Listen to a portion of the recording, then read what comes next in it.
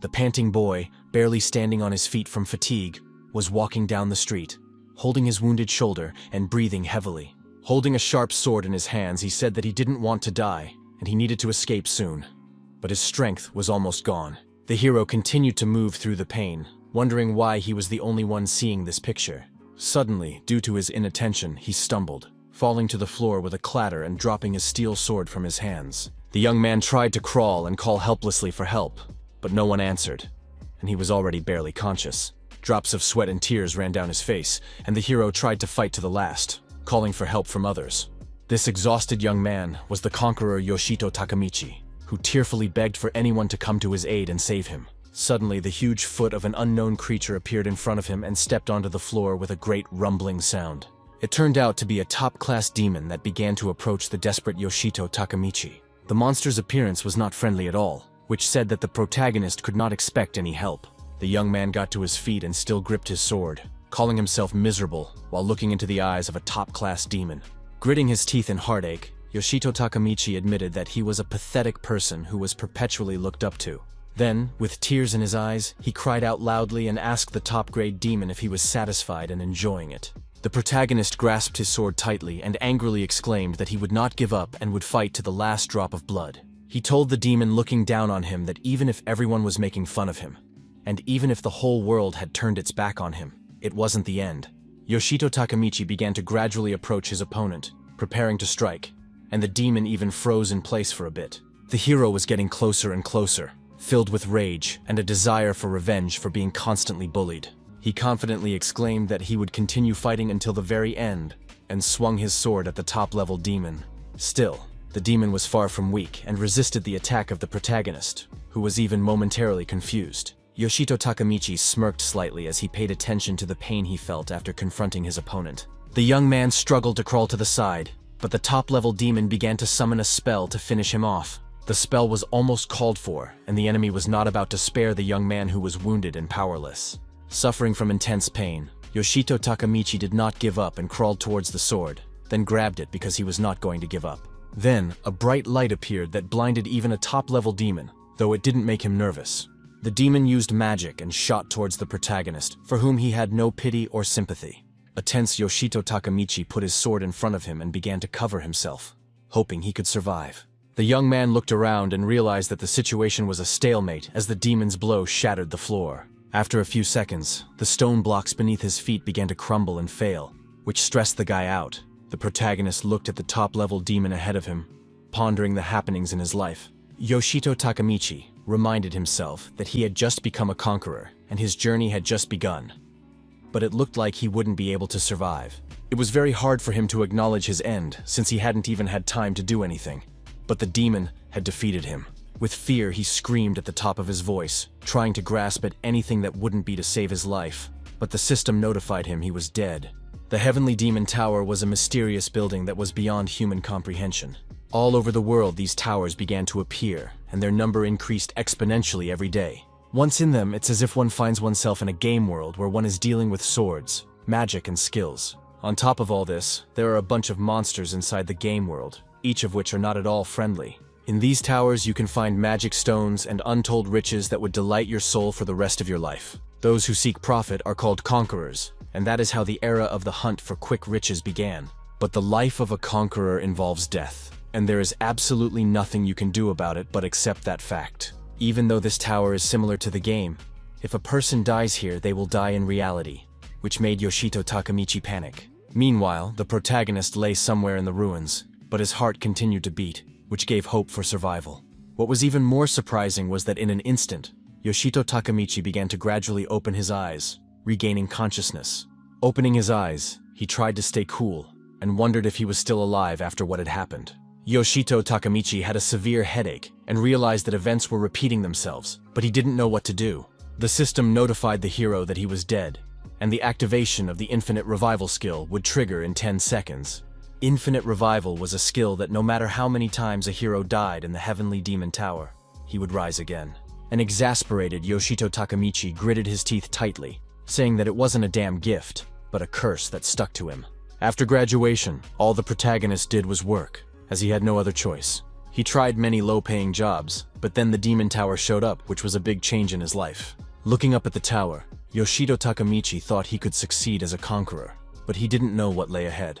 The hero was aware that there was a real race for magic stones and treasure, and wanted to take part in it. He also expressed a desire to acquire a rare skill that none of the other conquerors had. They were skill stones with which a person could learn new skills, which was an indispensable thing for conquerors. The one who sold Yoshito the Stone of Infinite Rebirth was a man who peddled right outside the entrance to the tower, and the young man gave all of his savings.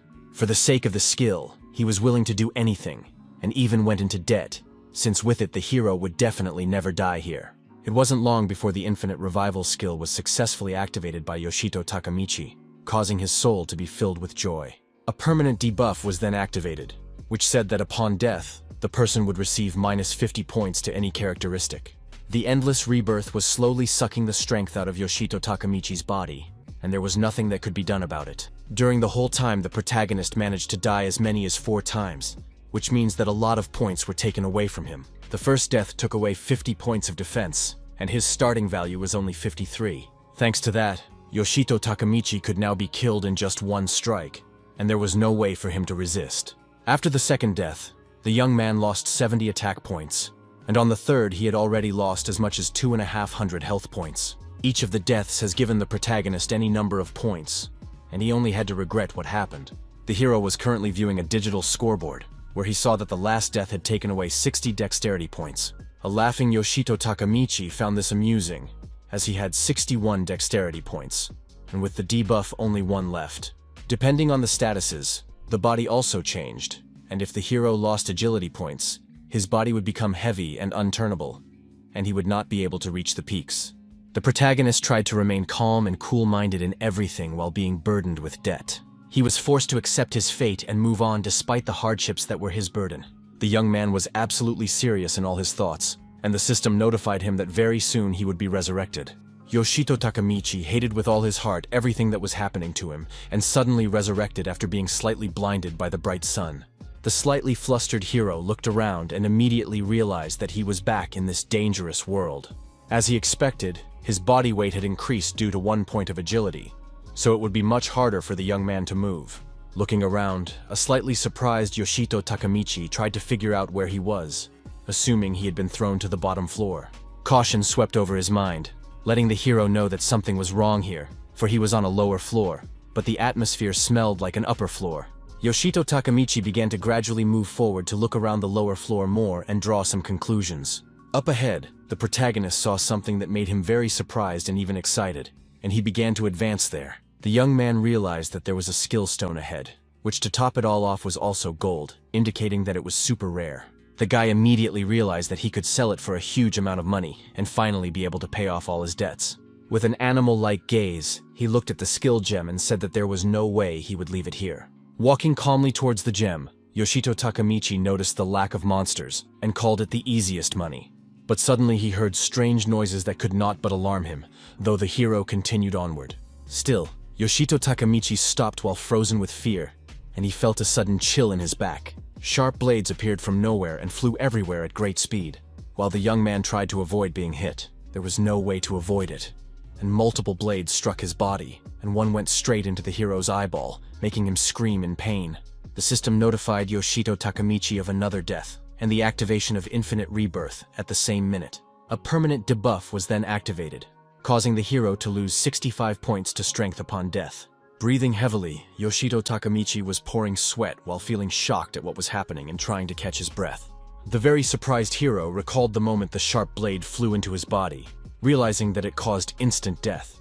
Then came the realization that instant death had come because of the trap, causing the shocked lad to freeze in place. Emotions mixed together, and it all led to a hysteria-like state, and Yoshito Takamichi could barely hold back his tears. Still, the feisty protagonist gritted his teeth and asked if anyone thought all this hardship would stop him. The young man noticed that he didn't even have the strength to hold his arms because the muscle strength debuff had arrived. In an instant, a wary Yoshito Takamichi froze in place as he once again heard a crackling sound. But he already knew what it might entail. A huge monster that was like a dragon suddenly emerged from the ground and glared fiercely at the powerless guy. The huge demon analyzed the hero ahead of him with its red eyes, showing its malevolent attitude. Then a huge wave of fire was immediately attacked and released towards Yoshito Takamichi, who was screaming in pain. There was no way to escape the young man's attack, and he was enveloped in a huge wave of fire that scorched his skin in a moment. The system immediately notified him of another death, the activation of revival, and the loss of 250 points to health. Reborn, Yoshito Takamichi gathered his thoughts and began to leap aside, successfully dodging the demon's fiery attacks. His movements were like spinning rings in the air, which brought some success and helped him avoid another death. The very anxious protagonist feared for his life, but one moment the realization of the whole situation came to him. Finally, the protagonist realized why there was no one in this place, because everyone who came was seduced with that golden glow. After that, people would instantly die from the traps that left no chance of survival. The young man realized that if an ordinary person was trapped, he would never get to this gem. Yoshito Takamichi grinned with sweat on his face, making it clear that he wasn't going to give up and would go all the way. Rising to his feet, he said that right now, he was the weakest conqueror of the Heavenly Demon Tower. The fierce protagonist confidently exclaimed that his life was now worthless for fear of losing it. With a sharp start, he rushed forward toward the gem he had no intention of giving up and was eager to get his hands on. But suddenly, Yoshito Takamichi fell into another trap, and a heavy object fell on top of him, which he immediately noticed. At that minute, a debuff was activated, causing the hero to lose 80 mana points and 55 points to technical abilities. Another death made the protagonist wonder how many times he had died, and he also noticed that he couldn't feel his body. The debuff was activated and the young man lost another 90 points to life force and 40 points to magic resistance. At that moment, he was screaming with intolerable pain and could see nothing, bleeding and being pierced through by sharp bayonets. Once again, a permanent debuff was activated, causing Yoshito Takamichi to lose 60 points to intelligence. The hero felt like he was about to turn into a vegetable, but still, he smiled, as if something was filling his heart with life. All the efforts and losses were not in vain as the young man managed to get to the gem, and he realized that he had won. Then his eyes began to roll and saliva dripped from his mouth, after which Yoshito Takamichi was like a vegetable that couldn't think straight. He then received a system notification asking if he wanted to use the skill stone he had received. The young man did not give any response, after which the system wrote that the use was authorized automatically due to the long wait for a response. At the same minute, Yoshito Takamichi received the inversion skill, which was highlighted in red on the digital scoreboard. After a few minutes, the main character suddenly opened his eyes, being surprised and not realizing what was going on. He began to slowly pull himself up and wondered why he wasn't feeling the effects of the debuffs, and it was as if his strength had returned. The young man decided to check the stats first thing and began to load the digital scoreboard, hoping to find answers to his questions. A flustered Yoshito Takamichi was very wary as he didn't understand what was going on with his stats. He noticed that all of his debuffs were gone, which was very unexpected and panic-inducing. As it turned out, all of the main character's debuffs turned into buffs, and he got a lot of points to all stats. Another system window appeared next to the digital stat board, which immediately drew the guy's attention. The window that opened said that Yoshito Takamichi had mastered a new skill that he didn't know about at that moment. This skill was inversion, which was capable of changing buffs to debuffs and vice versa, anything that could touch his stats. The very surprised hero pondered over the name of the skill, and in an instant the realization of its effect came to him. He realized that thanks to this skill, all of his debuffs had turned into buffs, granting him immense power. Yoshito Takamichi then deeply wondered when he had time to learn the skill since he didn't remember it at all. The young man turned his attention to the golden cube lying nearby, which contained a skill gem. He was very surprised to see it, because he remembered how hard he had worked to get it. A delighted Yoshito immediately recognized the rare skill stone, and realized that as soon as he grabbed it, the system automatically used it. Also, the realization came to him that it would no longer be possible to sell the gem since it had been used. However, the hero thought it was all for the best, as now the infinite revival debuffs, thanks to the inversion, only made him stronger. He was endowed with unshakable confidence, and nothing could shake his self-esteem at that moment. Yoshito Takamichi clenched his fist tightly and confidently said that with such strength, he would be able to climb to the top, becoming a top conqueror, and make a lot of money. The young man added with the same confidence that now he could become famous, and there was no turning back. Then he turned around and said that of course it all sounded wonderful, but now it wasn't going to be easy for him to get home. The hero realized that he would have to go through deadly traps again to return to his native land. The young man realized that the traps would activate if he went through them, and was nervous as he was close to death. Still, Yoshito Takamichi looked skeptically to the side, saying that even if that was the case, If he died from those traps again, he was already better off. But suddenly, the main character grabbed his head and exclaimed that there was no way he was going through this again. He took into consideration that even if revived, he still felt that unbearable pain that he didn't want to experience again. The hero realized that he could not die too often, as it would have irreversible consequences. These dire consequences were that the young man risked going insane, so it was necessary to proceed with caution. With sweat on his face, he gripped the left sleeve of his sweatshirt tightly, beginning to pull it aside. Yoshito Takamichi's actions were very strange, but he kept pulling the sweater as if he wanted to tear it. The young man realized that his stats were quite high right now, all thanks to his newfound inversion skill. Looking away thoughtfully, the hero wondered what if now he could get through all these traps on his own. This thought didn't leave Yoshito Takamichi for a few more minutes, and he thought it over carefully, as he had no right to make a mistake. Stepping firmly onto the floor, the hero confidently wondered what the point of wondering was, since he had no other way in any way. He spread his legs wide with his arm down and said with confidence that it was necessary to try to pass the traps. At an incredible speed, Yoshito Takamichi rushed from his seat, not even thinking of giving up and keeping a cold mind. The mechanism of the traps was very finely tuned, so there were no misfires, and they were immediately activated. A huge number of arrows and sharp spears immediately flew towards Yoshito Takamichi, who was trying to remain calm. The young man ran straight at them at great speed, believing in his own strength, and in the fact that he would manage to escape the doom and pass through the traps. He really tensed up when one of the arrows was right next to his eyeball, which spoke of the risk of another death. Still, Yoshito Takamichi was not confused, and this allowed him to react quickly, dodging the attack and remaining unharmed.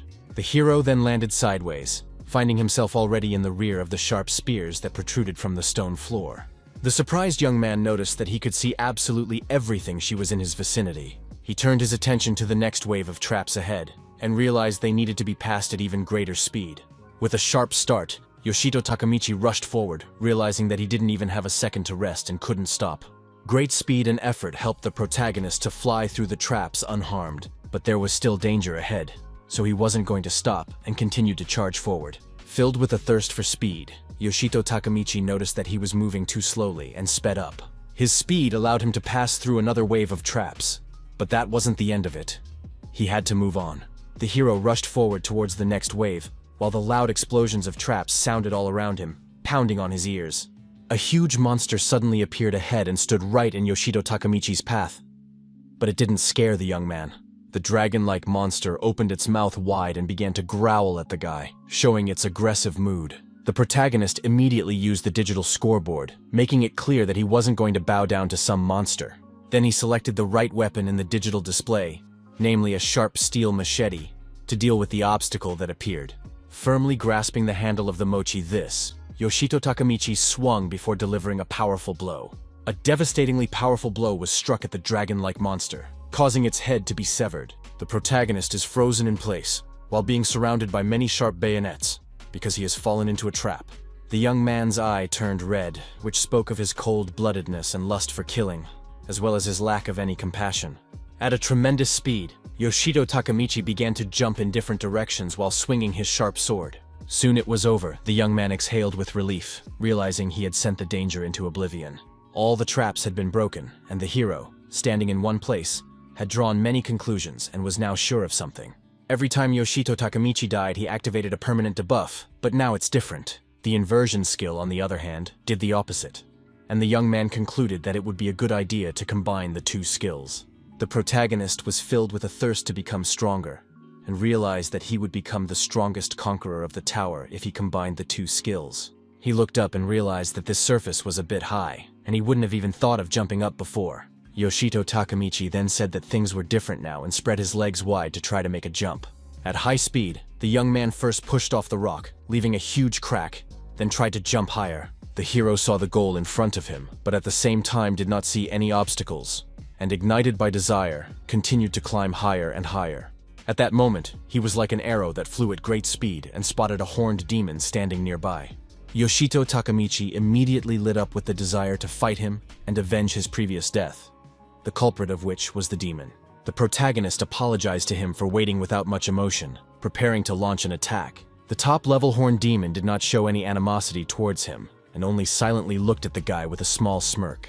The young man, however, picked up his steel sword and began to gradually approach the monster that was also approaching him. Soon enough, they got close together, where Yoshito Takamichi tried to attack, but the demon blocked his blow. Effortlessly, he pushed the confident hero back, showing his immense strength and easy perception of the enemy. The horned demon then grinned as he prepared for another attack from Yoshito Takamichi, who was determined.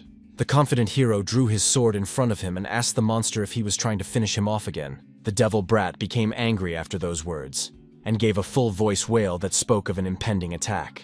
Yoshito Takamichi realized that he had succeeded in waking the demon, and asked him to attack soon, burning with the desire for retribution. The hero then lunged at him with his sword, and asked how long he would last in battle with his measly one life, against his endless rebirths. The top-grade demon took a fighting stance and prepared for the enemy's attack while standing in one place. The enemy attempted to attack the protagonist, who successfully dodged while holding tightly to the hilt of his sword. The young man scurried off to the side to prevent the enemy from hitting him, and waiting for the right moment to counter-attack. Yoshito Takamichi said that it was scary to imagine how much his stats had increased, then struck a jump sword strike right into the demon's paw. Then the young man bounced to the side, but his opponent did not retreat and continued to try to strike. The ruthless protagonist looked sternly into the demon's eyes and said that its attacks were no longer scary to him. The demon gritted his teeth as he realized that the young man was no longer as weak as before and could fight back with dignity. Following those words, Yoshito Takamichi was dealt a crushing blow that was going to be fatal to his opponent. Bouncing back after the punch and landing, the protagonist said it was a significant victory for him. He noticed a bright purple light at the spot where the demon had fallen and was very surprised, not realizing what it was. The protagonist immediately rushed out because he saw it as a danger to his life and decided to reassure himself. The purple beam of light began to erupt even stronger and was endowed with some sort of energy that endowed the fallen demon with life. As it turned out, all this time the monster had been filling up with power and was soon on its feet, trying to see Yoshito Takamichi in the thick smoke. Extending a paw with sharp claws in front of him, the demon smirked insidiously, as if plotting something against the young man. Yoshito Takamichi slid a little on the stone floor, saying that his doom was near, but still, surviving. Looking into the eyes of the demon standing nearby, the hero said he had been thinking about something the whole time, and it still bothered him. With a stern look at the top-grade demon, the young man said that he didn't look like a monster from the 3rd floor. In the Celestial Demon Tower, the higher one climbs, the more dangerous an opponent one can encounter. Yoshito Takamichi came close to the demon and said that clearly there must be monsters much weaker than him here. The demon suddenly stood firmly on its feet and spread its huge wings, spreading them wide, which amazed the hero.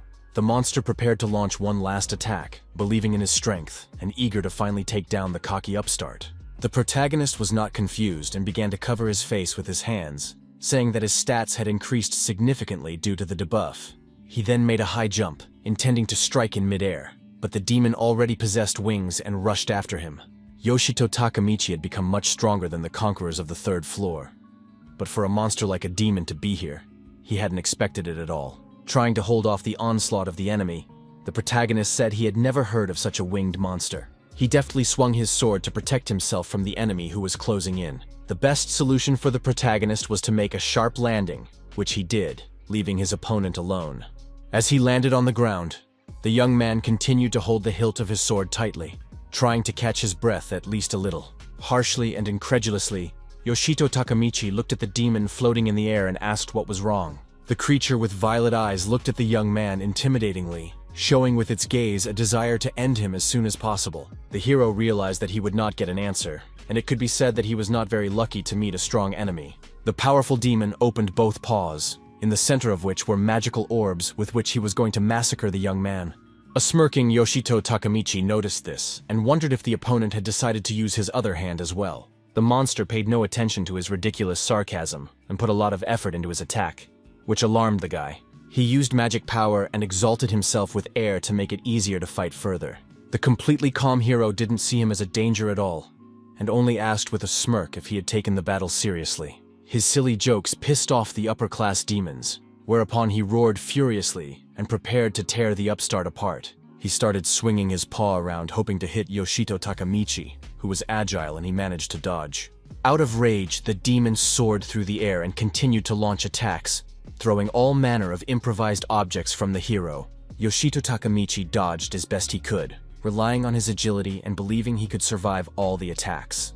The incessant bombardment made the protagonist very tense, but he kept running as there was no time to think. On the stone slab, he saw the shadow of a fierce top-grade demon who was right behind him at that moment. The demon, laughing bloodthirstily, reached out with its paw to Yoshito Takamichi, who was very nervous and trying to save himself with all his strength.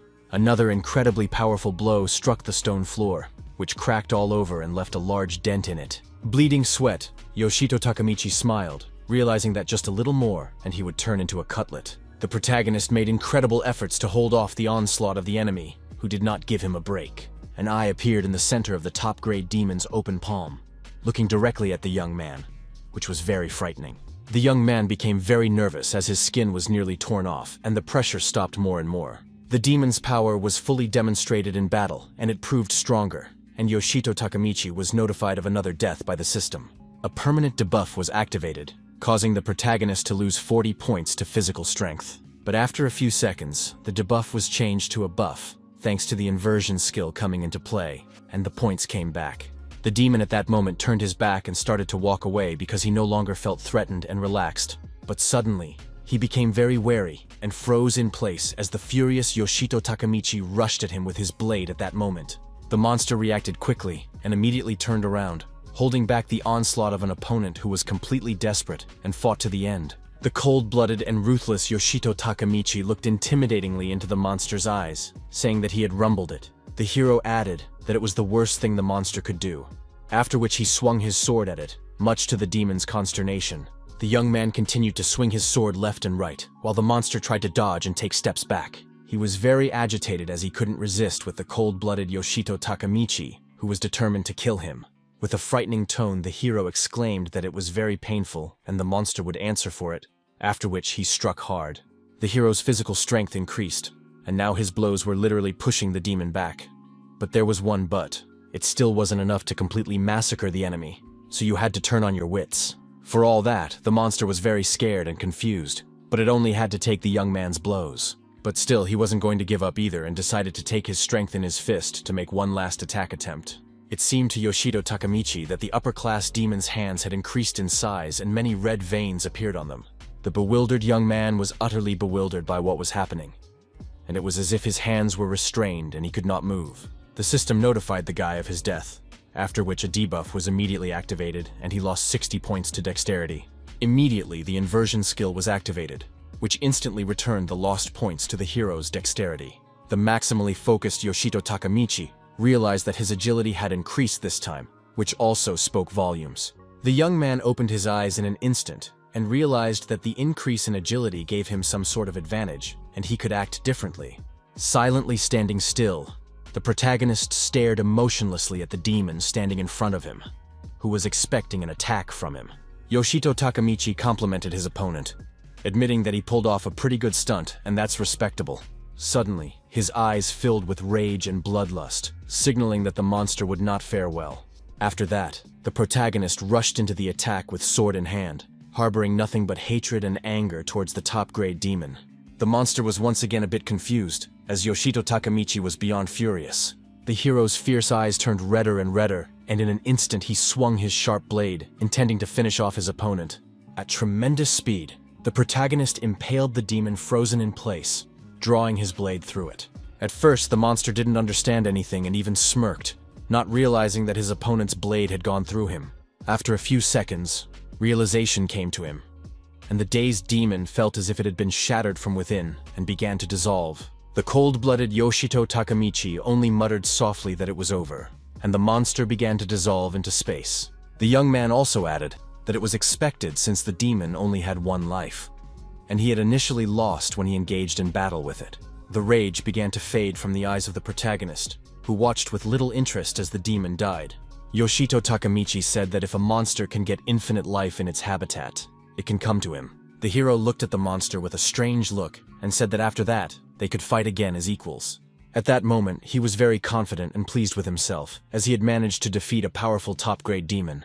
Being very tired, Yoshito Takamichi sat down on the stone floor and exhaled a sigh of relief, saying that he was able to overpower his opponent.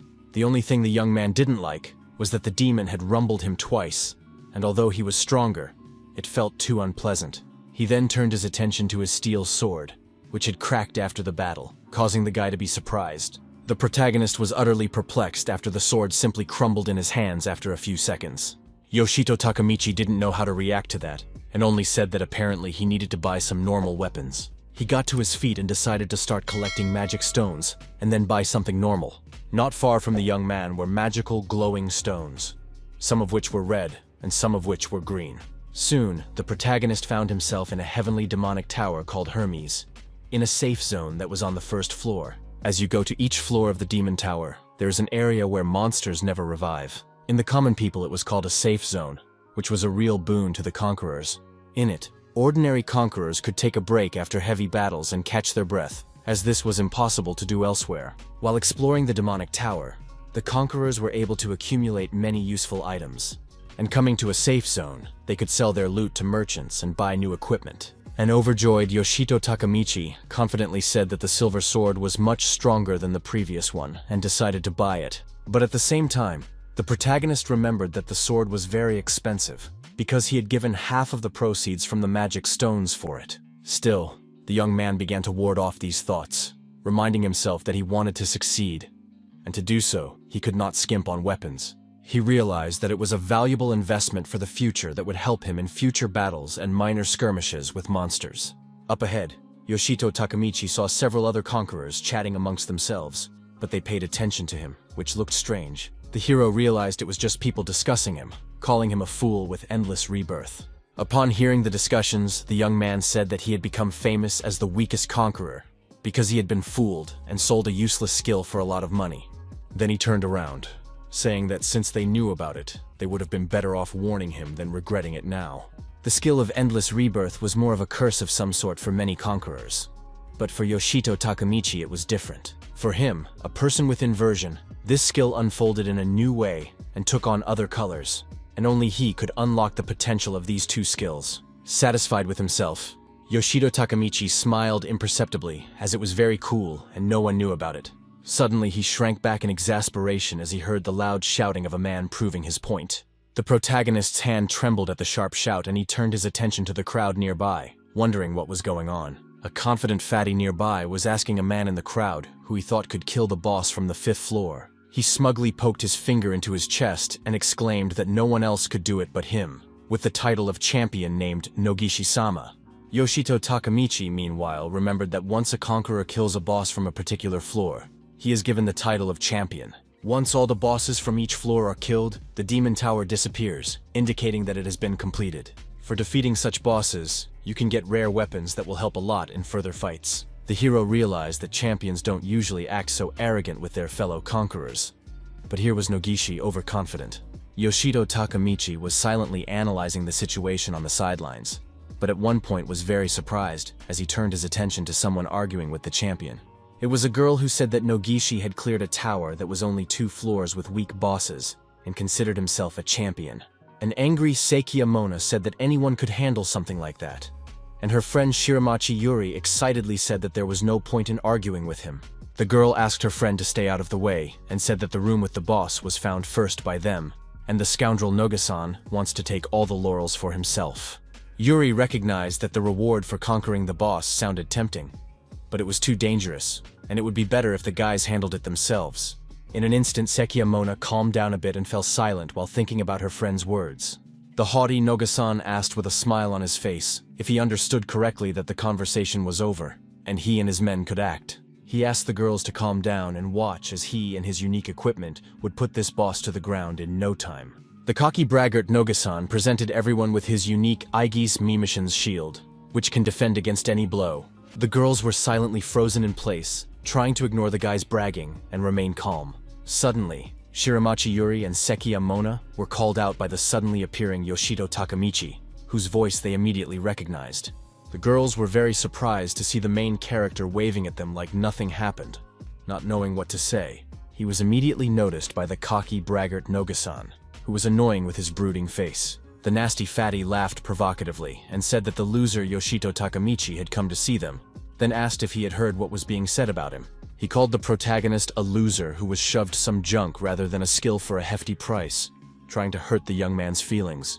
The scumbag Noga-san called Takamichi pathetic, and added that he didn't envy him, since he was the only one left to sit on the lower floors eating leftovers. The young man didn't take his words to heart and only exhaled, telling the girls that Noga-san and his men would deal with the boss themselves. An anxious Sekiyamona realized that things were heating up, but couldn't figure out what the hero was up to. Behind his back was an insolent, nosy provocateur, who could not understand what he could do. But the hero did not take him seriously. Yoshito Takamichi said in an intimidating tone that the three of them would go to the boss on the top floor, showing the magic stone in the palm of his hand. He said that while Noga-san and his boys dealt with the biped, they would sort out the bigger fish. A surprised Shiramachi Yuri didn't understand what he was talking about, and decided to ask again, while starting to get worried. The hero told the frozen girls that he wasn't just offering them this for nothing, and believed that the three of them could handle the boss on the top floor.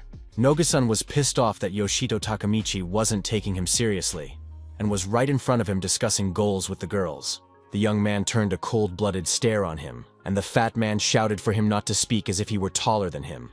The fat man then tried to strike in a fit of anger, but Yoshito Takamichi brought the upstart down with a sharp punch to the stomach. The absolutely calm hero effortlessly dodged his opponent's blow, landing another blow, but already in the jaw. After that, he began to walk away as if nothing had happened, realizing that the creep might still try to attack. A knocked-out Noga-san didn't realize what was going on, and his head was spinning after a powerful punch to the jaw. A few seconds later, he collapsed to the ground with a clatter, and Yoshito Takamichi was fully convinced that he had felled the fatty. The self-righteous upstart's bewildered companions asked how he was, and the bewildered Noga-san still didn't understand a thing.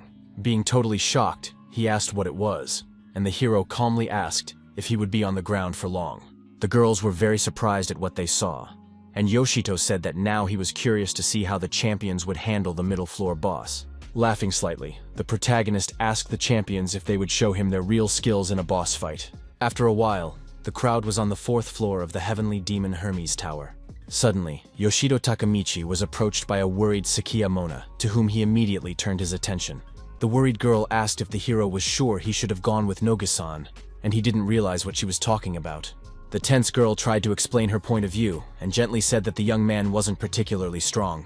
The equally excited Shiramachi Yuri said she was worried too, because the monsters from the middle floors are very strong and the hero might die.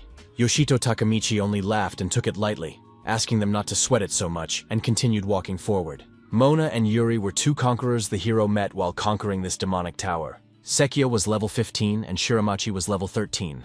But compared to them, the hero was level 8, and understood why they were so worried. But the current Yoshito Takamichi, though not high-leveled, has fairly high stats, which already makes a lot of difference. The protagonist was fully confident that because of this, would be much stronger than the girls in battle. The young man was suddenly approached by Noga-san, who turned to him with a smile on his face that was incomprehensible to the hero. He said he let the guy for educational purposes watch him kill the boss in the middle floor, but asked him to stay out of the way. Yoshito Takamichi was sick of listening to this, and it was scary to imagine how the battle between the boss and that self-loving fatass would turn out. Suddenly, the crowd stopped as they heard strange sounds like a monster approaching at high speed. Their instincts did not fail them, and one of the monsters decided to attack Noga-san from the air, swinging a sharp object in flight. The cocky narcissist was even a little confused as the monster managed to get close, taking him by surprise. He immediately went to great lengths to push his opponent away with the unique shield he had praised earlier. The ninja monster slid a few meters backwards, but managed to stay on his knees and not fall, which alarmed Noga-san. His opponent turned out to be a lizardman who had a rather good physical fitness, and he had a sharp blade in his hands. The lizard had become enraged and was showing his aggressive mood by growling, preparing to try to attack again. Noga-san was not one to be intimidated, and only smirked in his opponent's face as his opponent was only one lizardman.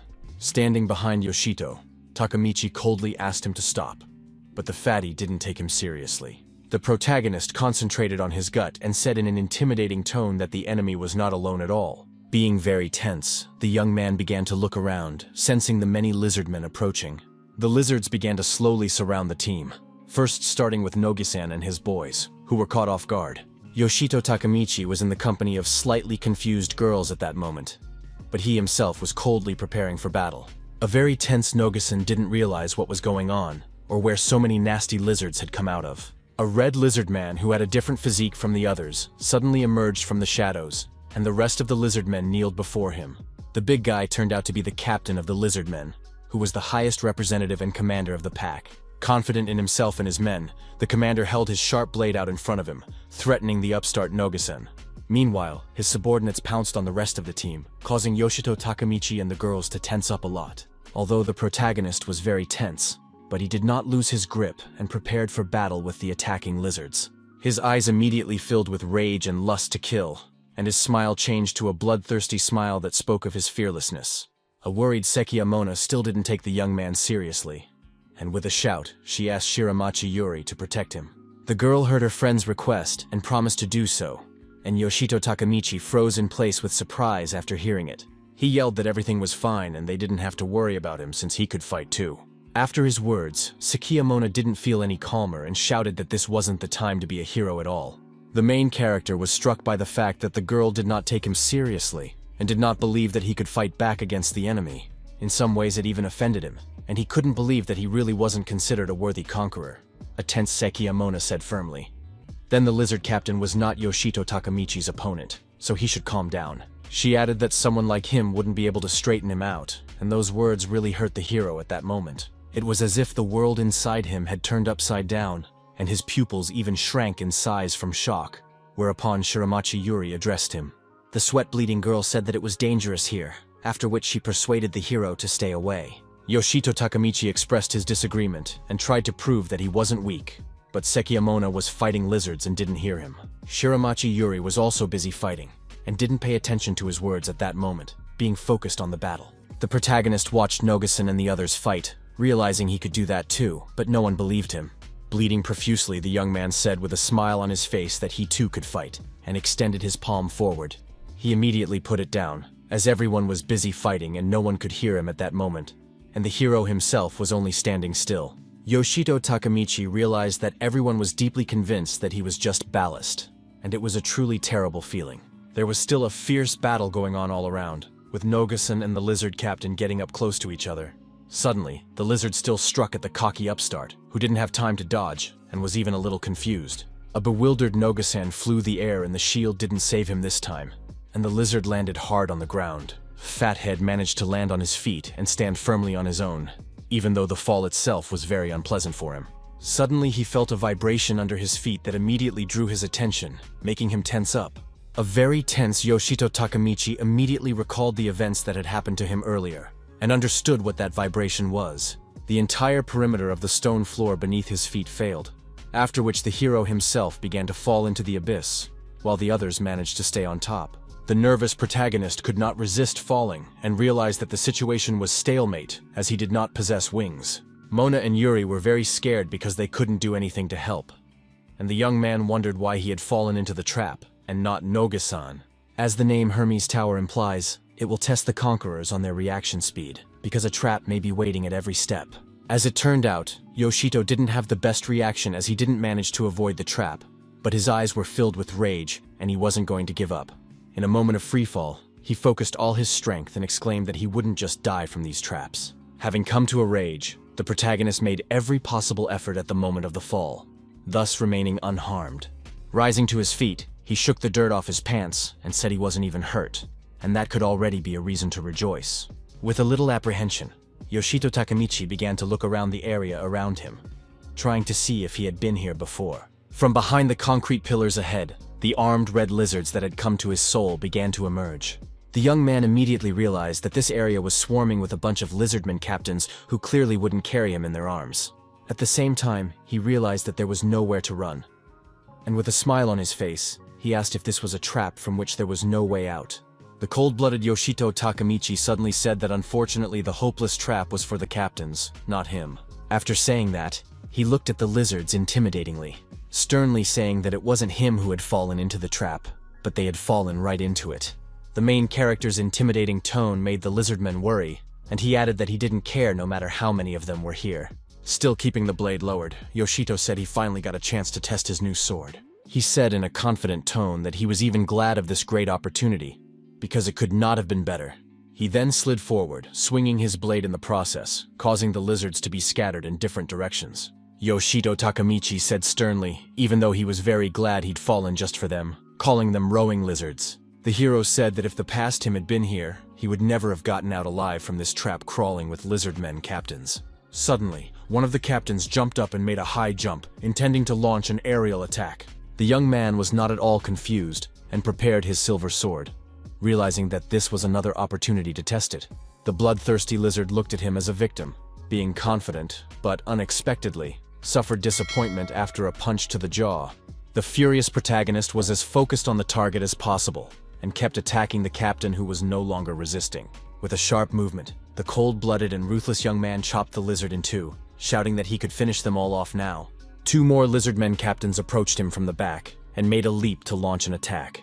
But Yoshito Takamichi ruined all their plans by reacting sharply to their appearance, then ducked and prepared to strike. Shocked by his incredible speed, the lizardmen captains looked around in great surprise, not knowing what to expect. Without showing an ounce of compassion, the hero cold-bloodedly decapitated two lizards without even looking at the result of his actions. He then lowered his gaze to the floor, and with it his silver sword, asking the rest of the lizard crowd what was wrong.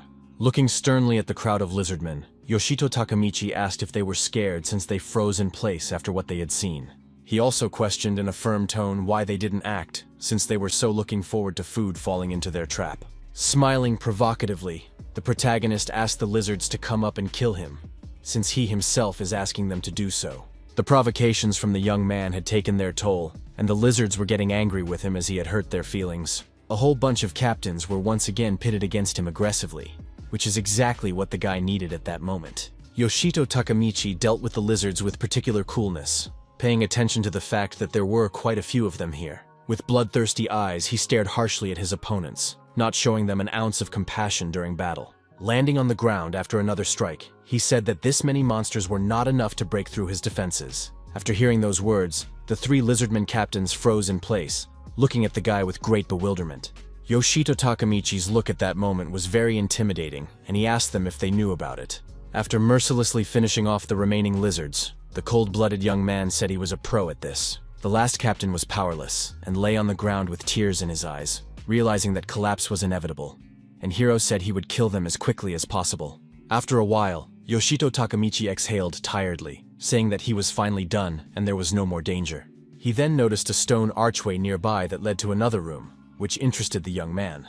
Without any hesitation, the protagonist entered it and noticed that it was possible to climb back up the stairs. Ahead of him was a double door with patterns on it, which was the entrance to the original place. Exhausted by the events, Yoshito Takamichi walked through the double doors without a backward thought and realized he was back. Breathing heavily, he noticed that the stairs were very long, and Sekiya Mona and Shiramachi Yuri immediately saw the young man. A shocked Yuri immediately ran up to the protagonist while being panted, and he didn't realize what was wrong. The worried girl immediately began to ask if he was hurt, but the guy only shook his head, making it clear that he was unharmed. After that, the beauty calmed down and was very happy that he managed to survive, after which she began to smile sweetly at the guy. Yuri said they wanted to go down to him, but the hatch had closed and they didn't know how to find him, and Mona was scared to imagine what the hero saw down there. Trying to calm herself down, she asked Yoshito Takamichi if he had been attacked by monsters on the way back. At first, the hero was very shocked to hear the question, but decided not to scare the girls, and smiling calmly replied that no. He decided to withhold mercilessly from the crowd of lizardmen captains he had killed, saying that he had gotten to them without any problems. A bit worriedly, the protagonist wondered where Noga-san and the boys were now, since they couldn't be seen around. Sekiya Mona said that the guys thought the young man was dead and decided to go to the boss, and they were trying to find a platform that would open the hatchway. Angrily, she added that they had activated the trap themselves and left, and Yoshito asked her not to simmer down and said that Nogi-san always does that. Then he shoved his hands into his jacket pockets and lowered a slightly intrigued gaze to the floor, turning to the girls standing nearby. A sincere Yoshito Takamichi thanked the girls for trying to help him and not abandoning him in his time of need.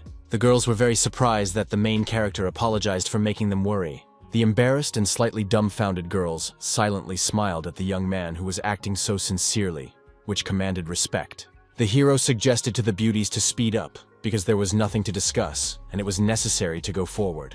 Smiling, he said that maybe they could catch up with Noga-san and see him fight the boss. But suddenly, any smile from the protagonist's face disappeared, and was replaced by the intense shock he felt at what he saw. Behind him, he saw a huge lizardman, and immediately wondered if Noga-san and the rest of the guys hadn't killed them all. The blade-wielding lizard immediately rushed to attack from the air, and an agitated Yoshito tried to warn the standing Yuri. He was very afraid for the girl, who was in the very epicenter of danger, and could have been hurt by the enemy. The completely calm Shiramachi Yuri didn't understand why he was so nervous, and turned around when she saw the lizard behind her. The nervous protagonist immediately rushed to her aid, realizing that alone the girl would not be able to cope with the big man.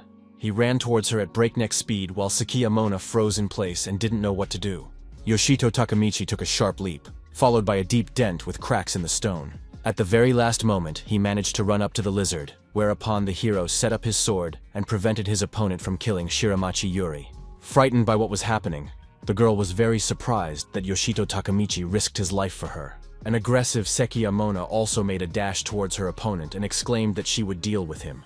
The attack was successful, resulting in the lizardmen captain being defeated and pierced by a blade in the chest area. Sekiyamona said it was very dangerous, and the lizard fell on its back with a rumble and gave no sign of life. Yoshito Takamichi only silently exhaled after a hard fight, being unemotional at that moment. The cheeks of the nearby Shiramachi Yuri blushed and she said thank you to the hero, which was unexpected. At that moment, the sweet girl was very grateful to the young man for saving her from the clutches of the vile monster. The guy very rarely accepted thanks and didn't know how to respond to it, but still said it wasn't a problem for him. Sekiyamona watched the cute couple standing off to the side with a smile, and it seemed to her that they were very suitable for each other. She emphasized that what was far more important was how skillfully Yoshito Takamichi had repelled the huge lizard's blow. Smiling confidently, the protagonist asked if he had now proven his usefulness in fighting his opponents. No one saw his intimidating face, but in his mind, the young man said that now he was not ballast for the others at all. After a while, the trio was already on the 5th floor of the celestial demon Hermes Tower. Yoshito Takamichi used the digital scoreboard to familiarize himself with some information. Because the hero had interrupted a bunch of lizardmen commanders, he had leveled up to 10th level, which was pretty good. The young man realized that as you level up, stats increase. But thanks to the inversion with debuffs on buffs, his herd became much higher. After thinking for a while, he was upset, because the stat increase when leveling up was very insignificant, even though he fought a lot. The example Yoshito Takamichi took was that without buffs, he had 74 attack points, but when pumped, he was only given 2 points. The protagonist then smiled, saying in his thoughts that thanks to the inversion debuffs being cancelled, he had become too strong. Smiling very confidently, he looked over the digital scoreboard of personal information for a few more seconds, pleased with himself. A very surprised Shiramachi Yuri caught his attention with a request to look forward, where there was something mesmerizing. Yoshito Takamichi looked forward and wondered if this was the door to the middle floor boss where they were headed. Sekiyamona said that the Hermes Celestial Demon Tower was calculated to have only 10 floors. She added that even though it was the middle floor, the 5th floor boss had never been defeated before, and she and Yuri had found this room first. The girl also said that she should have gone back down to the safe zone to stock up and prepare for a protracted battle when she met the underdog Noga-san. The angry Mona was furious with the fat man and exclaimed that it was worth remembering how he had treated them like a pig. Yuri immediately began to calm her friend down and ask her not to get angry, and Mona began to slowly come to her senses. A smiling and a little scared Yoshito squinted at the big door and said that Noga-san and the guys must be fighting the boss by now. He said that even though they didn't make it to the battle, they would at least see what reward the others had gotten. Being tense, Yoshito Takamichi began to move forward first, never losing his grip and remaining ready for anything. The protagonist realized that there could be dangerous traps around, and extra care must be taken. He stomped across the stone floor with extreme caution, and a stranger in a purple sweater flew through the space. Initially, the young man didn't pay attention to him and silently stared ahead, but it was impossible to overlook such a sight. At one point, he very nervously shifted his gaze to the side and turned his attention to the man in the air, much to his alarm. Yoshito Takamichi and the girls standing nearby were very scared because the man thrown into the wall destroyed it with his body. The stone wall collapsed and debris fell on the hero, who was breathing heavily and struggling to get to his feet. As he rose, he saw the silhouette of a man of considerable proportions, who spread his legs wide. It turned out that this person was the survivor Nogi-san, who asked Yoshito Takamichi if he wasn't dead. Insidiously looking into the eyes of the nearby standing boss, the fatty said that since the young man wanted to see it, he could do so. He added that this was the middle floor boss and was sure to straighten him out in a matter of minutes. The huge purple orc lord became enraged at the fatty's self-confidence and prepared to attack. He then took a short run-up and jumped to turn the Noga-san standing still into mush with his axe. A worried Yoshito Takamichi shouted to the fatty to save himself. Then, as he was very worried about him, the still cocky Noga-san didn't show an ounce of fear and gazed gleefully into the eyes of the bloodthirsty orc lord.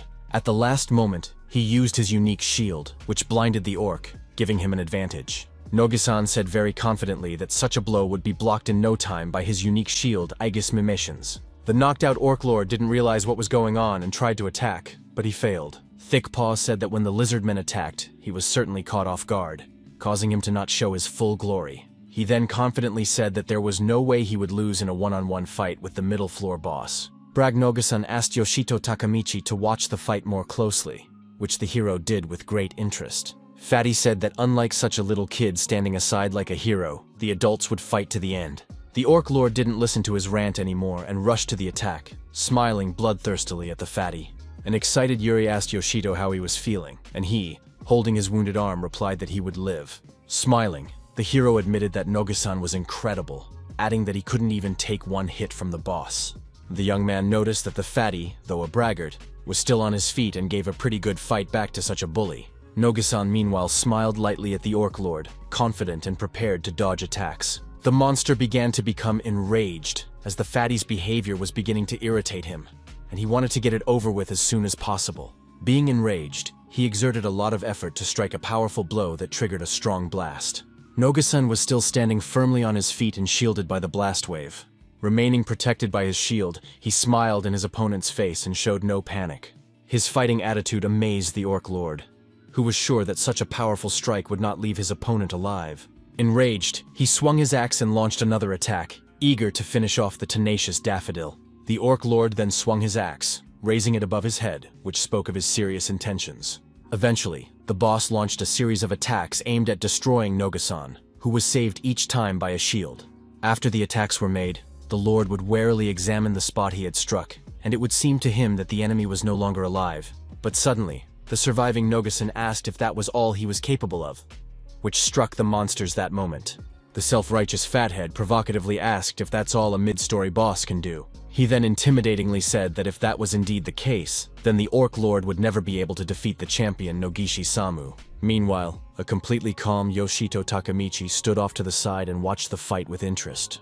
Looking at the unique shield, he wondered if this was the power of the unique equipment that could be obtained for killing bosses. The hero took your attention to the fact that Noga-san's stats are mid-level, and he's only holding on due to that shield. The enraged orc lord grabbed his sharp spear and rushed forward again, eager to finally deal with the scoundrel. But the unkillable fatty just laughed and told the boss that he couldn't beat him just by swinging his axe. Once again, he set up his unique shield, causing the boat to feel the backlash and become confused.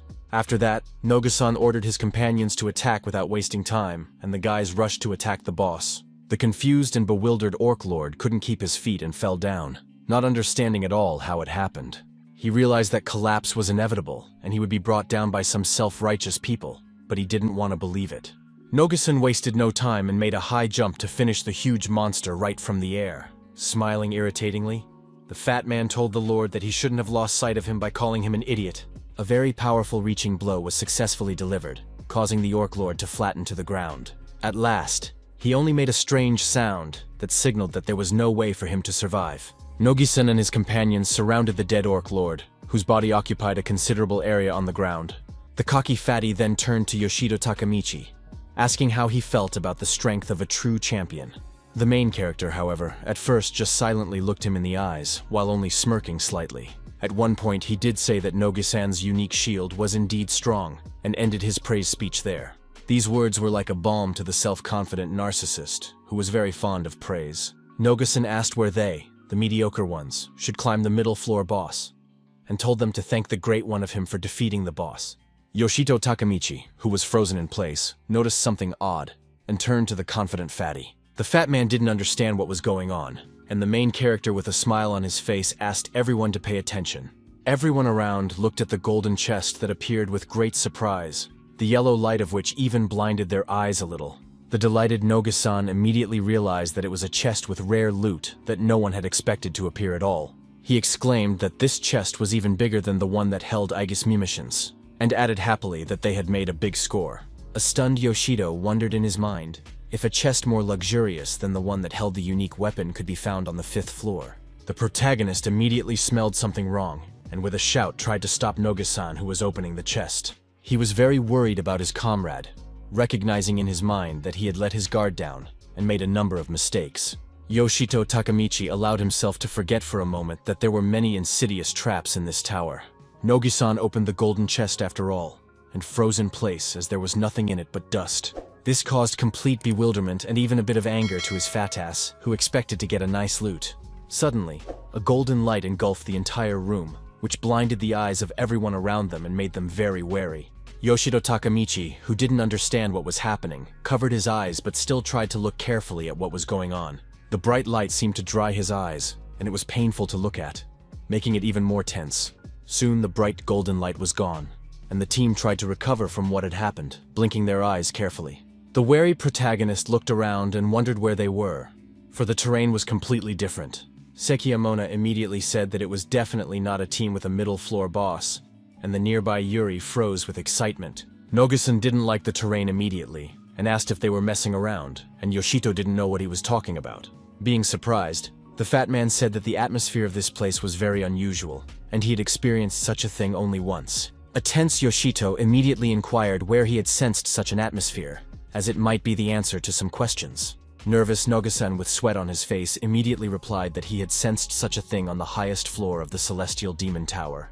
Suddenly, strange things began to happen around again, and a strong wind picked up and a purple light began to envelop the room. In another part of the room, a huge throne could be seen, upon which sat an equally sizable creature in armor. The feet of the unknown creature were similar to human feet, but still had some distinctive features. As it turned out, this was all for a reason, because Noga-san had sensed such a thing in the room of the final boss, which was the creature. The huge demon immediately looked angrily and aggressively at the humans who had disturbed his peace. Then he jumped up from his throne and prepared to pounce on them, and the team was even a little confused. With a voice trembling with nerves, Yoshito Takamichi asked if this was really the final boss's room. The hero and the rest of the team immediately excitedly opened the digital scoreboard to find any information about it. The system warned that they had all been forcibly teleported to the room to the final boss of the Celestial Demon Tower, Hermes. The astonished Yoshito Takamichi couldn't believe it and didn't know what would happen next, since the boss possessed immense power. He realized that it was the master of the tower, which was the Ogre Emperor, looking bloodthirstily at the frightened humans. The final boss was very determined and didn't like to waste time, so he immediately rushed to attack, taking his chance. The team was at a complete loss as the Emperor acted very quickly and took them by surprise. Without a backward thought, he threw a very powerful punch, destroying the floor, but Yoshito Takamichi managed to bounce to the side. The concerned hero recognized that the Ogre Emperor was indeed very different from other opponents. Also, the young man realized that no one but him would be able to give resistance to such a powerful boss. He immediately shouted to the others to leave, promising to detain the boss, but Noga-san asked him to stop talking nonsense. Turning around, the fat man asked Yoshito if he realized that he would die one-on-one without lasting a minute. The confused protagonist didn't understand why he was so sure he was dead, but he still didn't argue. The fearless Noga-san rushed to the attack and ordered his companions to run after him, while the hero asked them to wait. The enraged young man rushed after them with sword in hand, because he was not going to stand by while his comrades fought. He began to deftly swing his sword in different directions, gradually sneaking up on the final boss from the rear. The other two companions fought just as bravely and desperately, showing all their hatred for the enemy with their sword. Satisfied with the results, Yoshito said that at least a little, but it looked like they were able to damage the huge Ogre Emperor. The Emperor himself suddenly waved his hand upwards, which made the crew very wary as they did not understand his intentions. Desperately shouting with all his voice, Noga-san showed bravery and courage by rushing to attack the Emperor alone. Covered by a unique shield, he ran forward, shouting that he was the champion who would defeat the Ogre Emperor. There was no fear in the fatty's eyes, but only hatred for the enemy he wanted to get rid of as soon as possible. The Ogre Emperor brought him down with a sudden swing of his sharp blade, severely wounding the cocky Noga-san. Noga-san's eyes felt like the whole world had turned upside down as he couldn't believe that the shield hadn't saved him, and he was seriously injured. The shocked associate couldn't believe it, along with the excited Yuri who was sitting next to her. The bewildered protagonist looked at Noga-san, who was defeated before his eyes and gradually dying. The young man couldn't believe it, as the shield could block absolutely any attack, but this time even it didn't help. The system notified that Aegis Mimishin's characteristics were far weaker than the enemy's strike, and as a result no longer recoverable. A bleeding Nogisan lay on the stone floor with no signs of life, and Yoshito Takamichi couldn't believe it had happened. The companion's soul began to ache for Nogisan, who gave no sign of life and did not respond when the team called for him. The boy immediately rushed to the body of his fallen comrade, while a very tense Yoshito shouted at him to stay away. The young man didn't understand why he was asking him to stay away from the body, with a slightly perplexed look from the protagonist. Meanwhile, the Ogre Emperor took his chance and swung his blade, striking the guy with a single blow. Soon, a large pool of blood appeared on the floor, with the silver sword of Nogisan's comrade-in-arms lying in it. Yoshito Takamichi became angry, as the monster had taken the life of another member of their team and needed to be finished off. With anger, the hero bit his lip, contemplating a further plan of action and realizing that he had no time. At that moment, the Ogre Emperor was looking straight at him, waiting for action from a guy he didn't take seriously. Smiling bloodthirstily at Yoshito Takamichi, the Emperor began to gradually approach him, much to the alarm of the rest of the group.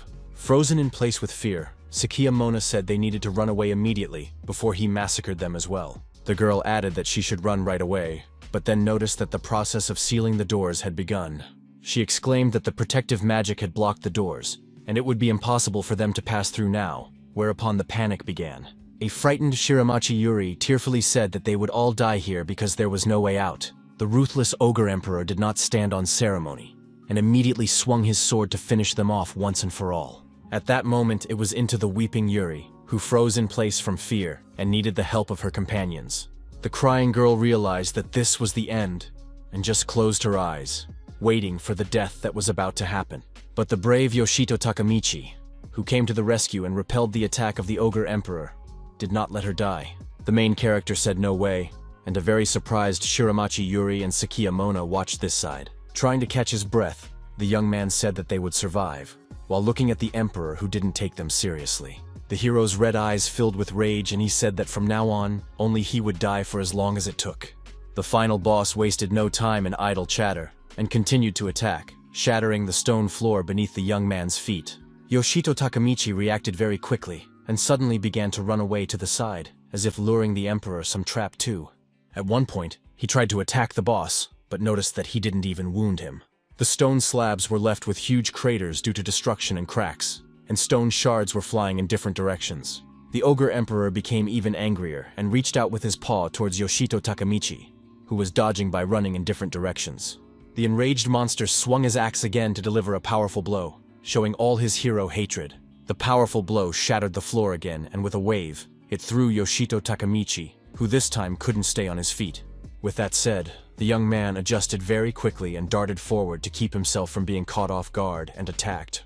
With a sharp movement, he made a high jump before delivering a powerful sword strike to the Ogre Emperor's head. A surprised Shiramachi couldn't understand how Yoshito had managed to do that, and Mona couldn't believe he was fighting one-on-one against the Tower Master.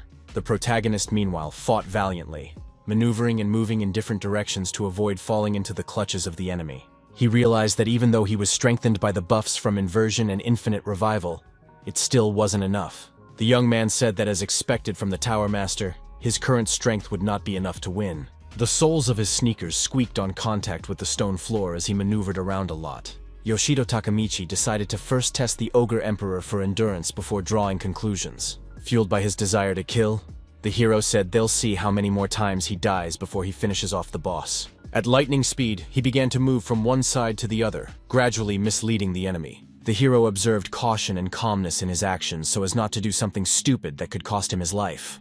In an instant, he managed to strike with his silver sword right at the Emperor's head, who had no time to react. Pushing off his head while in the air, Yoshito Takamichi swung his sword again for another strike. The Ogre Emperor was furious and rushed to the attack because he had had enough of the antics of some pathetic human. The protagonist tried to dodge his attack while feeling for a bit of pain from the blowback. Being nervous, he gritted his teeth tightly and wondered if this was the limit of his abilities. Still, he wasn't going to give up and kept moving in different directions while trying to strike the Emperor. A concerned Shiramachi Yuri was watching this downstairs and stayed out of the fight, but was very worried about her point. In an instant, her eyes went wide as she witnessed Yoshito Takamichi being killed. The system notified him that the debuff had been activated and he had lost 55 dexterity points, but the hero thought he was fine. The debuff was changed to a buff and the dexterity points returned, so there was nothing to worry about at all. Yoshito didn't worry about anything and knew that everything was fine since he could come back to life for as long as he needed to. Sakiyamona said it was an endless rebirth, and Shiramachi Yuri became even more worried knowing the consequences. She said that activating infinite revival activates a permanent debuff on a random characteristic afterward. Concerned, the girl wondered how Yoshito Takamichi was still capable of fighting. The protagonist, meanwhile, received another wound, dropping the silver sword from his hands and covering his face with his hands. The debuff was changed to a buff, and he gained 20 points to magic resistance. But they didn't do him any good. Enduring the powerful blows of the Ogre Emperor, in his mind Yoshito Takamichi was saying that he needed a completely different performance. This time the system notified him that he had received 320 health points, but the young man still needed something else. He opened his palm tightly, saying in his mind that he really needed a buff to help him kill the Ogre Emperor. Yoshito Takamichi's fierce eyes were turning increasingly red, and his mind was filled with lust to finish off the final boss. The young man hoped that infinite rebirth would be on his side, and he would be able to gain a buff that would help him. Suddenly, the protagonist opened his red eyes, not realizing where he was, since he was fighting the boss just a few seconds ago. He immediately jumped up and began to rise to his feet, looking around and trying to figure out what this place was. Yoshito Takamichi looked at his sweaty palm, which didn't have a scratch on it and was very clean. The hero put his palm to his face, saying that he might go mad that way, for he felt the pain of death almost constantly. That said, he smiled as he finally got the bag he had needed all along. The young man got 140 points to his offense, calling it no small increase, and adding that it was a definite success. After a few seconds, the digital it was gone, and Yoshito turned around as he heard the notification sound. The system notified him that he had obtained a new level of the infinite revival skill, and he was added the revival point ability. The young man became curious as to what this new ability was, and he decided to read more information about it. Having opened the desired page with information on the digital board, the hero began to familiarize himself with it carefully. After a couple minutes, he finished reading it and smirked, saying that it was clear to him now, and it was time to try her out. The hero rested his hand on the floor to get to his feet, then concentrated to try out the ability. He was as focused as possible and closed his eyes as he was very curious about how the ability worked. At that minute, the system notified him that very soon he would be resurrected and asked him to prepare for it. The protagonist's eyes reddened again, and his face showed all the determination and readiness for another attempt at battling the boss. Firmly grasping the hilt of his sword, he rushed to attack while dodging the blows of the Ogre Emperor, who was also not slumbering. The system notified that the hero could now specify a revival point within a radius of 3 meters or more from the location of his last death. Yoshito Takamichi speculated that it was an ability conceived to reduce debuffs. He said that if one were to be reborn in the same place, death would definitely be impossible to avoid. The young man projected this situation in his head, and realized that by doing so, the person would simply be spun up in a place where he would immediately die. The hero realized that this ability was just what he needed to escape the death noose and break its bonds. Walking calmly past the Ogre Emperor, the protagonist pondered the next plan of action. Time was stopped all around, and standing nearby were Sakiyamona and a very worried Shiramachi Yuri, who was worried about him. Yoshito Takamichi, on the other hand, wondered what would happen if he could use this ability during battle. Using the ability the protagonist wanted to use before hitting the enemy's back and thought it was a good idea. He stopped stopping time and prepared for battle, calculating all his moves to the smallest detail ahead. Firmly grasping the hilt of his sword, Yoshito Takamichi rushed to attack the Ogre Emperor, who did not expect him to come in from the rear. The hero's plan worked. He managed to strike and silver sword directly into the back of the boss, who immediately wailed in pain. A surprised Sakiyamona wondered if the protagonist had teleported and was behind enemy lines. The young man turned his attention to Mona and Yuri, and wondered if he was correct in realizing that they could observe the process. The enraged Ogre Emperor tried to lash out and stop himself from attacking, but the hero had already thought several moves ahead. Yoshito continued to attack, saying that Noga-san and the other guys were certainly still scum. He prevented the Emperor from even trying to hit him, as he was very maneuverable and moved from side to side. Remembering Noga-san's smug face, the hero coldly said that if he died, nothing would happen. The young man added that the others, knowing this, still showed him a modicum of compassion, which already commanded a drop of respect. Yoshito Takamichi wondered if it was right that he would get a unique weapon if he defeated the Demon Tower Master. The protagonist also admitted that at the moment he is not driven by the desire for profit, but by the desire to finally finish off the Ogre Emperor. The final boss was offended by his words and rushed to attack, harboring great hatred for his opponent, and destroying everything in his path. At one point she returned as she heard strange noises behind her back and thought it was the actions of the enemy. As it turned out, the Emperor's fears did not fail him, as Yoshito Takamichi was indeed in his rear. Furiously staring into the face of the final boss, the hero gripped his sword tightly and rushed into the attack, wanting to finish him off as soon as possible. The slightly confused, yet still enraged boss looked at the young man's actions, wary of him. He didn't have time to react as Yoshito delivered a powerful sword strike to his head, leaving the boss barely on his feet. Still, the Emperor was unable to stay on his feet, and he collapsed to the ground with a rumble, then began to convulse. The protagonist stood beside the dead Emperor's huge paw, silently looking over his body and realizing that he had triumphed. The young man then hid the silver sword in his inventory, looking at the body of the huge final boss a little incredulously. The system notified that the Tower Master had been defeated, and unique weapons and magic stones were automatically added to the hero's inventory. Yoshito Takamichi said he was happy about the awards, but also felt strange and couldn't find an explanation for it. From the back, Shiramachi Yuri suddenly ran up to him and hugged the hero tightly, and he was even confused from surprise. With tears in her eyes and flushed cheeks, the sweet girl said she thought they were all finished, but thanks to him, they survived. Suddenly, the blue-eyed beauty caught herself acting a little too sincere and needed to be a little more restrained. Shiramachi Yuri stopped hugging Yoshito and apologized, saying that she didn't mean to do that, but it happened somehow on its own. Seki Amona didn't get particularly emotional and just thanked the protagonist, which was surprising for him. A little worried, the girl said that if it wasn't for Yoshito Takamichi, she and Yuri would have definitely died in this fight. But unexpectedly, she added that the way the main character fought was wrong, even though it made her uncomfortable to say so. Seki Amona emphasized that he had died at the hands of the Ogre Emperor time after time for the sake of defeating him. The girl said it was a terrifying pain, and he shouldn't have had to endure it as he risked going insane from it. She then apologized that there was no way she and Shiramachi Yuri could keep the hero of so many deaths safe. Yoshito Takamichi stroked her head and told her not to take it personally, though it didn't make the girl feel any better. The young man was very sorry that they had to see something terrible, because every time you watch someone you know die, it is very painful. Lowering his gaze to the floor, the protagonist said, "I myself didn't want to die so many times because it's very difficult." Suddenly, the guy exclaimed that this really fucking hurt, and he didn't want this, but he had no other choice. Remembering the unbearable sensations, Yoshito began to ooze sweat, saying that they couldn't even imagine how much it hurt. Seki Amona felt very awkward and didn't know what to answer, as a result of which she simply said that she understood. The hero tried to gather his thoughts and exhaled in relief, trying to formulate a sentence to say something to the girls. With a smile on his face, he promised to do his best not to die again, because he couldn't forget those terrible sensations. His warm words and smile warmed the souls of the lovely girls, who also smiled, and a spark of joy appeared in their eyes. At one point, the trio heard the system's notification sound and immediately began to turn around, trying to figure out where it was coming from. The system notified them that they had 10 seconds left before the tower disappeared, and they would be forcibly teleported out of it. A slightly surprised Shiramachi Yuri immediately remembered that the tower disappears immediately after the death of the owner. Yoshito Takamichi waved to his girlfriends and said that in that case, they would meet outside the demon tower. Exhaling, he looked around with a slightly saddened look, preparing to be forcibly teleported away. Lastly, the protagonist looked back at his fallen comrades who had perished from the clutches of the final boss.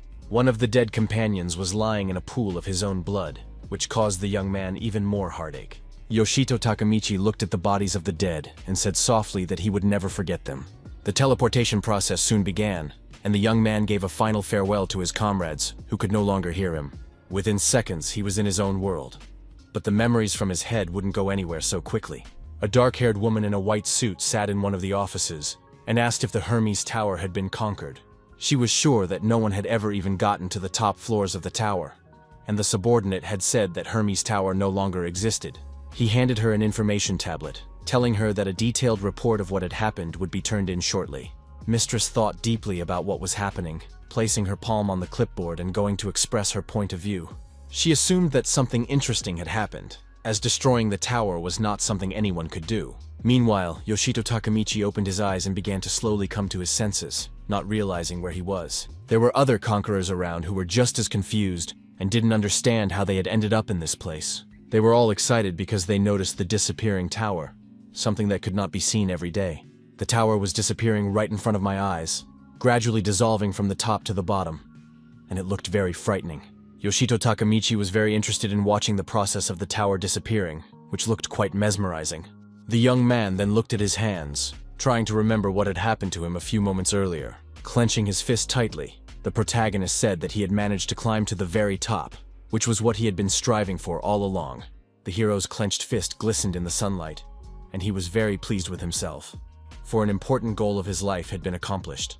In an instant, the smile began to slowly slide off his face as all the events that had happened began to surface in his memories. Some of the people asked who had defeated the master of the demonic Hermes Tower, and Yoshito was deep in his thoughts. People were surprised, for the exploration only stopped at the 5th floor, and everyone was curious as to how strong the Tower Master was. The protagonist was slightly distracted from his musings as he heard people talking and listened to them. At one point, the young man pointed a finger at himself and said that he, Yoshito Takamichi, had defeated the final boss of the tower.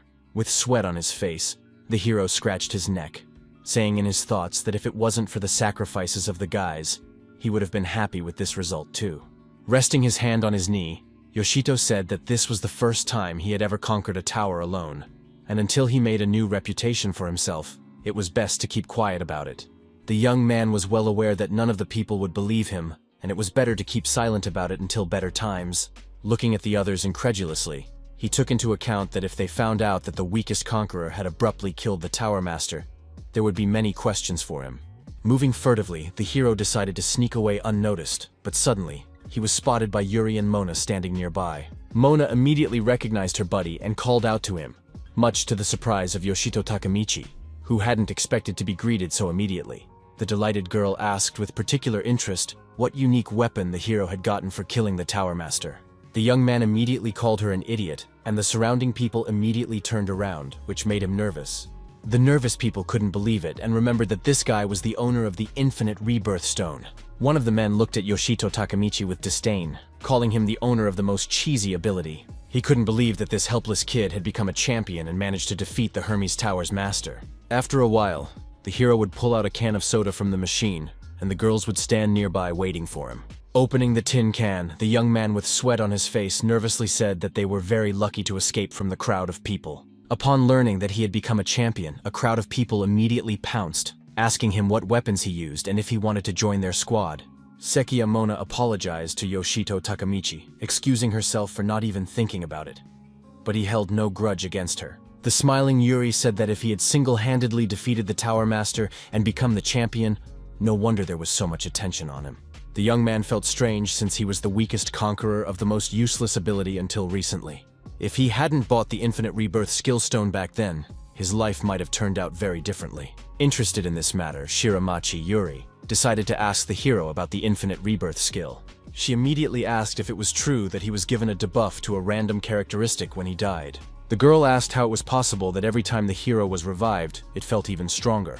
Yoshito Takamichi felt very uncomfortable at that moment and didn't know what to answer, scratching the back of his head and trying to formulate a speech. He wondered if he should tell the girls about the inversion, and how he would explain to them where he had found the gem. A flustered Yuri said that if he didn't want to, he didn't have to answer her question, because she was just curious, but she didn't want to pressure him. The young man thanked her for her understanding, and took a sip of his soda. For while it wasn't hard for him to tell them everything, there was one but. Sekiya Mona intervened in the dialogue, saying that they would drop the subject while thinking about something else entirely. Far more important to her was the question of what kind of weapon Yoshito had gotten, and he'd picked up on the fact that she was outright burning with curiosity. The protagonist tossed the soda can into the trash can, asking the girl to wait a few seconds. The young man tried to open the inventory window to pull out the unique weapon he had received, but it wouldn't open. One of the girls said that it was logical since they were outside the Heavenly Demon Tower. The inventory window was a tool that could only be used while in the tower itself. Outside the tower, of course, one could not use swords, magic, or skills, and such people were unaffected by their stats. This restriction is designed to prevent conquerors from rampaging in the world outside the Demon Tower. However, there is an exception to the rule, and that is the only place outside the tower where you can enable the inventory window. Yoshito Takamichi and his friends immediately went to the ruins of the demonic tower, approaching the line where the ruins of the demonic tower began. The hero held out his palm, which seemed to be endowed with some strange energy. He stared forward in wonder, trying to understand the changes that were taking place as he entered this area. Yoshito noticed that as soon as they entered the ruins, the atmosphere immediately changed, and there was no way to get used to it. This time, the hero managed to open the inventory window, which made him smile because at least something made him happy. The girls began to look out of the window with particular amazement, and Mona was eager to learn the name of the unique weapon the young man had received. As it turned out, the weapon was called Phos Animos, which not everyone managed to pronounce correctly the first time. The protagonist immediately selected it in his inventory to bring it into the real world and finally try it out. A bright yellow light appeared all around, which made the trio a little wary, and they didn't realize what was going on. At first, Yoshito Takamichi looked worriedly at the inventory window, hoping that nothing terrible would happen. Soon, Phos Animos was successfully transferred to the real world, and he was able to take up arms to inspect the detailed. The hero examined his blood-colored blade with admiration, the appearance of which he liked very much. The enthusiastic Shiramachi Yuri said that this was the treasure that could be obtained after defeating the master of Hermes Tower. Yoshito Takamichi looked at his new unique weapon silently and with a smile, remembering how he had gotten it. After waving it around, the hero said it was very light and easy to handle, and he was eager to try it out when conquering the new tower. The girls were surprised and even a little excited to hear that he was going to conquer new towers. Sekiyamona suddenly had an idea in her head that she didn't want to take too long to realize. She immediately turned to Yoshito Takamichi, while Shiramachi Yuri silently watched what was happening. Mona suggested that the hero form a squad to conquer the new tower, which made the blue-eyed girl worried. The beauty immediately raised her hand and exclaimed loudly that she too wanted to join their squad. The bewildered Sekiyamona and Yoshito Takamichi looked at the girl who was showing such a great desire to fight. Shiramachi Yuri then blushed a little and asked in a soft tone if the main character even wanted it. The young man briefly replied that he didn't mind, because they had known each other for a long time, so there was no point in refusing.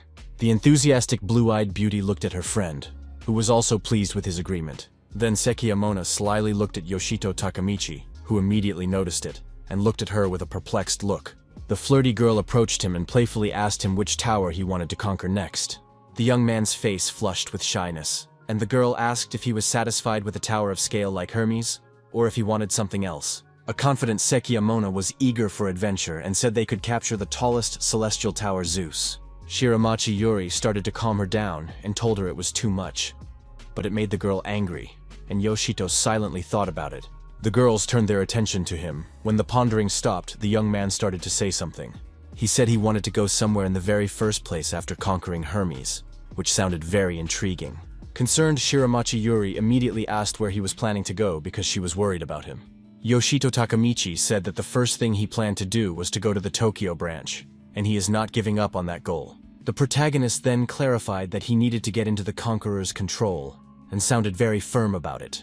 The girls were a little confused, and Sekiyamona asked if he wasn't planning on going to the new tower. Yoshito put his palm to his face and said that he would be able to sell magic stones at inflated prices at the central office. Starting to sweat, the hero said that he really needed money because he had previously spent all his savings. He stunned the girls by saying that he had spent all the money to buy the stupid infinite revival skill, and even went into debt. The two beauties felt very sorry for Yoshito Takamichi, as they could hear all the pain and fatigue in his voice. The Tokyo branch of the Conqueror's office was a unit set up by the government to support them.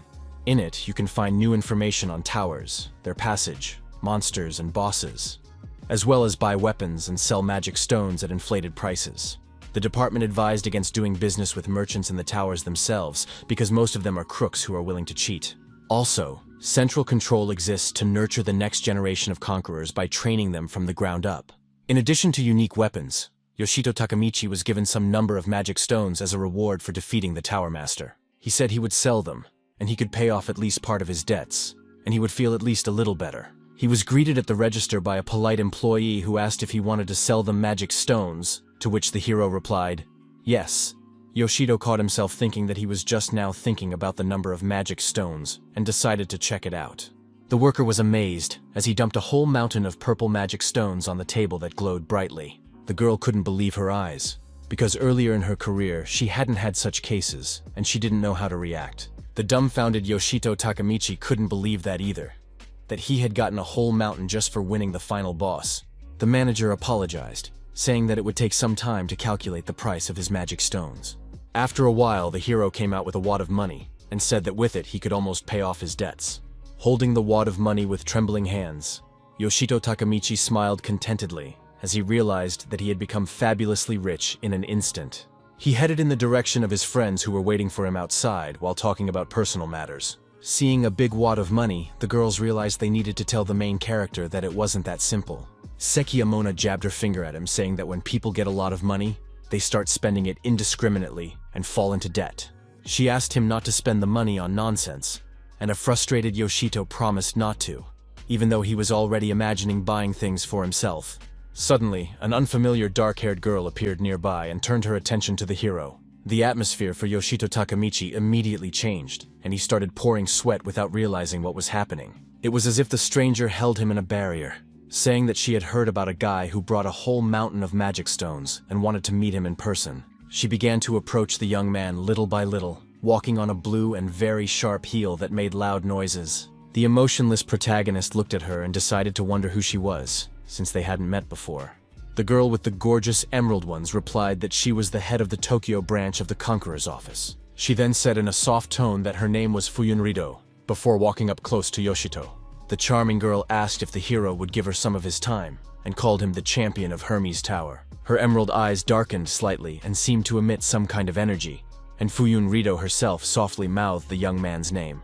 A wary Yoshito Takamichi thought about her name and realized why her face seemed familiar to him. Fuyunrido was the head of the Tokyo branch who could rally all the conquerors around her, and was nicknamed the monster in a skirt. She was called that for a reason, for she had conquered 3 towers single-handedly, for which she had risen to the rank of head. She is known not only for her power and influence, because she can be easily seen in various talk shows, on the covers of fashion magazines and billboards.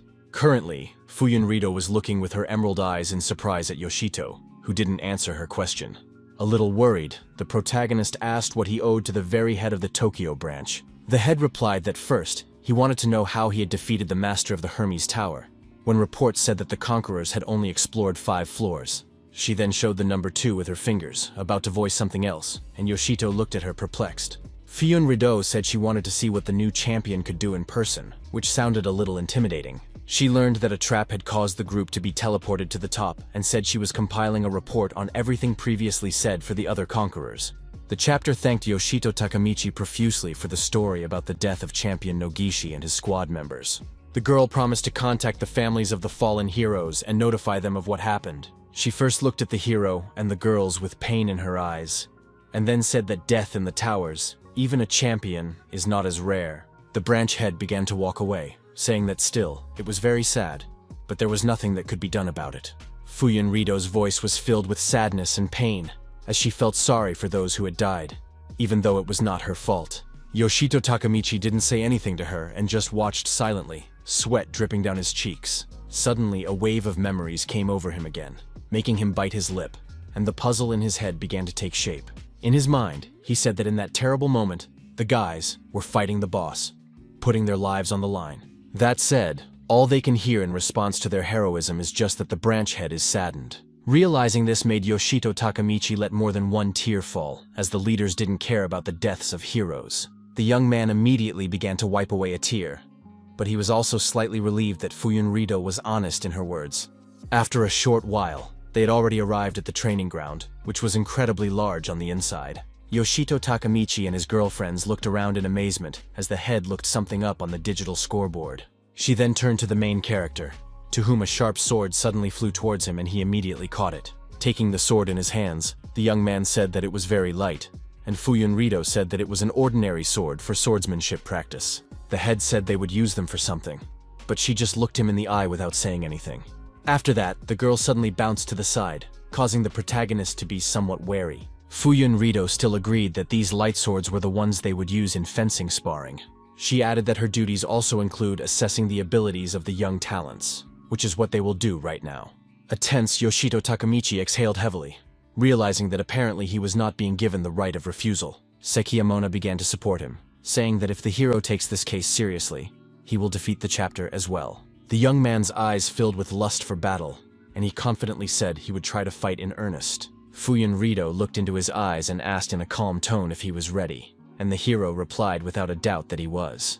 Yoshito realized that his opponent was the head of the Tokyo branch and one of the strongest conquerors, but he was also strong, The hero reminded himself that he had recently defeated the Tower Master himself, so he would be able to give her a decent fight back. Holding out his palm in front of him, the young man said that the duel could begin, and Fuyun Rito stood silently in place.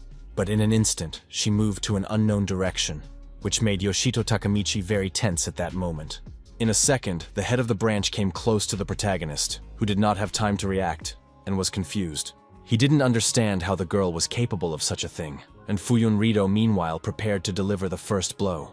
The hero was nervously expiring sweat and trying to defend himself so he wouldn't lose the fight in the first minute. The branch head was completely calm and acted with a cool head, making no missteps. She held tightly to the hilt of the fencing sword, swinging it around while the nervous young man tried to dodge. A tense Yoshito Takamichi tried his best to defend himself, though he succeeded very poorly. But at one point, he started to get good at it, and the maneuvers became more and more unusual, and he had to do a lot of tumbling. Despite this, the protagonist was very nervous and out of breath, but realized that you can't stop for a second. He scrambled to cover his body in any way, and at that moment, Fuyun Rito flew over him and wanted to strike. A nervous Yoshito Takamichi immediately turned around with intense apprehension to at least somehow anticipate her next actions. It triggered a small collapse in the floor, but the protagonist managed to stay in one piece but slip backwards a bit. Being behind the puff, he took every opportunity to catch his breath at least a little, and tried to catch his breath. The hero realized that there was a colossal difference between the two, and he was able to defeat the boss because he was constantly dying while getting buffs. But Fuyun Rito had conquered as many as 3 towers without ever saying goodbye to her life, and that was their big difference. A very excited Yoshito Takamichi was deep in thought at one point, and the thoughts in his head stirred. The young man realized that no matter how many times he died, his strength was in his own persistence, and he realized it only now. He looked into Fuyun Rito's eyes with a smile on his face, coming to the realization that he was becoming stronger by looking death right in the face. In his thoughts, Yoshito Takamichi said that now, in order to compete with the mighty head, he should not be defensive. Fuyun Rito didn't stand on ceremony and rushed back into the attack, and the hero realized that he needed to look death straight in the eyes again. During the raid, the girl tensed up a bit as the protagonist began to behave differently than he had before. The young man lunged at her and looked at her with red, fierce eyes and said that she wasn't going anywhere from him now. The branch head was a little confused, but she tried to remain calm and immediately came up with a plan of action. The girl gripped the hilt of her sword tighter, and Yoshito Takamichi noticed that she had slowed down. He realized that now was the right moment to strike and swung his sword, which made the girl worried. But unexpectedly, Fuyun Rito dodged the sharp blow without much trouble, then ended up behind the guy's back. What happened was very surprising to a sweating Yoshito Takamichi, who had expected to defeat her with one punch. The branch head seized the moment and threw a punch, but the young man set up a block and was thrown upwards. The protagonist was very dissatisfied with the result and became angry, clenching his teeth tightly and thinking of a further plan of action. Fuyun Rito looked at the young man with a serious gaze and recognized that there was a rather unexpected lunge. Yoshito continued to move from side to side, saying that for humans and monsters alike, it was natural to avoid direct attacks from the enemy. He attempted to deliver a sharp sword strike again, but the cold-blooded branch head put up a block in time, preventing it from happening. The hero said that against her, you can't hesitate, otherwise all he'll do is only defend against attacks. The young man was alerted by her sharp blocking of the attack, after which the girl gripped the hilt of her sword tightly. She then threw the dagger in a sharp motion, pushing Yoshito Takamichi away from her, thus reducing the risk of being pinned against the corner. The protagonist, though, bounced back a few meters, but still stood firmly on his feet and wanted to know something from the girl. With a grin on his face, he swept up Fuyun Rito's hesitation as he realized that he wasn't her equal at all. The young man added that it was only for a moment, and the head of the branch looked at him silently and listened. The guy went on to say that when he went on the attack, she instinctively slowed her hands down. Yoshito Takamichi then said softly, and a little intimidatingly, that Fuyun Rito herself was giving him the opportunity to overpower her. He said that because of the infinite revival skill, he had to analyze his opponent a lot and apologized for the boring conversation. The protagonist didn't coddle anymore and rushed to attack, but Fuyun Rito met him with dignity and set her sword up to block him. The young man's eyes turned red again, and he said that he realized that an ordinary person was unable to defeat the branch head. The girl looked at him with a stern gaze while remaining silent and not giving in to his verbal provocations. The main character's attack was once again repelled, and Fuyun Rito sank into deep thought.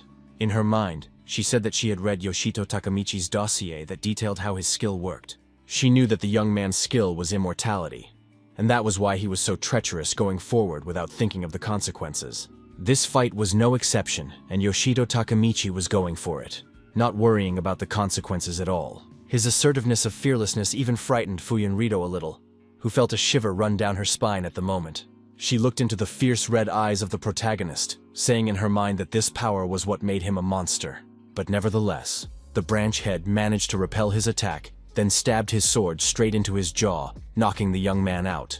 He was badly bruised, and a distraught Yoshito Takemichi fell to the ground, still conscious. Fuyunrito walked up to him and softly mumbled that she would no longer hesitate during their battle. At that point, the main character felt really bad, and said that even though he didn't die, he was still in a hell of a lot of pain. His pupils were still red, and he paid attention to the gaze of the branch head who was acting very strange. Fuyunrito's emerald eyes began to light up, and her gaze itself was something akin to a surprised look. Suddenly, Yoshito jumped up from his seat, and in a second the blade was at the throat of the girl, who froze in place, being surprised. The young man said that the pain during death was far worse, while looking threateningly into the eyes of the head frozen in place. With that, Fuyunrito tried to remain calm and there wasn't an ounce of fear in her eyes, but the blade was still at her face. A slight smirk suddenly appeared on her face because she liked Yoshito Takemichi's combative demeanor. The girl then snapped her fingers and began to walk away, telling the protagonist that she had seen enough. After that, she wanted to admit defeat, but she didn't have time to finish as the exhausted hero fell to the floor. The head of the branch did not understand what was happening to him because everything happened very abruptly and without any preconditions. A surprised Fuyunrito began to look at Yoshito Takemichi lying on the floor, trying to figure out why he had fallen. The exhausted Yoshito Takemichi felt very bad, which was evident from his face, and tried to say something. He said he didn't care at all about winning or losing, and added that he was dying, and his eyes began to roll. After a few seconds, his eyes rolled up completely, and Yoshito let out a gasp, and his loyal girlfriends immediately rushed to his aid. Shiramachi Yuri grabbed the spirit that came out through her mouth and began to stuff it back in, while Sekiya Mona was very worried about the young man. It was successful, and after a couple minutes the hero woke up, wondering if he had really almost died. A surprised Fuyunrito asked if he wasn't immortal, and Yoshito Takemichi said that wasn't the point. Looking down sadly and squinting his eyes, he asked if she got what she wanted and if he could go. The branch head replied that she did, but she wanted to have a very important conversation with him before she left. Yoshito Takemichi didn't know what she meant, and Fuyunrito said that as the head of the Tokyo branch, she recognizes his high level of strength and ability. Holding out an open palm, the head said that on behalf of the entire department, she would like to make a personal request to champion Yoshito Takemichi. The hero's female companions opened their mouths in surprise. After all, he had been approached by the head himself, and if it was a personal order of the branch, there would be a huge reward there. Fuyunrito promised that she would pay him enough for it, just that he might not even have to worry about it. From the surprise, Yoshito Takemichi was even a little confused and said he was grateful to her, but wondered about the personal order. The head immediately replied that just recently, the branch had recorded a new celestial demon tower.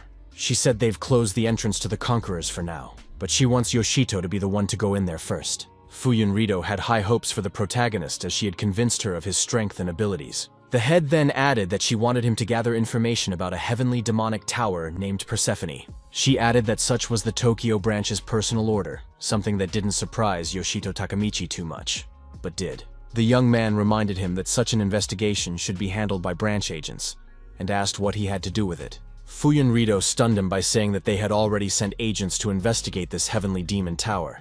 She added that they sent 2 teams of 5 men each to survey the tower, totaling 10 agents from the Tokyo branch. After that, the branch head said that of the 10 people, no one had ever returned, after which goosebumps ran down the young man's back. Hearing this made Shiramachi Yuri very nervous, and Sekiya Mona assumed it was some kind of mistake. Fuyunrito lowered her gaze to the floor and said that she thought so too, so she ordered a rescue team to go. She said it didn't take long to find the victims because they were all dead already on the first floor, not far from the entrance.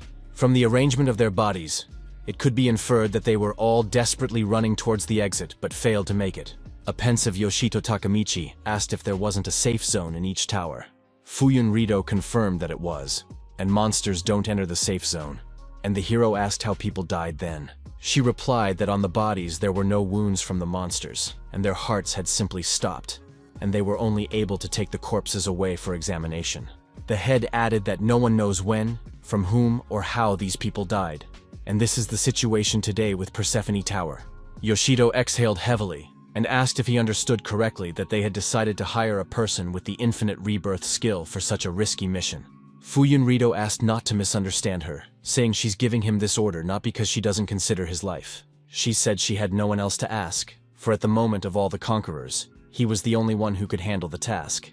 The branch head then looked emotionlessly into the eyes of the protagonist, asking if he would take the order.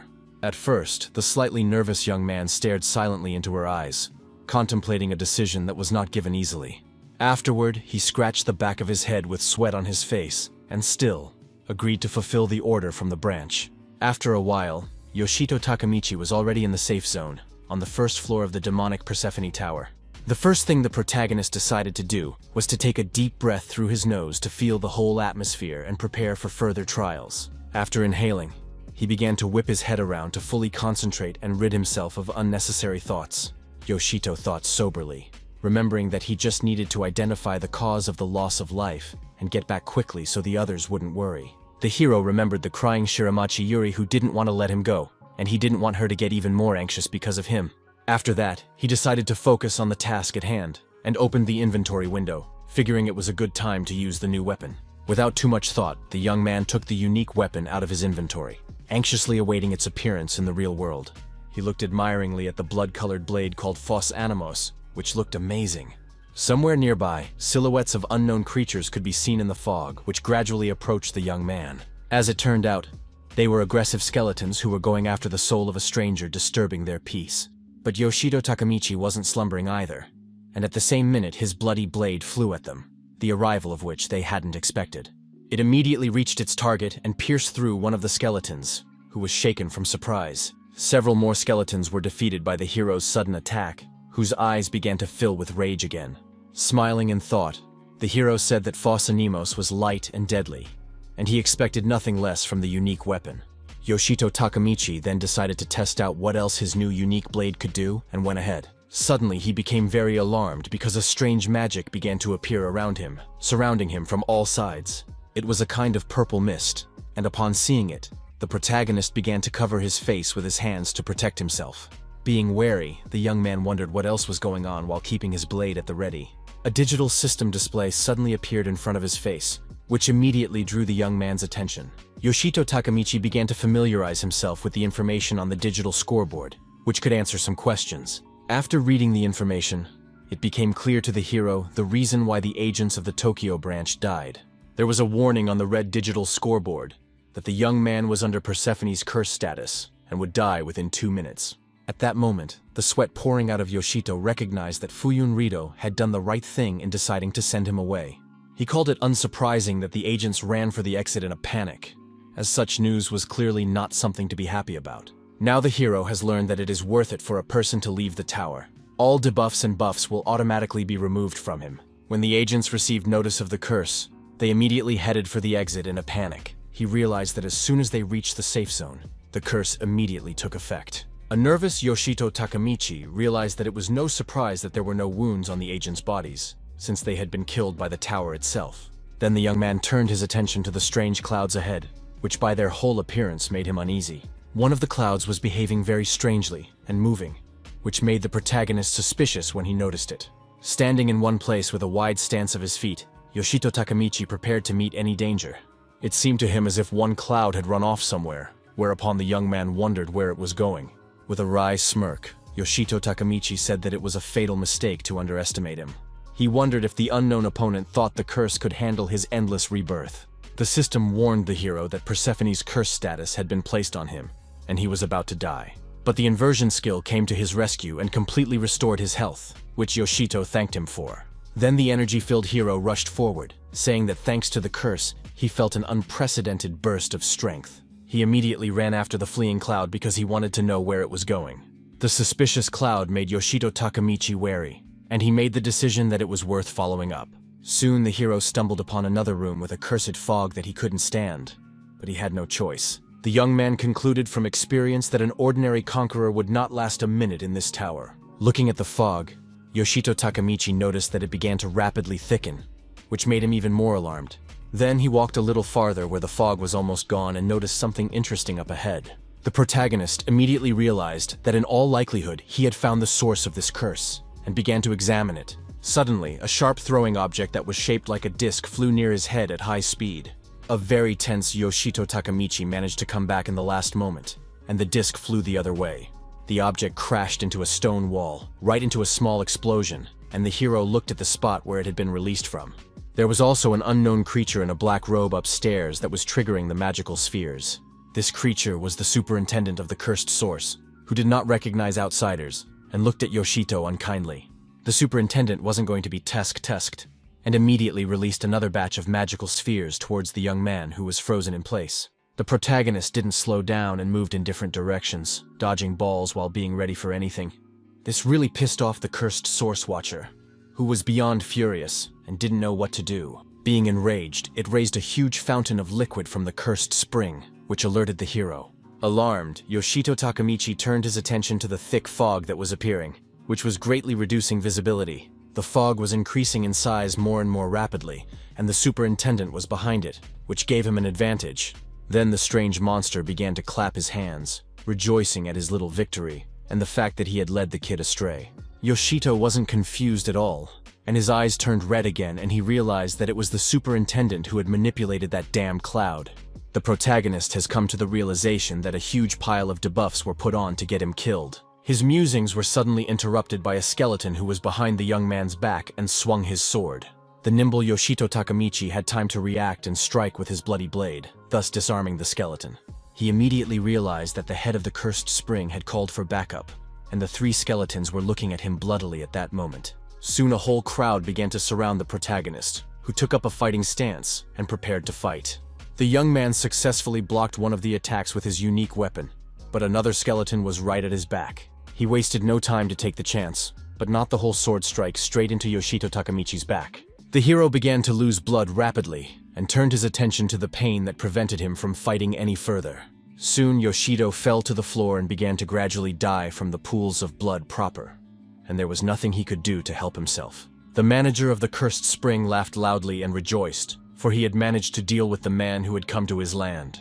The protagonist, meanwhile, was no longer showing any signs of life, lying in a large pool of his own blood. But after a few seconds, the inversion skill came to his aid again, fully restoring his health.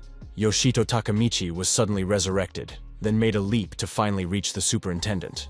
Swinging his sword, he said that this whole tower, the curse of the superintendent, and to him like a potion of complete restoration. This was followed by a powerful blow that chopped the superintendent in two with its incredible power. The protagonist then immediately turned his attention to the cursed source, to make sure it was no longer a danger. The young man was very surprised because the cursed spring changed color to a crystalline blue, and assumed it had cleansed. Soon, Yoshito was at the Tokyo branch, where Fuyun Rido asked if it was true that the branch agents were killed by the curse. She found it hard to believe that a tower of such dire consequence even existed. The head then said that wasn't what was important, and asked Yoshito Takamichi if he had managed to find a way to get rid of the curse. With a confident smile on his face, the hero tossed her the bottle that was proof, saying that of course he did. Fuyun Rido caught the flying bottle that contained a crystalline blue liquid. Yoshito said that he killed the manager of the cursed spring that spread the curse, but after his death, the spring was purified. The system wrote that it was now Persephone's holy water, which was a potion that could lift the curse and give immunity to it. The hero said that with this potion, absolutely any conqueror would be able to enter the tower and survive in it. He began to tell me that he had gotten to the third floor after defeating the superintendent, and there was a cursed spring on every floor. At that moment, the young man deeply analyzed the situation and realized something very important for the operation. Yoshito realized that in order to survive on each floor of Persephone's tower, one must purify the springs all the way to the top. Fuyun Rido thanked him for his work, saying that through his exploration, he had not only brought them valuable knowledge, but also made it possible for others to conquer the tower. She then added that such work should be paid generously, and thanked the champion once again for his hard work for the good of their country. The head stunned Yoshito Takamichi by laying out a small pyramid of wads of money and saying that she thought this reward would be more than enough. The dumbfounded young man couldn't believe it and asked if she was joking, but the head was completely serious. She asked if she should double the reward, but the discouraged guy exclaimed that it was already a lot. After a while, Yoshito was walking down the branch hallway, being a bit gnarled, causing people to be perplexed. The hero has completed a special assignment, conquered the Tower of Hermes, and now he has not just a pile, but a whole sea of money. A passing child told his mom that the uncle was very strange, and she only asked him not to point his finger at passers-by. A couple days later, Yoshito paid off all his debts, but even after that, he still had a lot of money left and went to a brand-name clothing store. Passers-by laughed from his strange outfit, because the leopard fur jacket caused only a smile. Yoshito Takamichi didn't care about the opinions of the people around him, but he still felt kind of weird. Not far away, the young man heard Sekiya Mona's voice, and immediately became nervous as he didn't want her to recognize him. She said that Persephone was now open to all comers, and suggested that Yuri take Yoshito to set out to conquer her. The very stressed-out main character made sure it was his girlfriends and hoped they wouldn't notice him. Lowering his gaze, the young man tried to walk past the girls discussing the special mechanics involved with the water in the tower. The hero managed to get past them unnoticed, but he still didn't relax, because everything could change at any second. Still, the girls walked a few meters forward, after which Yoshito Takamichi exhaled with great relief. But suddenly, Sekiya Mona stopped and turned around to look at the passerby, and he sensed it. Yoshito Takamichi, who was standing still, became nervous again because he felt her staring straight back at him. The girl approached the young man suspiciously and examined him incredulously, but he did not look her in the eye. A stunned Sekiya Mona looked closely, and realized it was their friend Yoshito, who she hadn't expected to see in such an outfit. The nervous protagonist immediately exclaimed that she was mistaken, but the girl couldn't believe it. The tense young man said loudly that it was just the first time in his life that he had gotten so much money and wanted to please himself somehow. The girls didn't emphasize his bad taste, and said they understood that, because it was his business how to spend his money. Still, Sekiya Mona said his outfit sucked, to say the least, and Yoshito said it was cruel. Then she asked if he would go with them to conquer Persephone's tower, for that was what they wanted to meet him for.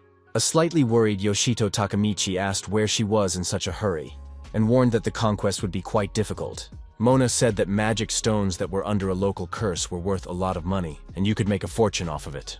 Yuri complimented that thanks to the branch, the strategy to conquer the tower was developed in just a few days. But Yoshito still asked why the rush. Sekiya exclaimed that it was all because he wasn't the only one who wanted to live a life of luxury, and asked him to help them become rich too. Shiramachi Yuri said a bit shyly that if Yoshito went with them, the tower conquest would be fun.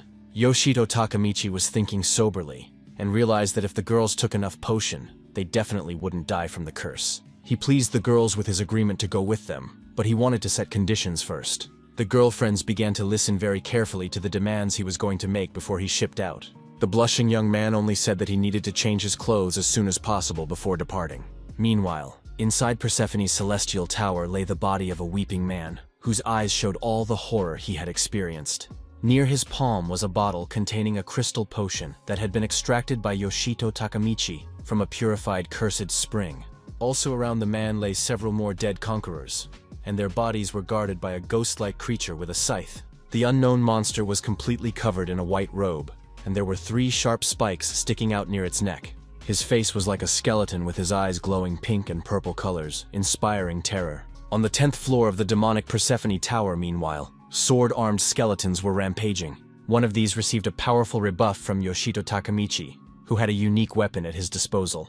The protagonist managed to effortlessly block the skeleton's attack, which spoke of further carnage. The young man looked sternly at the skeleton, who, although he couldn't show much emotion, he was stunned by such a fighting technique. A few seconds later, an entire row of swings of the unique blade was spent, taking the life of the skeleton.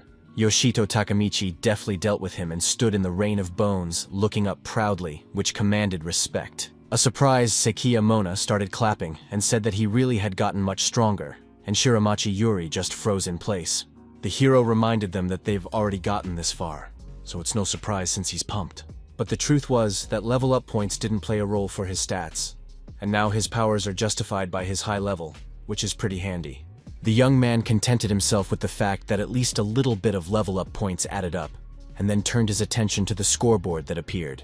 It was a system warning that the effects of the Persephone Holy Water Potion would wear off in exactly 1 minute. Yuri got worried, and Mona said that on this floor, the spring had already been cleansed, and they were unlikely to fall under the curse. Taking out a couple bottles of holy water from the inventory window, the girl said that still, it was better to back up.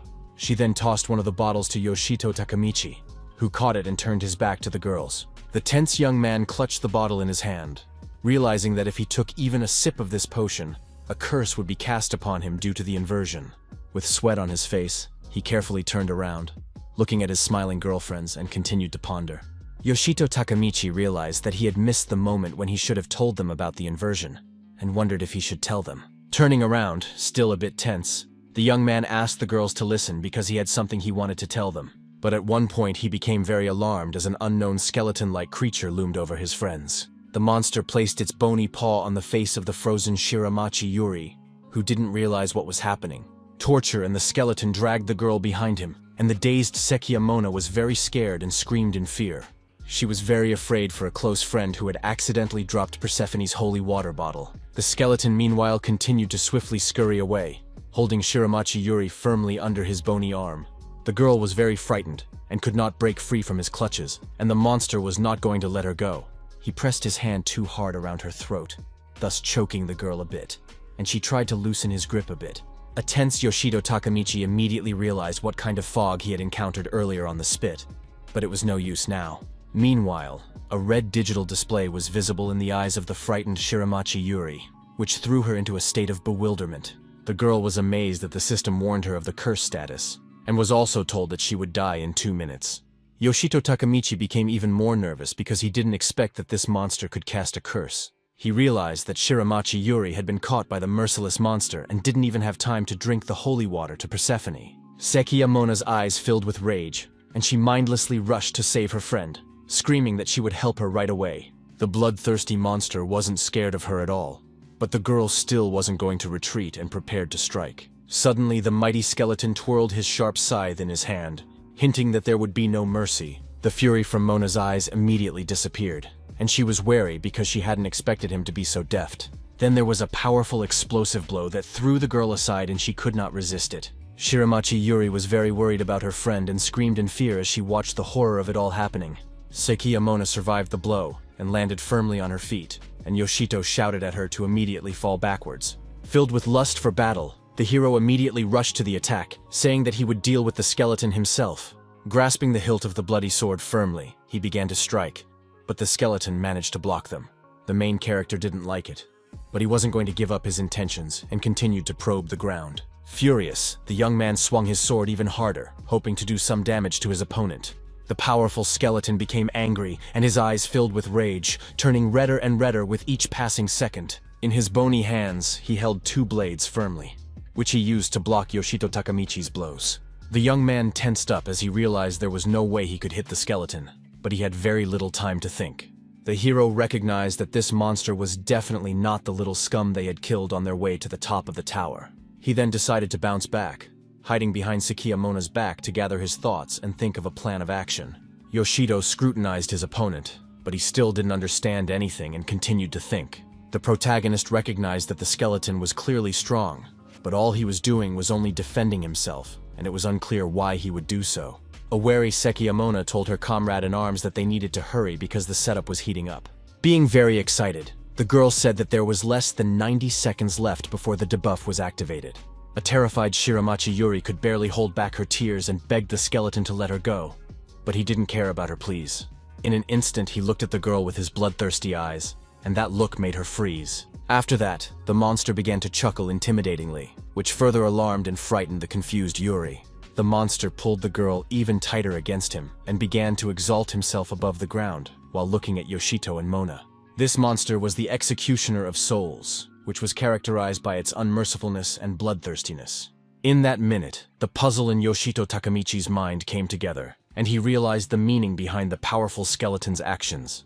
The young man realized that the Executioner was biding his time until Yuri's potion ran out so he could attack her, capture her, and watch her fear of death. Sekiyamona was worried about him, and an enraged Yoshito Takamichi rushed to attack, exclaiming that he wouldn't forgive the scumbag Executioner for this. Within seconds, their blades were already clashing in a duel, with the hero clenching his teeth tightly, eager to take down the monster. The Executioner of Souls was not intimidated by his rage at all, and only continued to chuckle, effortlessly holding back the onslaught of his opponent. His frivolity annoyed Yoshito Takamichi, who was making a great effort and wasn't about to give up. The skeleton firmly grabbed Shiramachi Yuri under his arm, then turned his back to the protagonist.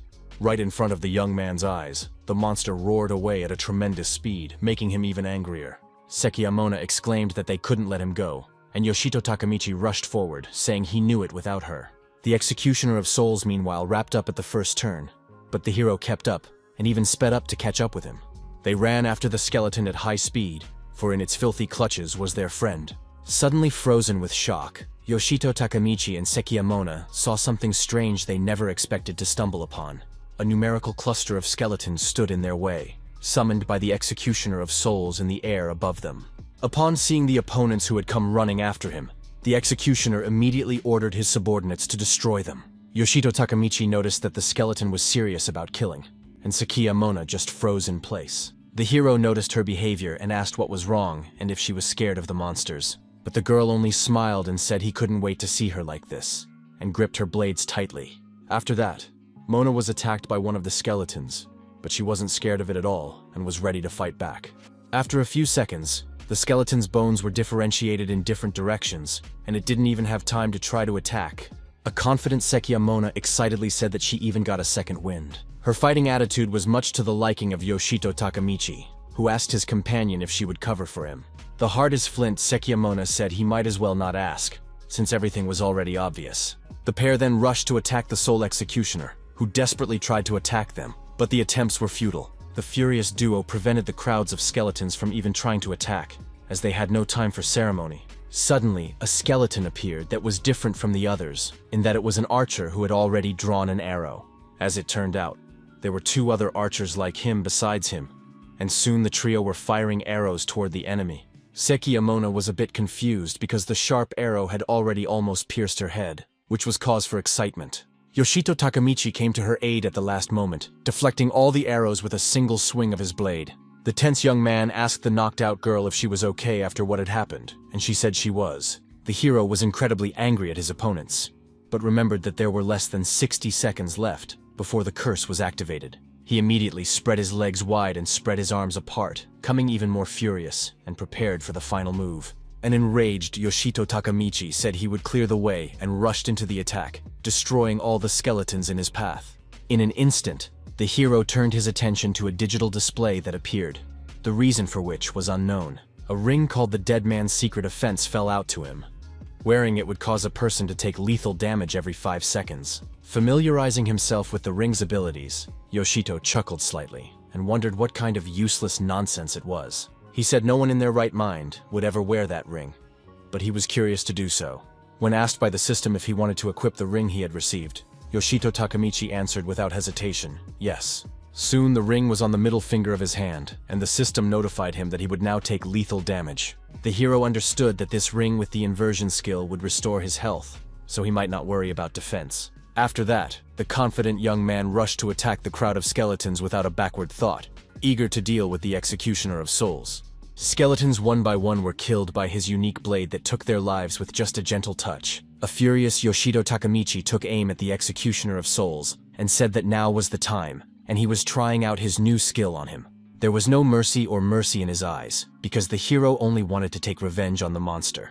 He was eager to try out the False Animos skill, for it was a special combo consisting of 7 strikes, where each successive one would be stronger than the previous one. The hero realized that if he slowed down even for a second, he would have to start over, and remembered that the skill took a long time to recover. Due to his long recovery, the young man had previously been reluctant to use it, but that had now changed. But unexpectedly, all his plans were shattered by a sudden blow from the Executioner of Souls, which made Yoshito Takamichi scream in pain. A worried Shiramachi Yuri started crying, then as she was very worried about the main character. Slightly defeated, Yoshito fell to the floor, injured, but he wasn't about to give up. The ability healed his deep cut very quickly, after which the protagonist returned to the battle with his previous mood. He tried again to deliver an incredibly powerful blow, which the Executioner of Souls once again blocked with his blade. A confident Yoshito said that he now regenerates his health every 5 seconds. This strained the Executioner of Souls, who had previously doubted his powers and not taken him seriously. But now he found it harder to hold back the onslaught. But he had a couple more trump cards up his sleeve, and the monster decided to use magic, pushing the guy aside. He took his chance and distanced himself, but the assertive Yoshito Takamichi immediately rushed towards him. The insidious monster began to chuckle annoyingly, as this was another trap for the hero. Soon there was a massive explosion, after which Yoshito Takamichi began to bleed to death and was unable to survive. But an inversion immediately came to the rescue, and the death status was changed and health was fully restored. The Executioner of Souls tried desperately to stop him from attacking, but the attempts were futile, and the hero was getting close to him. The monster became very nervous, and Yoshito Takamichi said in an intimidating tone that it was time for the 7th strike.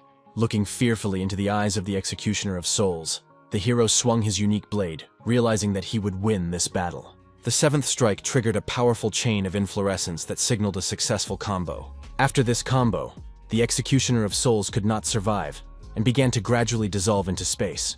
Shiramachi Yuri was missed from his grasp, and began to free fall to the floor while unconscious. At that moment, she risked losing her life due to her head hitting the floor, but Yoshito Takamichi immediately rushed to her. The protagonist managed to run up and caught the falling girl, who began to slowly open her eyes, regaining consciousness. Quickly regaining consciousness, a shocked Shiramachi Yuri couldn't understand what was going on, or why he was holding her in his arms. Smiling, the young man said she was safe now. The delighted girl told him thank you. Just then, Seiki Amona came running to them, reminding them that Yuri still had a curse hanging over her and needed holy water immediately. Yuri immediately poured a bottle of holy water on her hand, and her friend said it was definitely okay now. Still, Mona said they should keep the holy hand underwater, and Yoshito Takamichi noticed something strange. In front of him, the guy saw many red digital windows that alarmed him, and he didn't realize what it was all about. But after a few seconds, it came to him that it was all because of the ring worn on his right hand.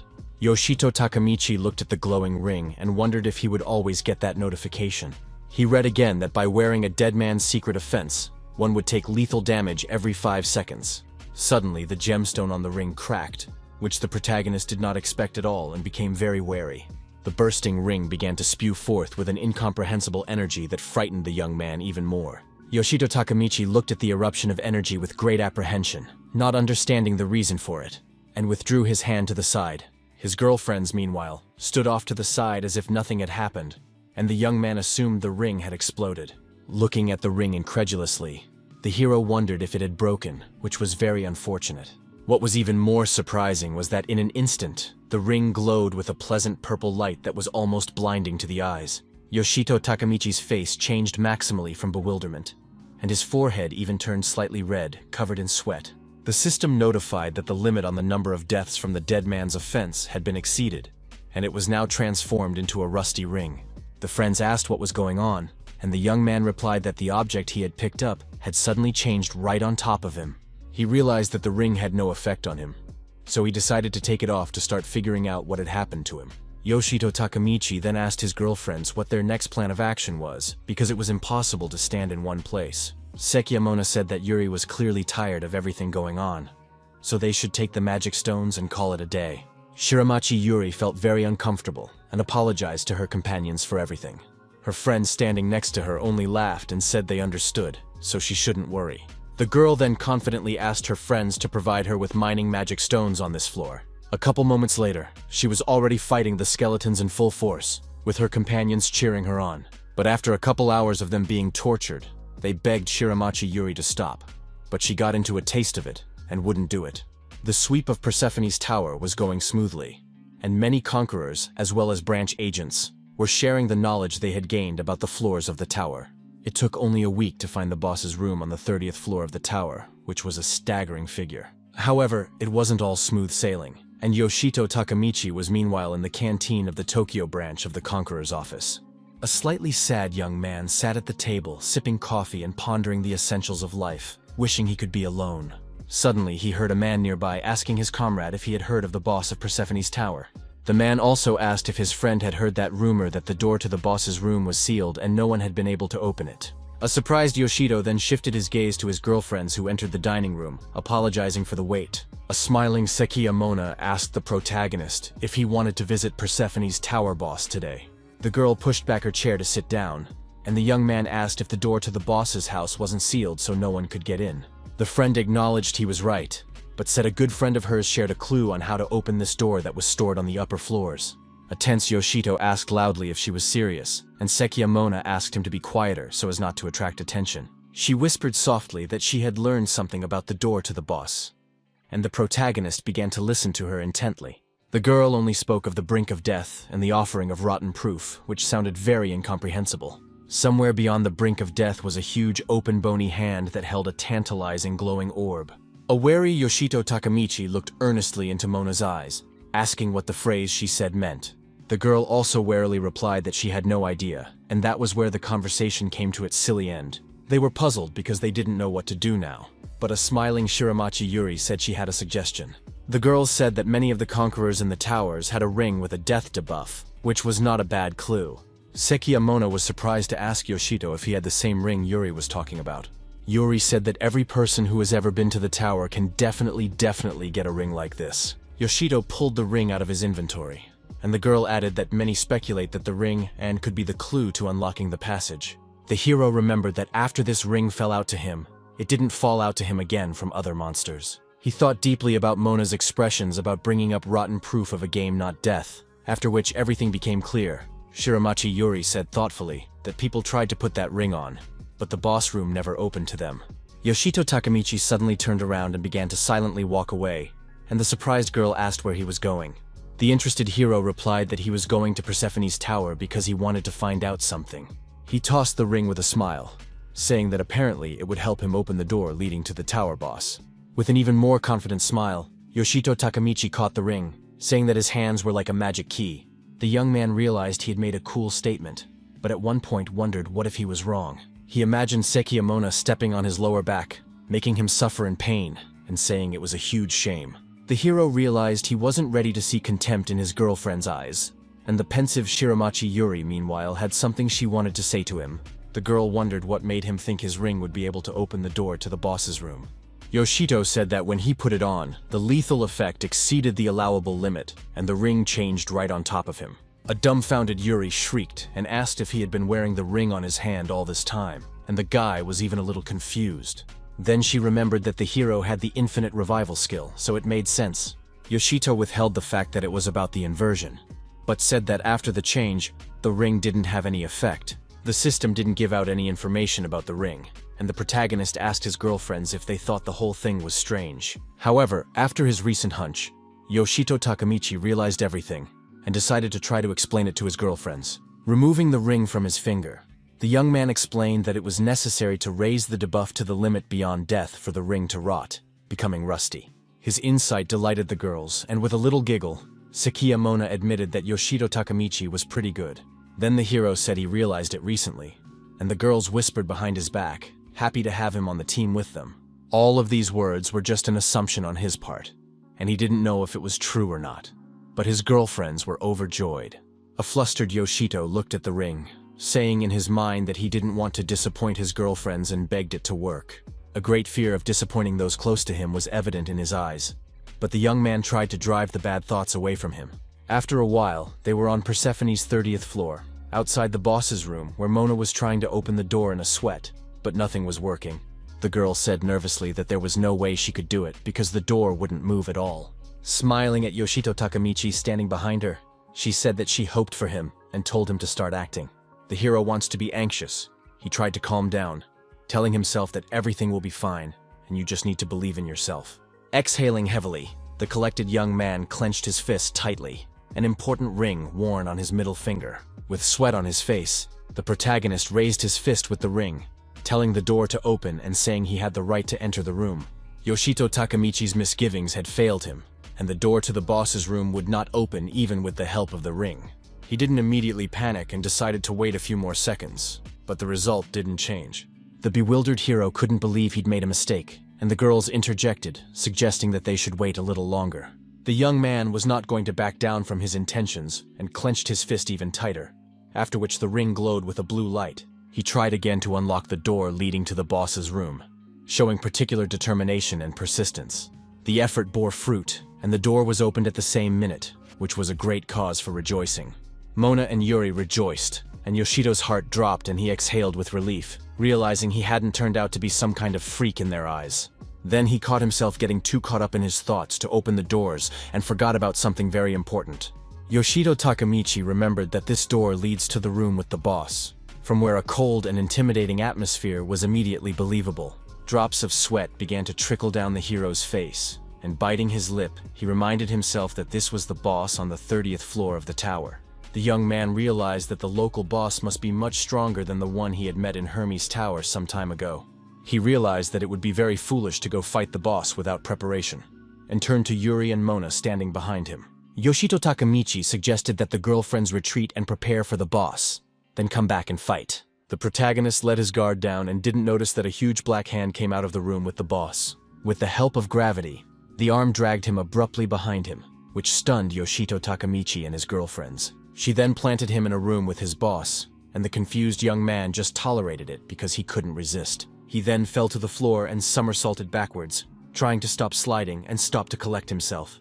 The knocked-out Yoshito Takamichi understood absolutely nothing and was very nervous, but he didn't panic. The nervous hero shouted to a flustered Yuri and Mona to stay out of the room, and they didn't realize what he was saying. The huge door suddenly slammed shut right in front of the girls who entered the room, causing even more excitement. After that, the sealing process began with a red mark that appeared on the huge doors. Yoshito Takamichi began to rise to his feet, realizing that just opening the door wouldn't work that easily. Suddenly, a huge blue portal appeared in the closed room, but the hero tried to remain calm. After that, a huge silhouette began to emerge from the portal, which was very problematic to see at first. A huge paw with long claws stepped onto the floor of the room, making the hero a little wary. Soon, the portal disappeared, and in its place was a huge long-haired monster with elf ears. Yoshito Takamichi and his girlfriends remained calm, ready for a fight and realizing that this was the boss. The boss acted cool and calm at first, and hid his face while cradling his head in his hand. But soon, he showed his true colors, and his eye was red, which spoke of bloodlust and lust to kill. The mysterious monster slammed the Boston on the floor, making it clear that no mercy would be shown and it was ready for a fight. With his long and vile claw, he pointed at the trio who were coldly waiting for the battle to begin. The boss then began to chuckle insidiously and intimidatingly, and his red eye glowed even more. Suddenly, he took advantage of the force of the wind, which made the team barely able to stand on their feet but resisted with all their might. Experiencing great hardship, Yoshito Takamichi drew his bloody blade, realizing that there was no other way out. The hero said that since he himself had opened this door, it was up to him to deal with this powerful boss. The Bone Elder Priest threw off his hood, revealing his bright blue mane in readiness for battle. He then displayed his aggressive growl, which indicated that the boss would soon launch an attack. With the help of magic, the first powerful attack was launched, which made the team worried. The wary trio still stood still, taking no action, though time was short. As it turned out, with his magical ability, the priest summoned many skeletons that were ready to beat the runny nose. They emerged in droves from the blue shells the Elder had launched and immediately tried to identify targets. A whole crowd of aggressively inclined skeletal acolytes were ready to fight, looking bloodthirsty at the team. Yoshito Takamichi immediately realized that the priest was calling for backup, and this was his main battle tactic. In his thoughts, the protagonist said that he was sorry, because he thought of ending things one-on-one, but things turned out differently. Firmly grasping the hilt of the unique blade, he rushed into the attack at great speed, leaving a streak-like trail behind him. The young man thought to take the priest by surprise and wondered if the enemy thought he would beat him on foot. An enraged Yoshito Takamichi made a high jump to launch an aerial attack and grab the priest's horns. He was startled when, at the last moment before striking, the Elder created a protective barrier around himself. The hero did not expect this turn of events at all, and looked at the priest with wide-open eyes. The red-eyed opponent looked at him with a small smirk, still in complete safety. In the same minute, the huge protective barrier exploded, and the unharmed priest was on the floor watching. Yoshito Takamichi was thrown aside by the blast wave, but stopped sliding, angry that the boss had used a barrier. Behind his back was suddenly a sword-armed skeleton, who was not going to show any mercy and swung. The hero was immediately stabbed through with the sharp blade of the insidious skeleton, who only gloated at this. Choking on his own blood, a stunned Yoshito Takamichi looked at his opponent, who had caught him off guard. The skeletons weren't about to give up his chance at survival and swung again to finish the hero off, whereupon he died. Still, the debuff was changed to a buff, and the lost points returned, and Yoshito stealthily attacked the skeleton. The priest's novice was going to fight to the last and set his sword up, blocking the hero's attack. The young man grabbed the hilt with both hands, so hard that the veins in his arms began to protrude. He clenched his teeth tightly, holding back the strong onslaught of the skeleton, which although it was an ordinary knuckle, it was very strong. The enemy swung his sword, and the hero noticed that his attack power and reaction speed were much higher than the guys from the lower floors. At one point, Yoshito Takamichi got very nervous as his opponent didn't give him a break and clamped him in a vice-like grip. The young man realized that he could handle a couple and the elder's novices, but he didn't know what to do with such a huge number. The two skeletons started climbing on top of him and trying to paw his arms, but Yoshito didn't give up and tried to throw them off of him. The sturdy skeleton cradled the powerless young man's head and slammed him to the floor, pinning him down hard and giving him no chance to get up. Soon, the elder who was lying on the floor, Yoshito Takamichi, was approached by an elder who was looking at him arrogantly. At that moment, the powerless hero needed support and could not resist expressing his hatred for the boss verbally. One of the skeletons was still pinning his head to the floor, and the elder laughed irritably, looking away. Suddenly, the young man noticed that they were looking in a different direction. At what exactly, it was unclear. As it turned out, the crowd of skeletons were looking at Mona and Yuri, who were ready to fight back, even though they were very nervous. Shiramachi Yuri noticed the approaching magic sphere, which she immediately tried to repel. The balloon was successfully detonated, which spoke of the great danger to the skeletons because they were in danger of being destroyed. The cold-blooded and ruthless skeletons were confused, as they realized that this was their imminent downfall. Something like a magical whirlpool was approaching Shiramachi Yuri, but she wasn't afraid and silently watched it. The enthusiastic blue-eyed beauty exclaimed that she had succeeded, but it was too soon to rejoice. In an instant, her chin quivered and drops of sweat began to run down her face, and she couldn't control it. A crowd of skeletons were approaching her, one of them gritting his teeth in an annoying manner that even scared the girl a little. The bright blue eyes of the skeletons looked very frightening, and they slowly approached Shiramachi Yuri, wanting to finish her off. Meanwhile, Sekiya Mona was fending off an attack from one of the skeletons nearby that was just as tough as the others. The girls got nervous because there was nowhere to run, and no plan of action, and the skeletons were surrounding them. An angry Yoshito Takamichi yelled for the skeleton to immediately remove its bony hands from his head. The young man thought of Mona and Yuri, who needed help, but froze at one point, dousing himself with sweat. As it turned out, the hero froze because an elder was standing in front of him, who prepared to stick a blade into his head. After only a few minutes, Yoshito's dumbfounded hand was already severed, leaving him in a state of shock. The protagonist immediately began to experience unbearable pain that almost made the veins in his eyes burst. Soon he was screaming at the top of his voice, looking at his severed arm, and realizing that he would definitely not be able to fight back now. The gloating elder only smirked as he watched the young man's torment, which brought him pleasure. The skeleton standing behind him wrapped his bony hands around Yoshito's face and began to thrust his sharp claws into his mouth. Suddenly, the left leg of the protagonist was also cut off, and tears involuntarily flowed from his eyes and veins appeared on his face. The elder's minions were very surprised at what was happening, but they stayed out of the way and silently watched the leader's actions. The priest himself continued to cheer, while Yoshito Takamichi screamed in unbearable pain that wouldn't subside even for a second. He nearly lost his mind from the pain, and even his eyes began to roll and saliva ran down his cheek from his mouth. The protagonist looked at the elder standing in front of him, and his face began to be touched again by the bony hands of the skeletons. 4 bony paws covered his face, and Yoshito Takamichi no longer possessed the strength to even scream.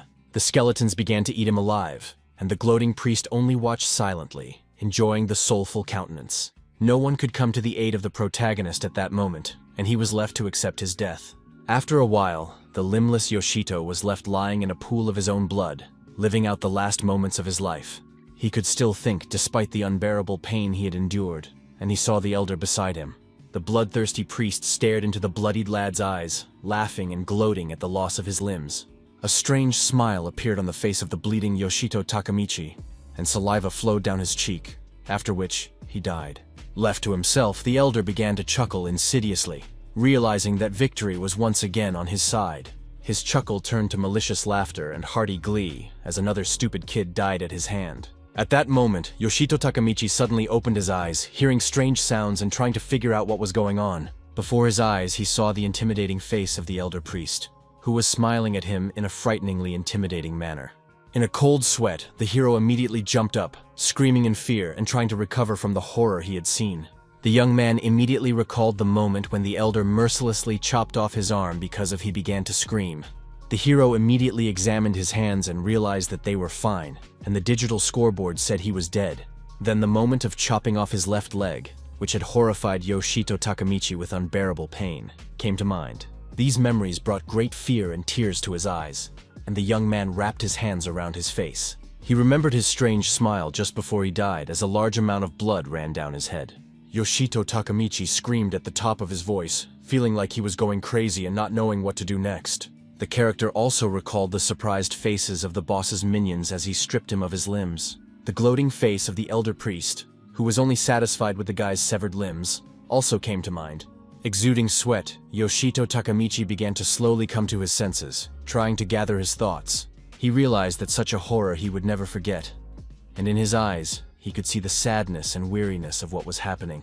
The saddened young man then looked at the digital scoreboard, telling himself in his mind to go back. Clenching his fist tightly, the protagonist said that if he didn't do anything, there was no telling what would happen to Yuri and Mona. He told himself firmly that he needed to go back and kill this boss to save the girls, then activated the infinite revival skill. The hero repeated that one must not give in to fear and understood everything. But he was bothered by a strange physical sensation. The young man couldn't understand why his body was walking around and paid attention to his trembling hands. The system notified him that he would die if he didn't confirm the activation of the skill, and the hero decided he had to change his revival point. In the same minute, the revival point was changed, and Yoshito Takamichi was back on the battlefield, where he saw a large crowd of skeletons. Also nearby, he saw the agitated Yuri and Mona, who were huddled by the crowd and confused. The very intense main character immediately concluded to draw the attention of the crowd, giving the girls a chance to escape.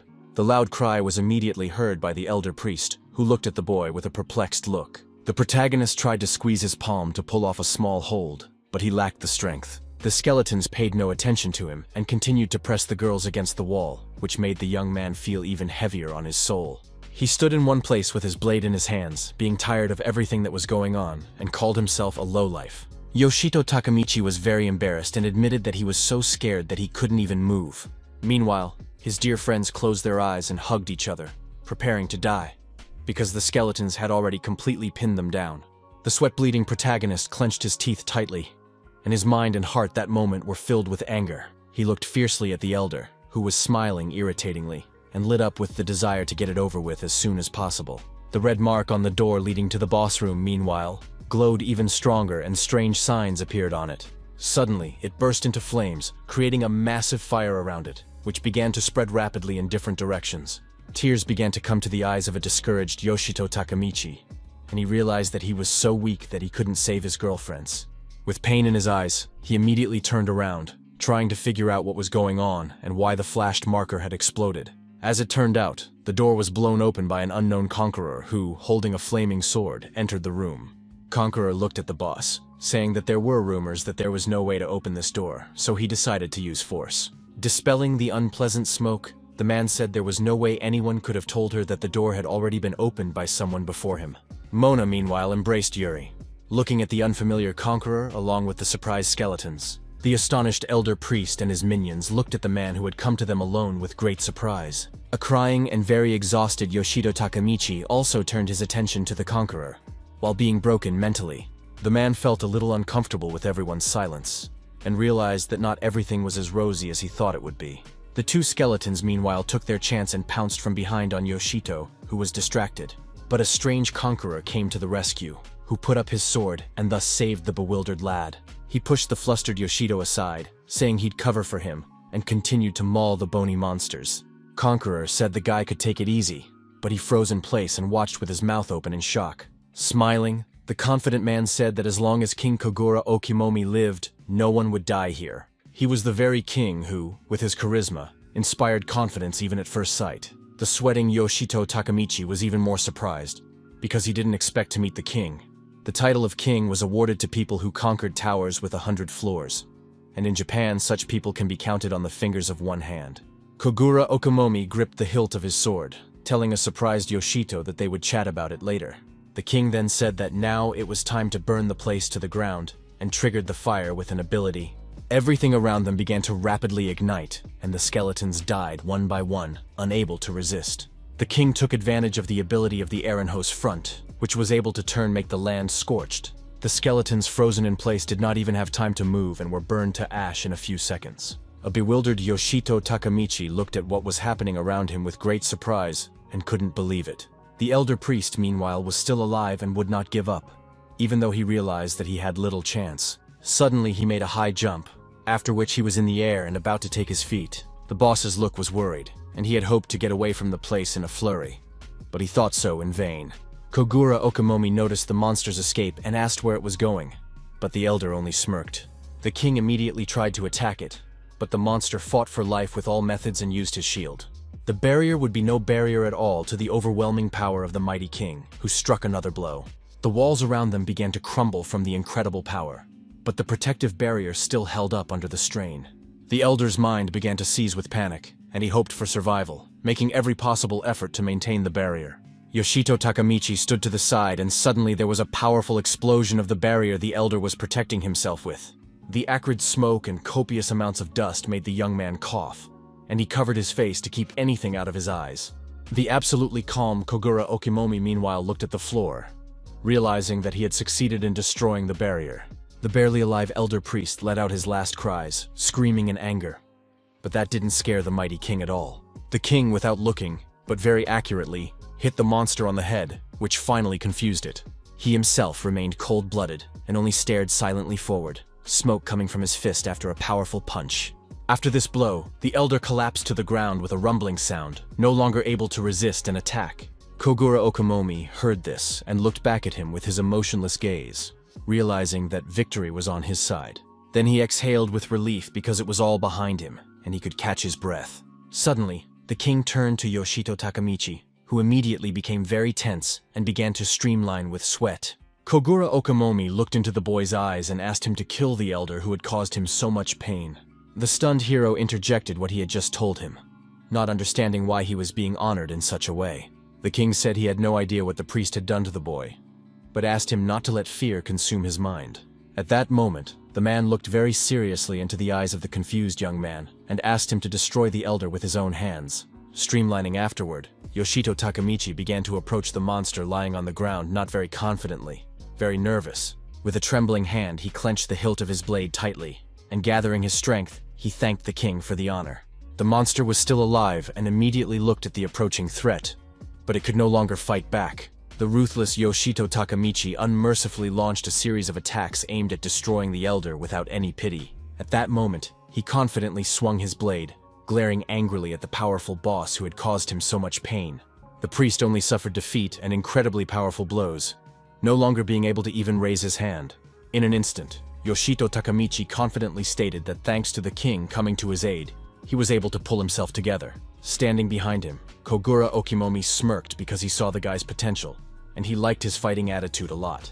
Looking at the bony hand of the already dead elder, the king noted that the boy seemed to have overcome his fear. The protagonist confidently confirmed that this was indeed the case, while looking into the man's eyes without much emotion. Placing his hand on the boy's shoulder, Kogura Okimomi said that in such a case, without hesitation, he could only say one thing. The king enthusiastically congratulated the protagonist, calling him the champion of the heavenly demonic tower Persephone.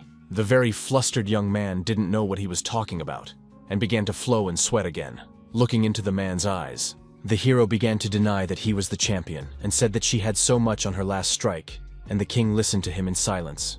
A nervous Yoshito Takamichi exclaimed that it was Kogura Okimomi who had single-handedly defeated such a powerful boss, not him. The king said that it didn't matter what or who contributed, because the tower felt that the reward should go to the protagonist.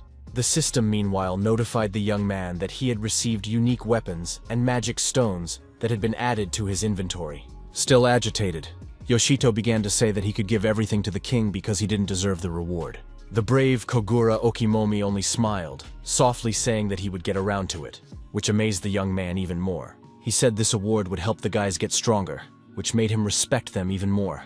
Shiramachi Yuri and Sikiya Mona began to laugh joyfully along with the protagonist while feeling safe. Happy at that moment, the young man smiled at them, while Kogura Okimomi stood behind and was completely calm for them. At one point, he said he didn't need the money, so they might not worry about that at all. The king then slung the huge sword on his shoulder, saying that the weapon suited him fine, and asked then why he should not give the reward to the young men. The bewildered trio of young boys looked at the king, who was perfect in their eyes, with great surprise. An overjoyed Kogura said that since Yoshito wanted to thank him, he could show him the weapons he got after defeating the boss. He was creepily curious, and the hero looked at Mona, saying in thought that he had a slight sense of déjà vu. Then he very tentatively tried to say something, and the king didn't understand why the guy had such a change in his face. Opening the inventory window with a sweaty hand, Yoshito said that this time the unique weapon was like a staff. The hero immediately jabbed a finger at the staff to take it from his inventory to the real world and try it out. The spellbound trio stared open-mouthed at the appearance of the staff, while Kogura Okimomi smiled confidently. The astonished Yoshito Takamichi opened his mouth wide as he watched the magical properties of the staff that mesmerized. It was now clear to him what Arcanu Aqua was really like, and the surprise and delight still didn't leave his face. Kogura Okimomi pondered the magic staff and asked the kid how he was doing with magic. Taking the staff in his hands, a somewhat frustrated Yoshito Takamichi said that he was pretty bad with magic. But then he remembered that some of the three of them were good with magic, and decided that the staff might be useful to this man. Turning around, the protagonist held out the staff to Shiramachi Yuri, saying that she had magic, while the girl was a bit confused. The young man asked if the girl wanted to take the staff for herself, but she didn't say anything back, which seemed rather odd. The hero once again questioned the girl, but she was still flustered and didn't know what to answer. Still, putting her hand on her chest, Shiramachi Yuri said she didn't deserve such a weapon. Her unexpected words stunned Yoshito Takamichi, who wasn't at all clear why she felt that way. The girl said that she once discussed with Mona that she didn't do the main character any good this time. She said that it wasn't just this tower, because in the past battles it had been of no use either. Suddenly, Shiramachi Yuri firmly said that they were like ballast to Yoshito Takamichi, which only hindered the fight. Seki Mona suddenly startled the hero by saying that they had thought about it and decided that he would be better off without them in the squad. The young man immediately began to convince them otherwise, saying that he was completely useless this time. He said if it wasn't for King Okimomi of Kogura, things could have ended unknown for them. Sweating from nerves, the hero tried to assure the girls that without the king, he wouldn't have saved them and couldn't protect them. After hearing those words, Sakiyamona smiled gently as she felt Yoshito Takamichi's worry and realized that he didn't want to let them go. A smile appeared on the hero's face and he felt a little calmer, and the girl said that he answered his own question. Smiling slightly, she said that he was forever protecting them and they couldn't even help him with anything. Yoshito Takamichi tried to prove him otherwise, but he was running out of arguments, and there was nothing more he could say. At that moment, it was as if the girlfriends were standing on the other side of the cliff, and the protagonist realized that he would not be able to jump to them. His skin turned pink from nerves, and drops of sweat flowed down his face profusely, and the young man himself even trembled slightly from nerves. Sekiyamona suddenly exclaimed that this was why they decided to become stronger and stop being ballast for him. A very surprised and a little confused Yoshito Takamichi didn't understand what she was talking about at first, but he listened attentively. Shiramachi Yuri supported her friend, confidently stating that they would conquer the Celestial Demon Tower on their own. Mona also confidently complimented that this is how they can become stronger and stop being ballast. She then smiled and asked Yoshito Takamichi to wait for them, and he was shocked at that moment. Shiramachi Yuri said goodbye to the hero and asked that the unique magic staff stay with him. Suddenly, the staff was thrown into her hands, which was quite unexpected, but the girl still caught it. She didn't realize what was going on and looked at the staff, which looked amazing, with great surprise. An emotionless Yoshito Takamichi said that since that was the case, she would need the staff more. A dumbfounded Yuri didn't know how to react. He smiled at his friends and advised them to use the resources to become stronger and conquer the Demon Tower. Shiramachi Yuri was in a stupor and didn't know how to thank the protagonist who had given her such a gift. Yoshito turned his attention to the system notification that Persephone's tower boss had been defeated, with 10 seconds left before she disappeared. At the end, the main character told his girlfriends that they would see each other again soon, after which everyone returned to the normal world. Once back in the normal world, Kogura Okimomi approached the guy and said it was a rather mature goodbye. Being completely calm, Yoshito Takamichi said he didn't think so while looking at one point on the ground. He said that thinking about what had happened only felt lonely, and the king smirked after hearing that, remaining silent. Suddenly the man turned to the young man, calling him by name, and he turned around and asked in surprise how he knew his name. Kogura recalled that his girlfriends addressed him by his first name, and that he no longer had partners now. The confident king asked with a smile if Yoshito Takamichi wanted to join him since he was alone. The hero asked if he had nothing better to do and said he was generally okay with it, but wasn't quite sure. Kogura Okimomi reached out and said that he had been summoned by the head of the Tokyo branch, and the guy listened to him silently. The man said he worked with the towers of Chubu Prefecture, and Yoshito immediately remembered Fuyun Rito, who was the head of the branch. With a serious face, the king said that it was not very nice to refuse the head, so it was necessary to go. He said he decided to pass the time before the meeting, so he went to Persephone's tower, where there were many adventures to be had. The man also added that that's where he met Yoshito Takamichi, who was emotionlessly listening to him at that moment. The protagonist was still curious as to why Kogura Okimomi decided to help him, since he wasn't familiar with him. The young man realized that the king hadn't seen the power of endless rebirth, so he didn't know that he didn't have to worry about it. Kogura Okimomi replied that he had heard from branch head Fuyunrido that Yoshito would be one of the best conquerors of this generation. At first, the stunned hero froze in place, because he could not believe the words he heard. He then asked loudly if the head seriously said that, and the king nodded his head, confirming it. The man said he was surprised to hear Yoshito's name in the boss's room, and didn't expect to meet them so soon. Yoshito Takamichi chuckled slightly and hesitantly said that he ended up doing nothing in that battle. Kogura Okimomi smiled and said that he gained valuable experience. He will try better next time. Then he looked at the time on his phone and said that they seemed to have defeated the boss too, and there was still plenty of time. The man stepped firmly onto the stone slab, quickly coming up with a plan of action and about to voice it to the young man. The king told the guy that they were going to go shopping now to get some distraction and pass the time. He said that he would show Yoshito how to spend his money properly, since he had just become a champion and it was hard for him to manage his wealth. Kogura Okimomi said that as an elder it was his duty to instruct the young man in this matter as well, and he listened to him interestedly. The enthusiastic Yoshito Takamichi realized that there were only a few kings in Japan and they were all filthy rich. The young man couldn't believe he was going to get valuable advice from the rich man himself, and he was eager to learn something new. After a while, the protagonist came out of the clothing store, and he had gorgeous black glasses on his eyes. The guy also acquired himself a Nash pendant with a blue stone that was immediately eye-catching. Yoshito Takamichi along with Kogura Okimomi came out of the clothing store in luxurious outfits, showing all the pathos with their mere appearance. After donning their new outfits, they showed up to meet the branch head, Fuyunrido, who was already waiting for them. The woman didn't recognize them at first, and asked who else they were, while remaining unemotional. A nervous Yoshito Takamichi exclaimed that he knew she would ask him that, and he didn't like it very much. Fuyunrido said they both looked like weirdos and added that she just couldn't help but ask that. Kogura Okimomi put his hand on the boy's shoulder, and told him that he should behave with dignity, and the young man cooled down a bit at that moment. He said that wearing such expensive clothes, they should feel confident, because they earned it with blood and sweat. The head confirmed that this was true, but still said that they had absolutely no taste in clothes, which was stupid to deny.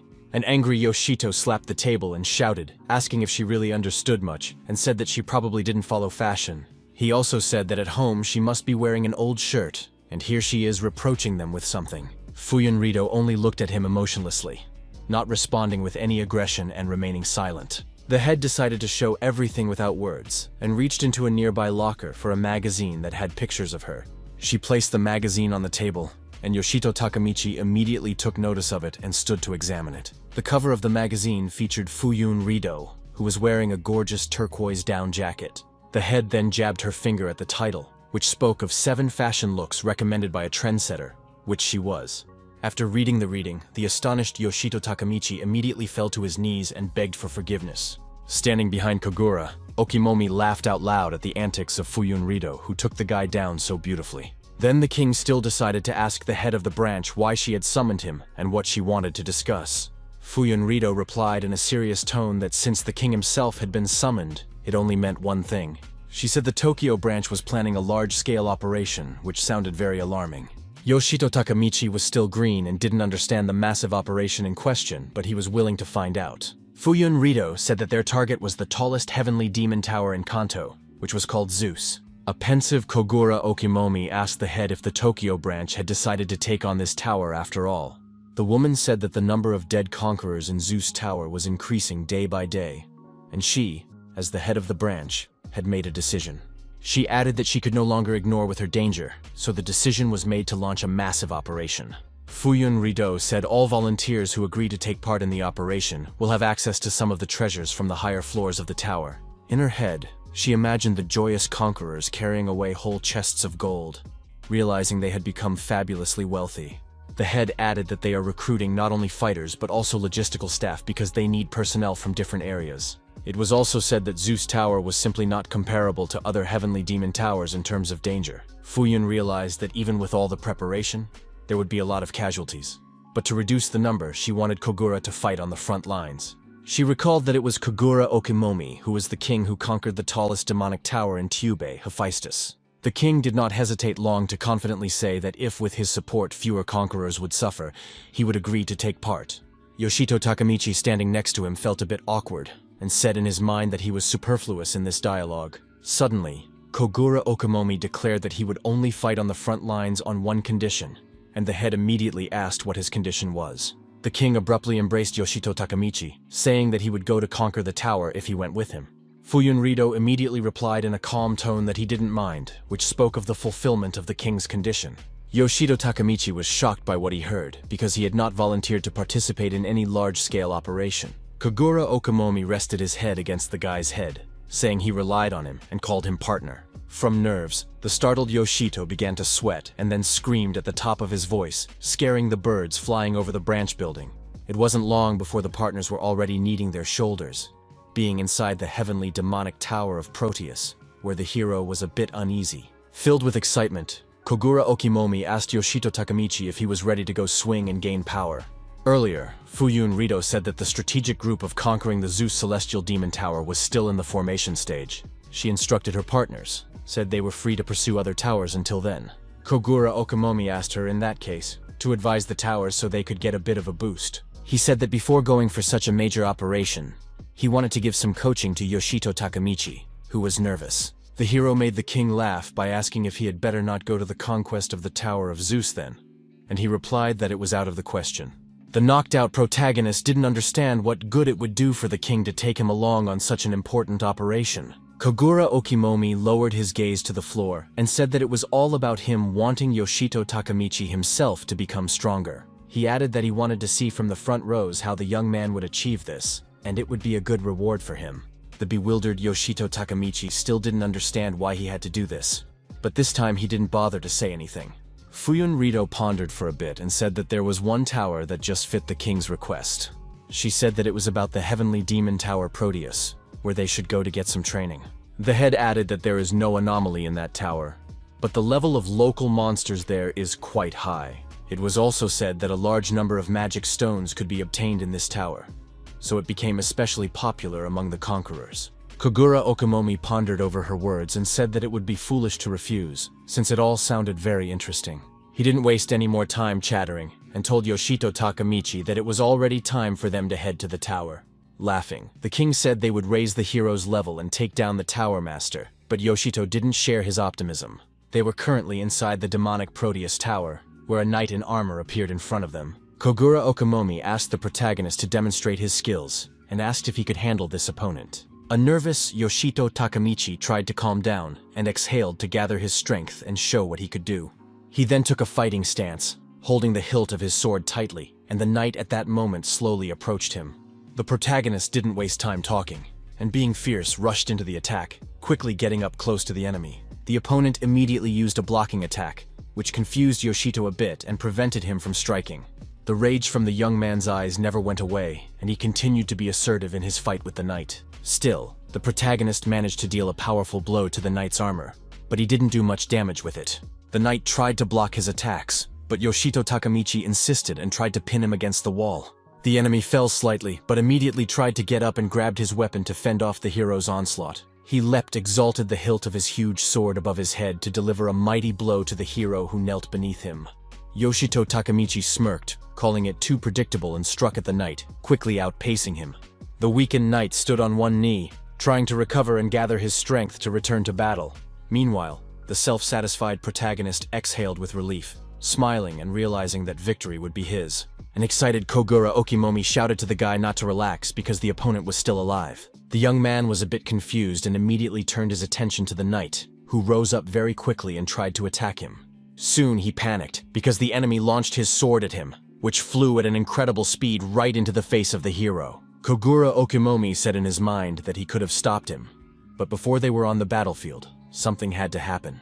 The nervous king remembered that they would have to fight shoulder to shoulder, so he must see Yoshito's ability in action with his own eyes. Unfortunately, Yoshito Takemichi failed to repel the enemy's attack and was stabbed through with his sword in unbearable pain. Kogura Okimomi was very worried about his young partner, who, being impaled, flew off to the side. The young man, who had no strength to resist, fell to the ground with a thunderous crash, with a huge sword still sticking out of his rib cage. In a few seconds, the hero bled completely. and in his eyes he could see all the horror he had experienced in the battle. The bloodthirsty knight gloated at this and walked over to the bleeding guy's body to draw his sword. The unkillable Yoshito suddenly jumped up and cut off the knight's arm with a sweep of his blade, which was astonishing. The enraged hero said in an intimidating tone that he was hurt, calling his opponent a conniving brat. At that moment, Kogura Okamomi realized what infinite rebirth was, and became convinced that the guy really couldn't die. In his mind, he said that Yoshito Takamichi was the only one who could be a worthy partner for him. The rugged hero meanwhile presented his blade to the knight's throat and said it was pointless to fight any further, for he was unarmed. But his opponent had more than one more trump card up his sleeve, and he pressed his arm in the shoulder area, which triggered an incomprehensible magic. A thick blade suddenly emerged from his ribcage and pierced Yoshito again, not expecting it at all. The hero, though dead, triggered a skill that gave him back his lost points, and he began to approach the knight while holding his heart. He was very angry at his opponent and took a high leap, rushing at him to attack with his blade. The enraged Yoshito exclaimed that for a heart pierced twice, the treacherous opponent might not even dream of mercy. The knight was far from timid and continued to fight, confidently repelling the attacks of the attacking hero. Yoshito Takamichi wasn't going to back down from his goal either, and continued to try his best to strike. The hero was very nervous because he couldn't strike a decisive blow due to the knight blocking his attacks. At one point, he noticed a brilliant purple light nearby and became even more nervous. As it turned out, it was another throwing blade fired by the enemy, which Yoshito managed to dodge. He managed to stay on his feet and looked sternly into the knight's eyes, trying to anticipate his next action. At that moment, the protagonist was struck by the sudden appearance of another similar knight who was just as aggressive. In a few seconds, sharp throwing blades were already flying at the young man, but he had no plan of action. Both blades fell a few meters from Yoshito Takamichi's feet, which was incomprehensible to him, and he simply froze in place. After that, the bloodthirsty knights rushed to attack, and the protagonist still didn't know how to resist them. Soon, the young man was surrounded by several such knights, and he asked if they had been taught that it was ugly to attack one in a cluster. Yoshito Takamichi didn't stand on ceremony anymore, and immediately tried to attack his opponents, but they were still on their feet. One of the knights with a sharp swing tried to throw a punch, which the young man blocked, but it was very difficult to hold him back. The protagonist swung his blade in a full turn, but the two opponents managed to dodge, remaining unharmed. Yoshito Takamichi, who had come to a rage, fought in sweat as he tried to throw punches and dodged his opponent's blows. At one point, he still made a blunder and a small cut appeared on his cheek, which no longer pleased the hero. The young man realized that if he continued to fight like this, he would die again. So he needed to change his plan of action immediately. But suddenly, he turned his gaze to the side as he heard footsteps approaching him. As it turned out, approached the protagonist at that moment was Kogura Okimomi, who wanted to express his point of view. He said he had already seen enough from the hero's side, after which he prepared to fight the knights himself. With a single swing of the king's blade, two powerful knights were destroyed before they could even react. In a few seconds, they were all thrown back into the wall and died without a chance of survival, and the king only watched in silence. Kogura Okimomi then told Yoshito Takamichi standing next to him that his power was truly unique, and there was no denying it. He then looked forward sternly, saying that now it was his turn to show what he could do. At that moment, two tenacious knights pounced on him from the air, swinging the blade that was in place of his right hand. The cold-blooded Kogura Okimomi gripped the hilt of his fiery sword tightly, preparing to give a fitting rebuff to his opponents. The firepower was so strong that the two attackers were immediately burned to ashes. In his heart, the king rejoiced and enjoyed how quickly his opponents were killed by his mighty sword. Stunned by such power, Yoshito Takamichi silently watched on the sidelines, unable to stop wondering. Kogura Okimomi only smiled, realizing that once again victory was on his side, and very quickly at that. Then he turned to the dumbfounded Yoshito Takamichi with a serious face because he wanted to discuss something with him. The king said he wanted to show him a different level of power, but his opponents somehow died quickly. A stunned Yoshito said that he had already realized how strong Kogura Okimomi was, so there was no need to try. The slightly frustrated king said he too wanted to demonstrate how desperate he was to fight. Being a bit angry, the man added that the hero's style was truly unique, so he couldn't replicate it. This infuriated the young man. He asked if the king had just called his style desperate, whereupon a brief argument ensued. Kogura Okimomi then spread his shoulders wide and proudly said that in any case, he would have a chance to still show himself. A panting Yoshito Takamichi decided to ask his guide what their future plan was. The mighty king looked forward and said that according to Fuyun Rido, this tower was overflowing with magic stones. He began to tell me that these stones gave them, the conquerors, unusual abilities. but they were also adored by monsters. Kogura Okamomi completed the story by saying that magic stones make both monsters and humans stronger. It was said that if they found a vein of magic stones, they would definitely meet stronger monsters as well. The experienced conqueror instructed his young partner and asked if he understood the hint. Yoshito Takamichi, with a smile on his face, decided to put it in a simpler way and said that they were starting to hunt strong monsters. Kogura Okamomi said that since the guy understood everything, it was already time for them to go hunting, and held out his fist to him. Somewhere in the depths of the tower, meanwhile, was a mine of magical stones where other conquerors worked. One of the young lads was working very hard and trying to mine a magic stone with a pickaxe. Meanwhile, the smiling girls sat on the rocks, chatting amongst themselves and sipping water. There were many magical blue stones around, which were of great value and not easy to obtain. The joyful people were chatting among themselves, but they didn't even realize that there was a mysterious monster among the pile of cobblestones. Soon, Yoshito Takamichi also came to the magic stone deposit on the 25th floor and was very surprised. He was fascinated by the huge amount of magic stones that gave off a very bright blue light. Kogura Okamomi immediately asked the guy if this was his first time in the magic stone fields. The very interested young man replied that he had never once found something like this in the Heavenly Demon Towers. Then he remembered that he had brought a pile of magic stones last time and received a huge amount of money for them. With that in mind, Yoshito Takamichi began to examine the vast amount of rocks around that were potential riches. The young man realized that if he took out all the stones here, he would become fabulously rich, and he was very happy. He immediately looked at Kogura Okamomi and firmly said that they needed to get a pickaxe right now and start mining rocks. A drop of sweat ran down the king's face, and he said he appreciated his young partner's zeal.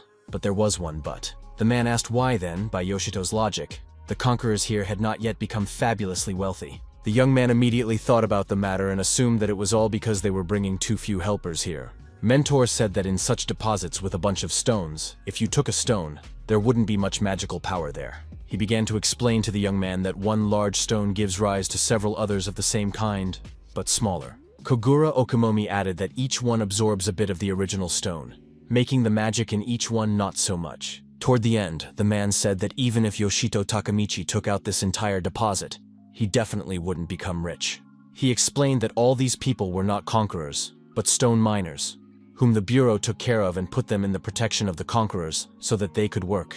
The king said such people pay the bureau a small percentage of the stones mined, so it's a lucrative way for the conquerors to make some extra money. Yoshito Takamichi understood everything after the explanation, and meanwhile the girls were rejoicing in the multitude of magic stones. Two of them said they needed to find bigger rocks and push on, and the hero pointed out that the three of them were having a lot of fun. He immediately thought of his girlfriends Shiramachi Yuri and Seki Amone, whom he missed dearly, but they had gone to conquer the tower. The memories were very painful and brought on sadness because the young man had come a long way with his close girlfriends. Looking at the happy trio of girls, in his thoughts he recognized that working alone wasn't much fun. He was suddenly distracted from his musings by Kogura Okamomi, who called out to the young man and was rapidly approaching. The joyful man embraced the guys began to squirm in his face, which was very unexpected and a little annoying to him. Yoshito asked what he wanted, and the king asked if among the girls was the one he fancied, for he had just been staring at them. The young man was very uncomfortable talking about it, and Kogura asked him to share what type of women he was attracted to. The nervous hero replied that he had no type and didn't want to talk on the subject at all. Kogura Okamomi folded his arms at his chest and called him a boring guy for his years, which sounded very wild for a hero. Suddenly a thought popped into the king's mind, and he asked Yoshito if he liked any of the girls around him. The first thing Yoshito Takamichi thought of was the beautiful Shiramachi Yuri, whose cute smile he liked a lot. But the king asked if the two girls who were with the young man in Persephone's celestial tower weren't cute. The young man, clearly in his mind, also pictured the charming Seki Amona, who was equally beautiful.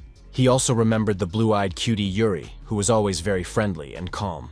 Kogura Okamomi in addition suggested that Yoshito might be attracted to girls like Fuyunrido. Putting his hand on the shoulder of the hero, who was feeling very uncomfortable, the man asked him to lay it out as it was. Meanwhile, she exclaimed that they were in the heat of battle and asked the strangely behaving Yuri to focus. Yoshito Takamichi, on the other hand, abruptly pulled the king's hand away from him and nervously asked what kind of stupid questioning he had started. The young man recalled that they had come here to train and asked what kind of love comedy he was playing out. With a serious look, Kogura Okamomi looked at Yoshito, pointing his fingers at him, which was incomprehensible to the guy at that moment. In a harsh tone, the man called him shy, and the hero got even more angry and asked him to shut up. Then he heard one of the girls behind him ask to turn suddenly to an interesting place she had found. As it turned out, the girl found an incredible deposit of magical stones, where there were a lot of them. Overjoyed, she grabbed her pickaxe and immediately swung it to start mining the jewels as soon as possible. After the blow, the girl dropped the pickaxe and exclaimed that it hurt a lot, but she didn't understand why because it was much easier with other veins.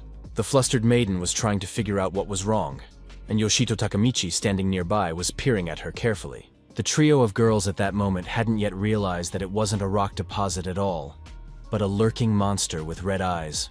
At one point, a very tense Yoshito Takamichi turned his attention to the deposit and realized it was a bloodthirsty monster. The red-eyed monster that had come to rage no longer hid and made itself known. Stone dust began to fall everywhere, and the dazed girls froze in place and didn't realize what was happening. In panic, they immediately rushed out, naively believing that they could escape the huge, bloodthirsty monster. The monster immediately struck an incredibly powerful blow with its entire body, resulting in a violent vibration. The stone monster wasn't going to recover and continued to attack everyone around it, raising a lot of dust and smoke. With the ability, he held a few crystals in the air, which soon turned into dangerous weapons. Several crystals turned into sharp throwing objects that were launched at people. The bewildered girls cried and screamed in fear, falling to the ground and trying to take cover from the threats flying at them. They realized that the crystals were so sharp that they would easily pierce through them, leaving no chance of survival. In an instant, the monster released dozens of crystals, from which it was impossible to escape, which frightened the girls even more. To the aid of the confused stone miners, Yoshito Takamichi suddenly rushed to the rescue and acted very quickly. Without a second thought, the hero rushed to attack the stone monster, swinging his blade relentlessly. With a smile on his face, the young man asked if the girls were hurt and told them to run, saying they would take care of things here. The delighted girls smiled sincerely at their suddenly appearing savior and followed his request. They immediately rushed away, and Yoshito Takamichi only looked at them while grinning slightly. The young man smilingly said that he wanted to show his best side, but ended up being pierced through by 3 sharp crystals. A few seconds later, he collapsed from massive blood loss, realizing that he would soon die without a chance. The character said that he was dying so stupidly again, but if he was able to keep anyone safe, it wasn't that it was a bad thing. The bloodthirsty stone monster cheered, realizing that it had won an easy victory, and its red eyes glowed with joy. Yoshito Takamichi wondered when he would become like Kogura and be able to also defeat strong enemies and instill faith in the weak. The stone monster, meanwhile, was about to crush the powerless guy lying on the ground under the press. The protagonist was relentless in his thoughts, saying that he wanted to become like the powerful Kogura Okimomi. Yoshito Takamichi reminded himself that he had managed to conquer a few demon towers and make some money, but there was one but. He wondered what he should do next, for he had absolutely no clarity or purpose. The hero has not yet found an answer to this question, although it sometimes worried him very much and did not go out of his head. However, after meeting the powerful Kogura Okimomi during a duel in Persephone's demonic tower, something inside him changed. The protagonist recalled how skillfully his greatest mentor wielded the sword and burned with the desire to become the same. The young man found himself wishing he could be that cool conqueror too, remembering the moment he had saved the girls from the monster.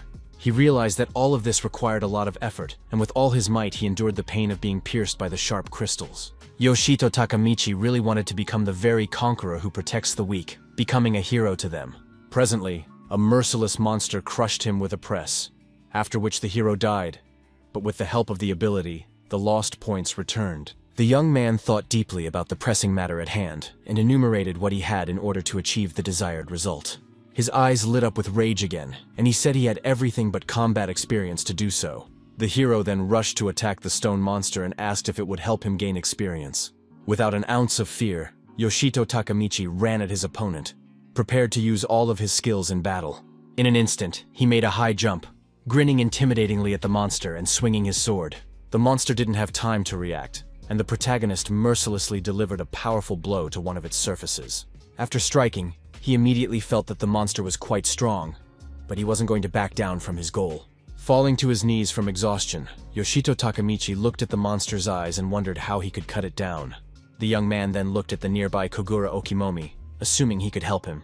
Meanwhile, the king was calling all the peaceful stone miners to him, saying he would escort them to a safe zone. One of the men asked him if he was sure of what he was doing, and if the guards should stay here to keep the monster from going any further. Kogura Okamomi said that fighting that monster wouldn't be to their liking, so they should leave immediately. The king then looked at Yoshito Takamichi and confidently told the guards that the young man could handle the huge creature himself. The tense young man heard this and looked at his mentor, while not sharing such confidence. At that moment, several dozen sharp crystals flew at him, which threw the protagonist into a stupor. Still, he came out of his stupor very quickly and took up a fighting stance, swinging his sword and ready to repel the attack. After dodging a whole wave of crystals, the young man began to move forward quickly to strike another blow at the monster. Kogura Okimomi called out loudly to Yoshito Takamichi in an instant, who immediately turned his attention away from the battle and turned his attention to him. The king laughed and sarcastically asked the young man if it was true that they had him as a pretty smart guy. This infuriated the protagonist even more, who gripped his sword tightly and asked if he was mocking him. With a chuckle, the man said he was referring not to his intelligence level at all, but to his stats. He explained that if the stats were high enough, he could figure out how to break through this huge monster. The monster meanwhile continued to attack, completely calm for its safety. Kogura Okimomi raised her hand high up and said that she was relying on Yoshito Takamichi, who was facing a tough battle. The serious hero looked at the monster sternly at that moment, saying that it was much easier said than done. Looking at the monster, the young man remembered that intelligence was an important metric for magic classes. The higher this score, the more powerful and complex spells you can use during combat. Thanks to the inversion, Yoshito's intelligence had increased, but not enough for him to use magic, and he wasn't sure if it would help him in any way. The system wrote that the intelligence score had reached a new mark, and the skills of magical intuition and energy manipulation were available to the hero. The magic sense skill said that the young man was now able to recognize the magical power of the creatures around him. Manipulating magical energy in turn made it possible to concentrate the surrounding magical energy into a single point. A surprised and somewhat wary Yoshito Takamichi wondered if the beginning skills of the magic class were now available to him as well. Then he remembered the system notifications that the debuff had been changed to a buff earlier, and he gained 34 points to intelligence. The hero wondered if he should use these skills since he had paid for them with the agonizing pain of death. Without thinking long, Yoshito used his newfound magical sense, looking sternly at the huge stone monster. He noticed the purple haze around the monster and wondered if it had magical power.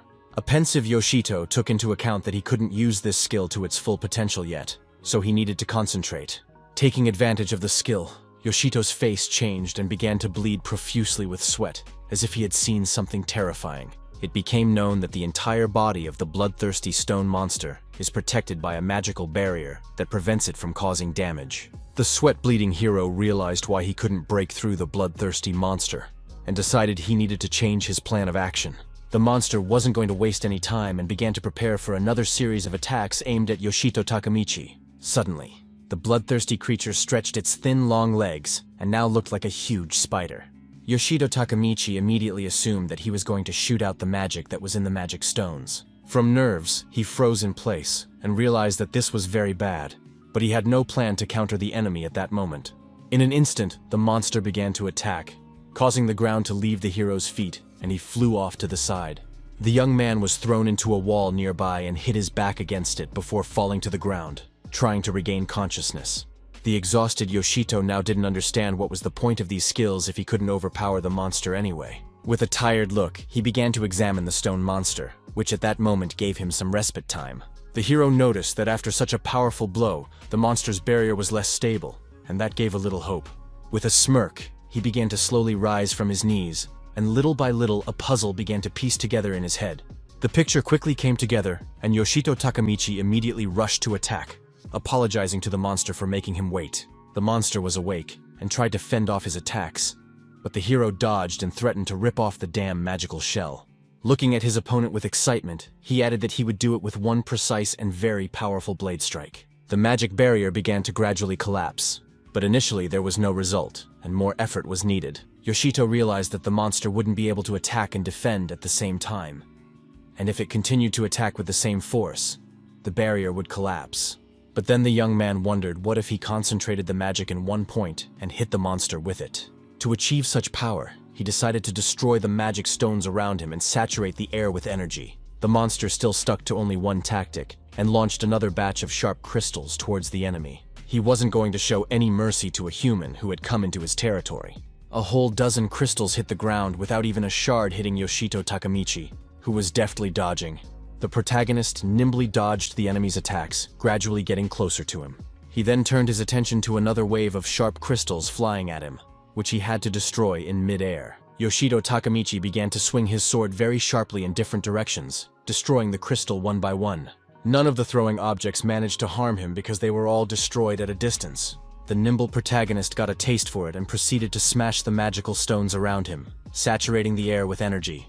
In an instant, the young man stopped and looked around, realizing that he had done quite a bit already. Many magical stones were destroyed by his blade, and he decided that should be enough. Suddenly, Yoshito Takamichi froze in place because he sensed that the huge creature was right behind him. The monster didn't stand on ceremony and immediately launched a powerful attack, shattering the huge slabs of stone beneath it. The hero managed to bounce to the side, and coming to a rage, he used the skill of manipulating magical energy. The monster crystals flying at the young man at that moment were stopped in flight, giving him an advantage. He was still standing still, holding the blade in his hand and trying to figure out what the magic skill provided. Yoshito realized that the skill of manipulating magical energy allowed him to gather it at one point.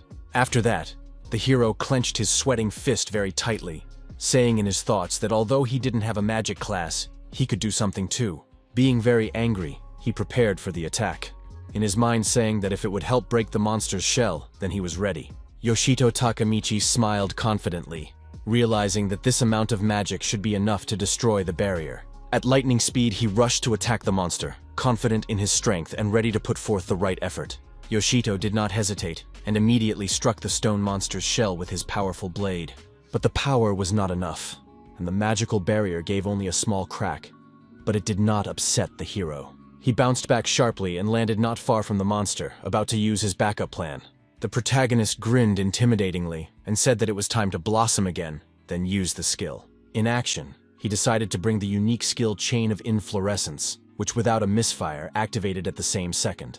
What was happening began to strain the monster, who immediately released a batch of sharp crystals towards his opponent. An exasperated Yoshito decided that he would reflect 7 of his, so that he could get an enhanced punch that would give him an advantage. After that, the hero lunged at the monster, saying in his mind that he would then endow the enhanced strike with magical energy and break the barrier. The monster, however, grabbed 2 crystal piles and was about to hurl them at Yoshito, leaving him no chance of survival. The young man became very tense, but he was not confused and immediately tried to bounce to the side to remain unharmed. He managed to bounce off a flying pile of crystals, which crashed into a wall nearby and shattered. Yoshito laughed and said that thanks to the monster's pebbles, he was able to regain his magical energy again. The hero made a high jump and swung in flight, saying it was time to get what he deserved. The stone monster was very surprised, and even froze a bit as it watched the fearless young man rushing towards it. Yoshito Takamichi swiftly ran at him, preparing to launch one last series of attacks and finish off the monster. The monster tried to release crystals at him, but the hero came back from them, which made it even more frightening. Bloodthirsty looking at the monster, the young man said that he wouldn't stop it with this and swung his blade. Soon, Yoshito was struck with a blow endowed with immense magical power and amplified several times by a unique skill. With such an unexpected move, the protagonist astonished even Kogura Okumomi, who was watching the battle nearby. He felt proud of his young partner and recognized that Yoshito Takamichi had outdone himself. Empowered and enraged, the hero threatened the monster that he would destroy its body and shell with a single blow. After these words, an incredibly powerful blow was struck, triggering a huge explosion of the monster's shell. The chain of the inflorescence did its job and the powerful magical barrier began to collapse, which was very unexpected for the monster. At that moment, he was confused because he realized that his shell was shattered, and there was no way for him to survive. The destruction of the barrier triggered another powerful explosion, after which the monster could not stay alive. Yoshito Takamichi was immediately thrown aside by the blast wave, and the stone monster was burning from within. The protagonist fell backwards onto the ground in a not-so-gentle manner, coughing up dust and trying to gather his thoughts. In an instant he opened his eye, looking up with sweat on his face while feeling the pain from the fall. Standing over him was a broadly smiling Kogura Okimomi, who was very proud of the way his young partner had shown himself. After seeing his comrade smile, Yoshito Takamichi smiled slightly as well and closed his eyes, feeling safe. Without further ado, they showed a thumbs up, which spoke of the success of the operation. Rising to his feet, the hero asked if the rest of the conquerors were okay or not, and the king asked if he doubted it. The delighted girls nearby were overjoyed that their savior had survived and defeated the bloodthirsty monster. Yoshito Takamichi looked at the girls dumbfounded by his beauty, and said that now there was one less problem. But suddenly, there was a sudden rise in the stone slabs, which provoked strong vibrations underfoot. The main character understood absolutely nothing and was very nervous, but tried to keep a cool mind. Right beside him, a huge iron maw emerged from the ground, which threw the young man into a stupor with its appearance. In the same minute, the merciless iron creature swallowed Yoshito Takamichi, with only his blood dripping from its mouth. Kogura Okamomi was very worried about his partner and couldn't believe that an unknown creature had swallowed him. The girls saved by the hero cried and trembled with fear, hugging each other and trying to calm down. Yoshito Takamichi quickly revived and bounced aside to avoid falling into the jaws of the huge monster again. Sweating with nerves, the young man began to wonder who this other thug was and where he had come from. This huge monster was a steel destroyer that was like a powerful dragon and was composed of iron.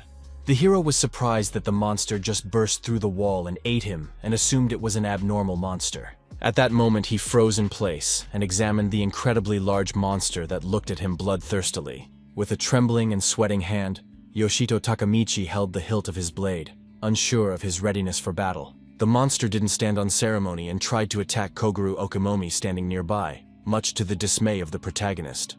The king immediately began to defend himself and hold back the monster's onslaught with all his might, though it was given with great difficulty. Still, there was a smile on his face as always, and the man said that the monster was behaving well and was quite strong. Koguru Okamomi still managed to repel the monster's onslaught, which looked very surprising to those around him. Smiling, the sweating king said it was best not to mess with this guy unless you wanted to end up in his belly. He then decided to go to extreme measures to finish off the mighty monster as soon as possible. The king utilized the ability of the Erenko's front, which summoned a super powerful fire that was immediately aimed at the enemy. The dragon-like monster immediately began to burn with a powerful fire that it was unable to extinguish. Standing nearby, Yoshito Takamichi covered his face with his hands to avoid the risk of foreign bodies hitting his eyes. But in an instant he changed in his face because he was shocked by what he saw and couldn't believe it. The hero noticed that the monster wasn't bad and realized that Kogura Okimomi's flames weren't taking it. The young man immediately turned to the king, who said that apparently their opponent was immune to fire. The iron monster really didn't care about the fire attacks, and it only grinned in its opponent's face. Kogura Okimomi was not going to back down, and said that in that case, they would have to fight the monster the old-fashioned way. After saying that, the king rushed to attack the huge monster with just his sword, not feeling the slightest bit of fear. The dragon-like monster opened its mouth wide and roared at the top of its voice, hoping to frighten the human. The king began to try to attack it, but the monster managed to dodge, and the blows landed on the stone slabs. The man was not going to give up and made high jumps to increase the power of the strike. One of the strikes was successful, and went straight for the dragon's iron tail, which had a slight misstep. The monster roared in unbearable pain, and Kogura Okimomi was convinced of the correctness of his actions. Making a leap, the king threw the stones into the dragon's mouth and asked, did he really think that the enemy would get into his mouth so easily? Suddenly, something like launchers appeared in some places on the monster's body, which was very alarming. Kogura Okimomi tried to keep a cool mind and not jump to conclusions, so he watched silently. A bayonet-shaped object with an iron tip suddenly flew out of the launcher at high speed. The iron-tipped chains were aimed at destroying the enemy, which was the monster's crowning trick. The wary king got a little nervous, saying in a sweat that he certainly hadn't expected such a turnaround. The chains with iron rotors then began to attack him, but the man was not confused and tried to dodge them. He bounced to the side with all his might, keeping himself out of harm's way and trying to remain calm. His partner was suddenly joined by Yoshito Takamichi, who couldn't stand by and just watch. A very tense Kogura Okimomi noticed this and became very worried about the youngster who was in danger. At that moment, a chain with a sharp iron tip was pointed directly at the hero, who became nervous upon noticing it. He unfortunately didn't have time to react, causing the huge rotor and half of the chain to pass right through his body. Yoshito Takamichi said that he was in a lot of pain, but was also glad that he was able to get close to the monster. His eyes reddened again with bloodlust, and the young man himself said that now they would test how strong the dragon's eyes were. Without the slightest hint of compassion, he stuck the sharp blade right into the center of the huge monster's eyeball. From the unbearable pain, the dragon screamed at the top of its voice and threw itself off Yoshito Takamichi, who was a bit confused. The hero wasn't too happy with this arrangement, as he realized he could have thrown a few more punches. In flight, Kogura Okimomi came to his aid and grabbed the guy under his arm, thus securing his further fall. At that moment, Yoshito Takamichi was very nervous because he didn't understand the situation and thought he would crash to death. The king apologized, saying that because of his carelessness, the guy had to die, but he laughed and said it wasn't the first time he'd had to. Both of them quickly moved away from the topic and turned their attention to the dragon, which was still alive and dangerous. The enraged monster was smashing everything around it with its iron tail, ready to attack at any second. He was destroying the stone floor beneath people's feet to make it harder for them to move and hurt them in any way. Then the fierce dragon opened its iron maw wide and roared with a roar that was very shocking to the ears of the people. But at the same time, the monster could not do anything, because the protagonist, his partner, were in a safe zone. The dragon didn't care about that and kept trying to attack them, and Yoshito Takamichi called it unbelievable. Covering his face, the hero said that it was the first time he had seen a monster trying to make its way into a safe zone with such fervor. Before, the dragon hadn't given up trying, but in an instant, its behavior changed, and it turned its head in the other direction. His gaze was now directed upwards, which was completely incomprehensible to Yoshito Takamichi. The wary protagonist immediately assumed that the monster is up to something, because he behaved so far from nothing. Suddenly, the monster stuck its head straight into the ground, being like an ostrich at that moment. A pensive Yoshito immediately wondered if he was going to go downstairs to sneak up on them. The hero got nervous and said that this is not normal, because everyone knows that the power of the monsters grows with each floor. He then said that if the dragon penetrated the floor below and attacked the invaders, they would not be able to escape. Very serious at that moment, Kogura Okimomi confirmed that this was indeed the case, and began to calculate all the possible risks. The king said that all the conquerors downstairs would die if the dragon managed to get down to the floor below. Yoshito Takamichi decided to cautiously approach the hole created in the ground to inspect just how deep it was. After analyzing the situation, he said with trepidation that the monster was indeed headed to the lower floor. Kogura Okimomi said that usually a safe zone that monsters can't get into in any way is responsible for getting to the next floor. At the same time, he added that there were monsters with tremendous combat power that could literally punch their way down. With sweat on his face, the king said that this iron serpent was definitely an anomaly, which sounded alarming. Yoshito Takamichi was very surprised to learn that the management had set up a special category for such monsters. Being tense, the protagonist immediately inquired as to what category was set for them. Kogura Okimomi said the department described the category as an unauthorized threat. The name was even more frightening to Yoshito Takamichi, who had never heard of it anywhere before, and it was wild to him. The king said that information about such individuals was only available to experienced conquerors and kings, so the young man had heard nothing about it. He then rose from the ground and stood firmly on his feet, realizing that they needed to move on and waste no time.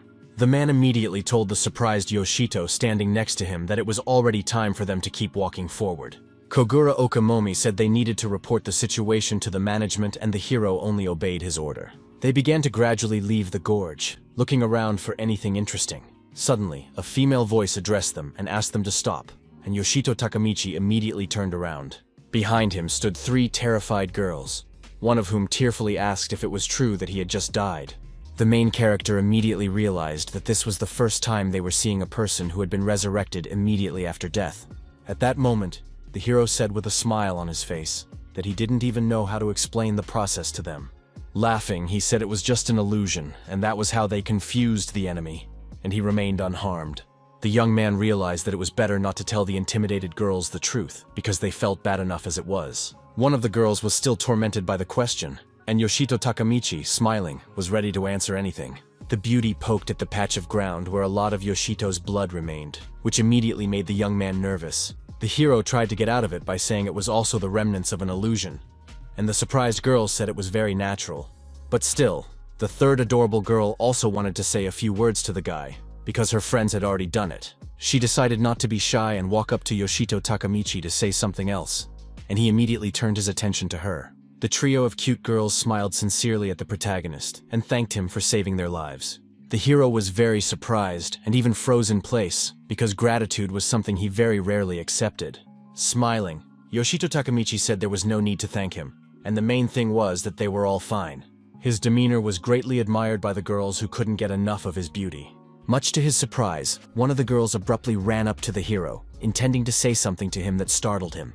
Very worried, she offered to exchange numbers if he didn't mind, much to Yoshito's surprise. Shiramachi Yuri, meanwhile, exclaimed that she sensed impending danger, and Mona reminded her that they were actually fighting.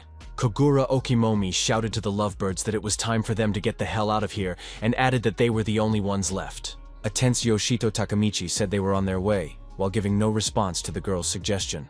This puzzled the beauty, who expected to hear the young man's agreement, but he only said that it was indeed time for them to go. Yoshito Takamichi asked if the girls would like to meet that Iron Hulk again, which was very unpleasant. He then went up to the king and apologized for the delay, while the man said he didn't mind waiting a bit at all. Snapping his fingers, Kogura said that after all, the guy had accomplished a feat, and he was due some glory. The hero replied that he was not trying for that at all, and the perplexed king looked at him and asked if he was serious. The man didn't dwell on it any further, and said it was time for them to head back to the first floor. Portals were a tool that could be used to move freely between floors of the tower. They were equipped on the 1st, 5th, and 10th, that is, every 5 floors, and were most often placed in a safe area. As soon as any of the conquerors discovered a new floor, a portal would immediately appear. A pensive Yoshito Takamichi asked what would happen to the people on the other floors if they met behind the Iron Serpent. Then he said that people might not be able to get to the portal, and the serious at that moment king recognized his rightness. The king said that was why they were obliged to come back here with help, otherwise the people could not be saved. At that moment, they were approaching the entrance to the portal, the blue light of which dazzled their eyes a little. Kogura Okimomi also said that they would go to Fuyunrito's house right now to plan the way forward. A short time later, they were in the office of the branch manager, who thanked them both for this report. She said there are already several victims on the lower floors of Proteus Tower so far. Fuyunrito said that all those people were killed by a bloodthirsty monster called the Steel Destroyer. They were also told that they, as representatives of the Tokyo branch, needed to immediately eliminate the unauthorized Class 1 threat. Standing up from his chair, the head said that, for the time being, the Conqueror branch was freezing the project to conquer the heavenly demon Zeus Tower. She added that they set their main and only goal, and that was to kill the Steel Destroyer. Kogura Okimomi said that he and Yoshito had already fought against him, and they failed to hurt him even a little. He advised the branch head to carefully choose those conquerors who would go on a mission to eliminate the monster. A drop of sweat ran down the face of a tense Yoshito Takamichi as he watched the negotiations in silence. The head replied to the king that he didn't have to worry about the choice of people because they had everything covered. Her left arm behind her back suddenly lit up with an emerald color, as if spewing out energy. Fuyunrito then clenched her fist tightly, as if gathering all the energy into it and preparing to show something. A very surprised Yoshito Takamichi stared wide-eyed at what was happening, not knowing what to expect. Filled with incredible power, the branch head made a sudden leap forward, which was even more alarming. Firmly grasping the hilt of her mighty sword, Fuyunrito declared that she would personally participate in the operation this time. Yoshito Takamichi looked at the girl with utter bewilderment, saying that this was total ales. After a short period of time, the trio were already on the 8th floor of the demonic Proteus Tower. Fuyunrito said that the Steel Destroyer had previously dwelt on the 25th floor, but after their battle, it had begun to descend to the lower floors. The girl also said that according to reports received earlier, tremors are still being felt here. She said confidently that their target was very close by, and with an eagerness to fight, she promised she wouldn't let her get away. Yoshito Takamichi decided to ask if she was afraid for her agents who had gone ahead. The exasperated hero said that the last time Fuyunrito did that, a lot of people went down in Persephone. The head, however, said that this situation was different, and she had sent those who had encountered the anomaly for more than the first time on this mission. A smiling Kogura Okimomi said that when a ray is remembered, the sun also appears immediately. Still tense, Yoshito Takamichi immediately decided to pay attention to what the king was talking about. King said it was a rapid response team led by the branch director, commonly known as the Ice Flower Squad. A stunned Yoshito Takamichi asked why they had that name, and Kogura chuckled and asked him to pick his jaw up off the floor. One of the agents reported to the head of the branch that the reconnaissance was completed, and the reports were correct, because all the seismic tremors were still going on. The guy assumed that the monster was hiding somewhere in the walls, because the seismic tremors are due to his tower movement. A wary Yoshito Takamichi looked at the agent with a serious gaze, listening intently to his report to the head. The agent then looked at King Kogura Okimomi and champion Yoshito Takamichi, and carefully clarified their names. The protagonist asked the guy what he wanted, while showing his share of cockiness with his entire appearance. The blue-eyed agent looked at him silently at first, which caused the hero some bewilderment. The guy then bowed to them, saying that he was happy to cooperate with people like them, much to Yoshito Takamichi's surprise. The agent said that the ice flower was originally supposed to be able to neutralize the target, but the unauthorized threat is equal in power to the Tower Master. He added that together with such powerful people, the group will be able to minimize the casualties. The bewildered Yoshito Takamichi understood absolutely nothing and didn't know how to react to his words. Scratching the back of his head, the young man asked the agent what he was even talking about, while trying to understand anything at all. Kogura Okamomi put his hand on his PLKO and confidently stated that as long as they were here, no one would die.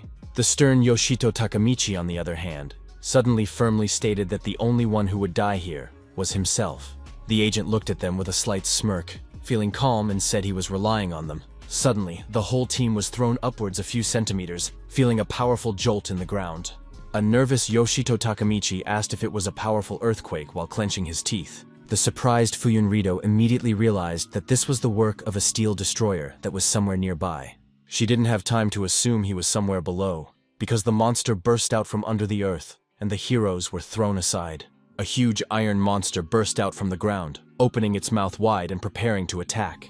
The Ice Flower Squad leader was not confused and immediately began to command, addressing his companions. The young commander ordered everyone into position immediately, after which everyone spread out around the perimeter. One of the team members gripped the hilt of his sword tightly, preparing to inflict maximum damage on the enemy. After that, the completely calm members of the Ice Flower group rushed to attack the steel destroyer. Two rushed in to attack from the air, while two more members of the group covered them from below, diverting the enemy's attention. The swordsmen swung in flight, but suddenly the Iron Dragon turned its attention to them and gathered to fight back. He immediately used chains with sharp iron tips that could pierce through a man. At first, the armed fighters managed to repel the tip attacks, but it got worse from there. At that moment, one of the fighters stalled because he noticed a sharp arrow flying at him.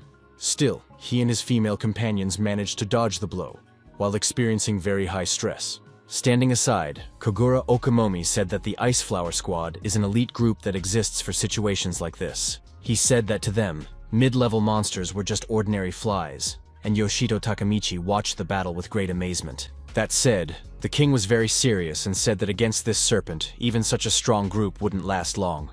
The man analyzed the situation and drew conclusions while observing the actions of each member of Ice Flower's group.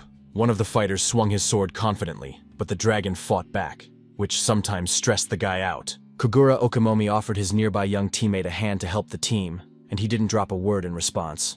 The king energized his mighty sword and ordered Yoshito Takamichi to fight at full strength, and he promised to do so.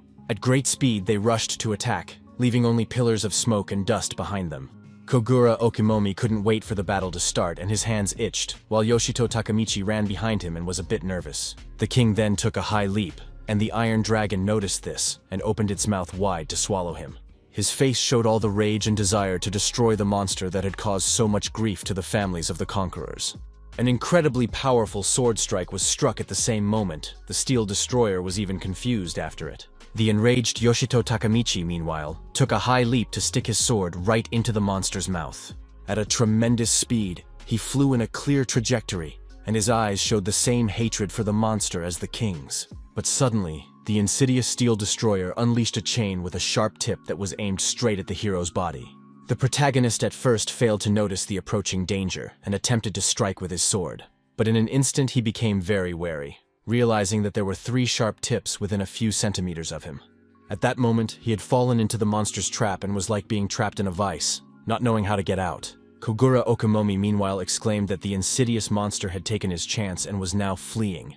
After saying that, Fuyunrido came into play and immediately rushed after the steel destroyer who was fleeing from the spot. She said that now it was her turn to show off, and a nervous Yoshito, trapped, watched with sweat on his face. The branch head was confident and kept right on the tail of the steel destroyer who kept running away. The girl firmly grasped the sword endowed with energy and exclaimed that she wouldn't let the monster get away.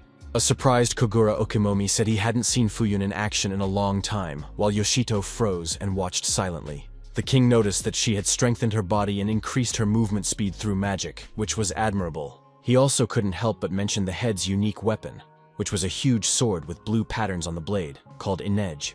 The man asked Yoshito Takamichi to watch carefully, saying that Fuyunrido has taken the fight seriously. After that, Kogura Okamomi added that this fight would end very quickly, and the head also looked at the steel destroyer coldly. Without any warning, she rushed into the attack, running at breakneck speed towards the wary monster. The mighty sword strike was successful and confused the steel destroyer, who was in great pain. Bouncing to the side, Fuyun Rito kneeled down, stopping her sliding and carefully analyzing her opponent's behavior. After this happened, the dragon became even more angry and started waving its tail in different directions, destroying everything in its path. The branch head didn't care about his aggressive behavior, and she didn't stand still. And the destroyer heard strange sounds behind him at one point. She used her sword first to deliver a blow that was like a grating blow and bounced to the side, unharmed. After that, Fuyun Rito began to maneuver, preventing her opponent from attacking herself and getting close to her. Coming very close to the dragon, she swung her sword sharply, and without any hesitation, delivered a powerful blow to the tail. From surprise, the steel destroyer swung its tail sharply, throwing the girl upwards and not realizing how she had time to strike. Bouncing back a few meters, Fuyun Rito kneeled and stalled, looking at her opponent and waiting for his attack. After that, the branch head rushed to attack, and once again got close to the monster and prepared to strike. Taking a high leap, she gripped the hilt of her sword tightly, and the steel destroyer looked at her like a victim at that moment. The cold-blooded Fuyun Rito also looked into his eyes, confident that victory would be on her side. Taking her left arm aside, she extended the blade downward in front of her, aiming clearly at the monster. A few seconds later, a powerful blow was delivered to the steel destroyer's tail, causing it to scream in pain, and yellow liquid squirted from the wound. A stunned Yoshito couldn't believe that Fuyun was able to hit him, and the king said that her sword, Yine, was endowed with magical powers. He added that she herself is a genius at using magic, and is able to manipulate it so masterfully that she amplifies not only her body, but also the tip of her sword. Kogura Okimomi said lastly that this was the true strength of Fuyun Rito, the head of the Conqueror's branch management. The woman told the agents that the unauthorized threat class monster called the Steel Destroyer needed to be destroyed immediately. A surprised Yoshito Takamichi pulled out a sword from his inventory and said that in the end, the agents didn't even need their help. The cold-blooded Fuyun Rito meanwhile climbed onto the body of the fallen monster and swung her sword. The Steel Destroyer was still conscious and turned his gaze to her, not about to give up. Enraged, he took a desperate step and used all the chains with sharp tips to destroy his opponents. The enraged monster was not going to show any mercy to the humans and prepared to fight to the very end. Chains were scattered in different directions, and the Steel Destroyer itself tried to maneuver around, preventing itself from being attacked. Group head Iceflower nervously said that there was no way to get close to the enemy now, and they needed to change their plan of action. The iron monster meanwhile took its chance and tried to hide in the depths of the cave again. Fuyun Rito realized that they couldn't let him get away. After all, they had managed to break through him for once. But she didn't know what to do either. Suddenly she noticed a red glare that passed right next to her head. As it turned out, it was Yoshito Takamichi who had dashed after the dragon, much to the head's consternation. Reckless at that moment, the protagonist made a high jump to pounce on the enemy from the air. He was a little confused, because the iron chains were aimed directly at him and no mercy could be expected. Yoshito Takamichi's nerves began to make him sweat, and he clenched his teeth tightly, realizing that he was in a hopeless situation. Still, he died. But with the help of the inversion skill, the debuff was changed to a buff, and the lost 24 points of vitality returned. The protagonist was very quickly back in the fight and grabbed the ledge, being even more aggressive against the monster. The young man said that considering how much the Steel Destroyer had dispersed, no living person would be able to get close to it. Then he smiled confidently and said that no one else could do it but him, and began to climb the ledge. After making a jump and grasping the iron dragon, Yoshito Takamichi said that he was immortal, so he was not afraid of anything. Thanks to the revival point skill, the protagonist managed to end up right on the monster's belly, but he didn't know what to do next. The Steel Destroyer suddenly sped up, much to the strain of the young man who was barely hanging on by his belly. Being very nervous, Yoshito Takamichi shouted and asked the monster to hold the horses, but he didn't care about his words. The protagonist didn't understand how such a huge iron creature could move so fast. In an instant, the young man's sweaty hand slipped and he flew off to the side, much to his consternation. A very tense Yoshito flew straight into the pile of cobblestones that was behind him and realized that he was in bad luck. Slamming into a pile of rocks, he crashed to death, and a large amount of his blood splattered in different directions. The enraged young man immediately revived, shouting loudly that the Steel Destroyer was sick of him with his antics. After a couple of seconds, the protagonist was in the air again, realizing that he should immediately grab onto the monster's belly. At that moment, several chains with sharp tips were pointed at him, which were very unfortunate.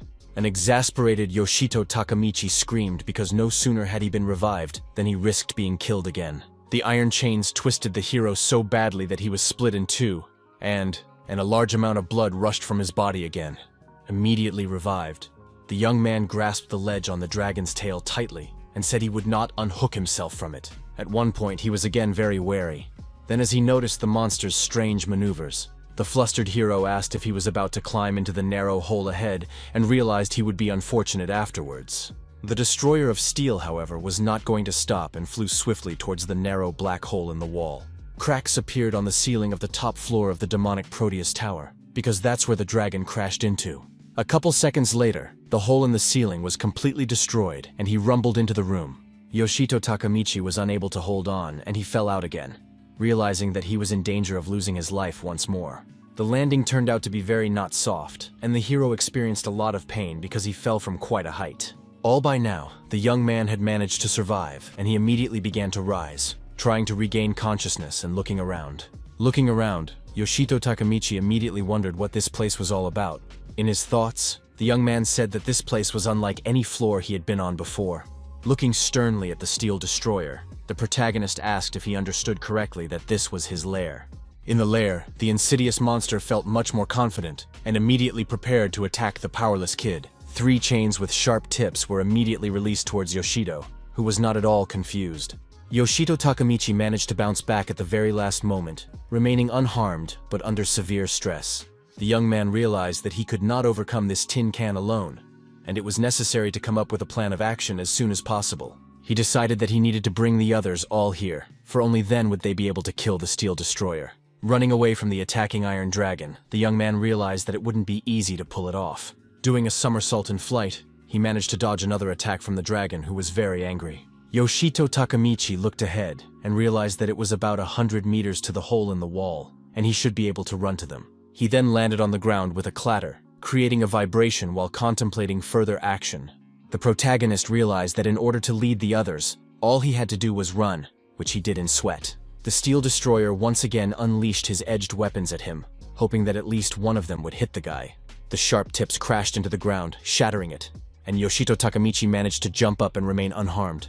At high speed, he managed to break through the iron chains that were sticking out, obstructing the passage. Yoshito Takamichi didn't stop even for a moment, even though he was very out of breath, but he realized he had to escape. The steel destroyer's iron weapon suddenly got in his way, which stalled the hero and made him tense up. Still, he grinned and said that since the monster wanted to play hide and seek, then he wouldn't play by the rules, and made a sharp roll. None of the iron tips reached their target, and the impact hit the ground again, creating a strong vibration. Yoshito Takamichi grinned as he said goodbye to the Iron Man and said that they would meet again very soon. Making a sharp leap forward, the protagonist fell into a narrow black hole, leaving the iron monster behind. Steel Destroyer was very angry because the target had gone right out from under his nose, but he was unable to catch up with the enemy. The team of agents meanwhile were in the safe zone, along with the branch head and the king. Fuyun Rito immediately turned her attention to Yoshito Takamichi, who had suddenly emerged from the gorge a few meters away from them. All the team members were very surprised to see a panting protagonist who barely managed to reach them. Trying to catch his breath after the long run, the young man was glad he was finally here, though that joy was not on his face. Kogura Okimomi said they were already starting to worry about him, even though they knew he wouldn't die. But the hero apologized to them. At that, the young man smiled and said that no matter how it was, he had not come empty-handed. An interested Fuyun Rido expected to hear useful information from him and asked to report. The main character said that there was an iron dragon's lair on the upper floors, which he visited. The young man suggested that that was where they would be able to defeat the bloodthirsty monster, and the team listened to him carefully. The branch head began to analyze the situation after hearing this, thinking about the steel destroyer's lair. She then asked if there were any unusual magical stones in it, and the hero at first said he didn't know, but still, he remembered something. The guy said that if compared to the lower floors, the stones in the monster's lair sparkled with a golden glow. Fuyun Rido respectfully thanked the hero for the useful information and said that they could use it a lot. She said that during their first fight, Ice Flower had analyzed the steel destroyer's body structure. It was revealed that the monster only feeds on fossils with high magical energy content. But in this tower, all the magical stones with impurities. The chapter assumed that there was an area with the purest magical stones, but no one could have known that this place would turn out to be his lair. A wary Yoshito Takamichi asked if he had understood correctly that they were very lucky to have found the steel destroyer's lair. The woman replied that there was no more room in the tower with pure stones, and if they caught the monster unawares in the lair, there would be nowhere to escape. She then said with particular enthusiasm that it was time for them to move out, but Yoshito was not so eager. The bewildered young man asked why she had stopped, while hoping he wasn't going with the team. Fuyunrito turned around and asked the protagonist to lead them to the lair, but he remembered that they didn't know where it was. It wasn't long before they were already in the lair of the Force Destroyer, who was eating the purest magic stones at that moment. Observing this process, Yoshito Takamichi speculated that this was the monster's way of replenishing energy. Suddenly, the young man became alert and turned around, seeing a human hand scrambling, trying to climb the ledge. It turned out to be one of the panting members of the Ice Flower crew, who had barely managed to climb in. The agent said Yoshito didn't even break a sweat as he walked up that hole up, which I expected from a champion. He was discouraged even more when he saw how easily Fuyunrito and Kogura Okimomi jumped onto the hilltop. The branch head prepared her magic sword and said that they were about to start a very important operation. Keeping her composure, the girl looked forward and said that the target had been successfully located. After that, the entire team rushed to attack the Force Destroyer, and Fuyunrito asked for all their strength to eliminate the target. The Steel Destroyer immediately turned his attention to the approaching opponents and realized that a battle was inevitable. He immediately became angry and began waving his tail, raising huge columns of dust and showing his aggressive mood. At that moment, Kogura Okimomi rushed to the attack without a backward thought, saying that as a conquering king, he no longer intends to play the monster's games. Grasping his sword tightly, he smiled and said that he would show the Steel Destroyer all his strength right now. The very confident Conqueror King used a magic attack to make the monster suffer pain. The enraged monster howled at the top of its voice, feeling intense pain and burning from Kogura Okimomi's fire. The king, however, showed no mercy and continued to throw more and more punches. Out of anger, the Steel Destroyer kept kicking and tried to slam his head into the ground to knock his opponent off his feet. At this moment, Kogura Okimomi took the chance and successfully struck a sword strike right at his head. With a sharp swing of his sword, he repelled his opponent's attack, who experienced more pain as he leaned back. Yoshito Takamichi, who was standing nearby, was watching the fight, covering his face as rocks flew everywhere. The enthusiastic young man called the actions of Kogura Okimomi, who managed to hit the monster on the head with his sword at the very last moment. The iron monster was still alive and wasn't going to retreat, realizing that there was nowhere else to retreat from its lair. Once again, he went to the extreme and used iron bayonets, which had never failed him once. This made Kogura Okimomi take his opponent more seriously, and he asked if he didn't intend to give up so easily. The iron lugs were fired clearly in the direction of the conquering team, who didn't flinch. The team members stayed in place and tried to keep a calm mind to avoid any missteps. The iron bayonets surrounded them and prevented them from breaking free, making the members of the Ice Flower group start to feel nervous. Gritting his teeth in nervousness, Yoshito Takamichi looked around and thought of a plan of action. Fuyunrito remained cold-blooded and grabbed her magic sword, intending to give a proper fight back to the Steel Destroyer.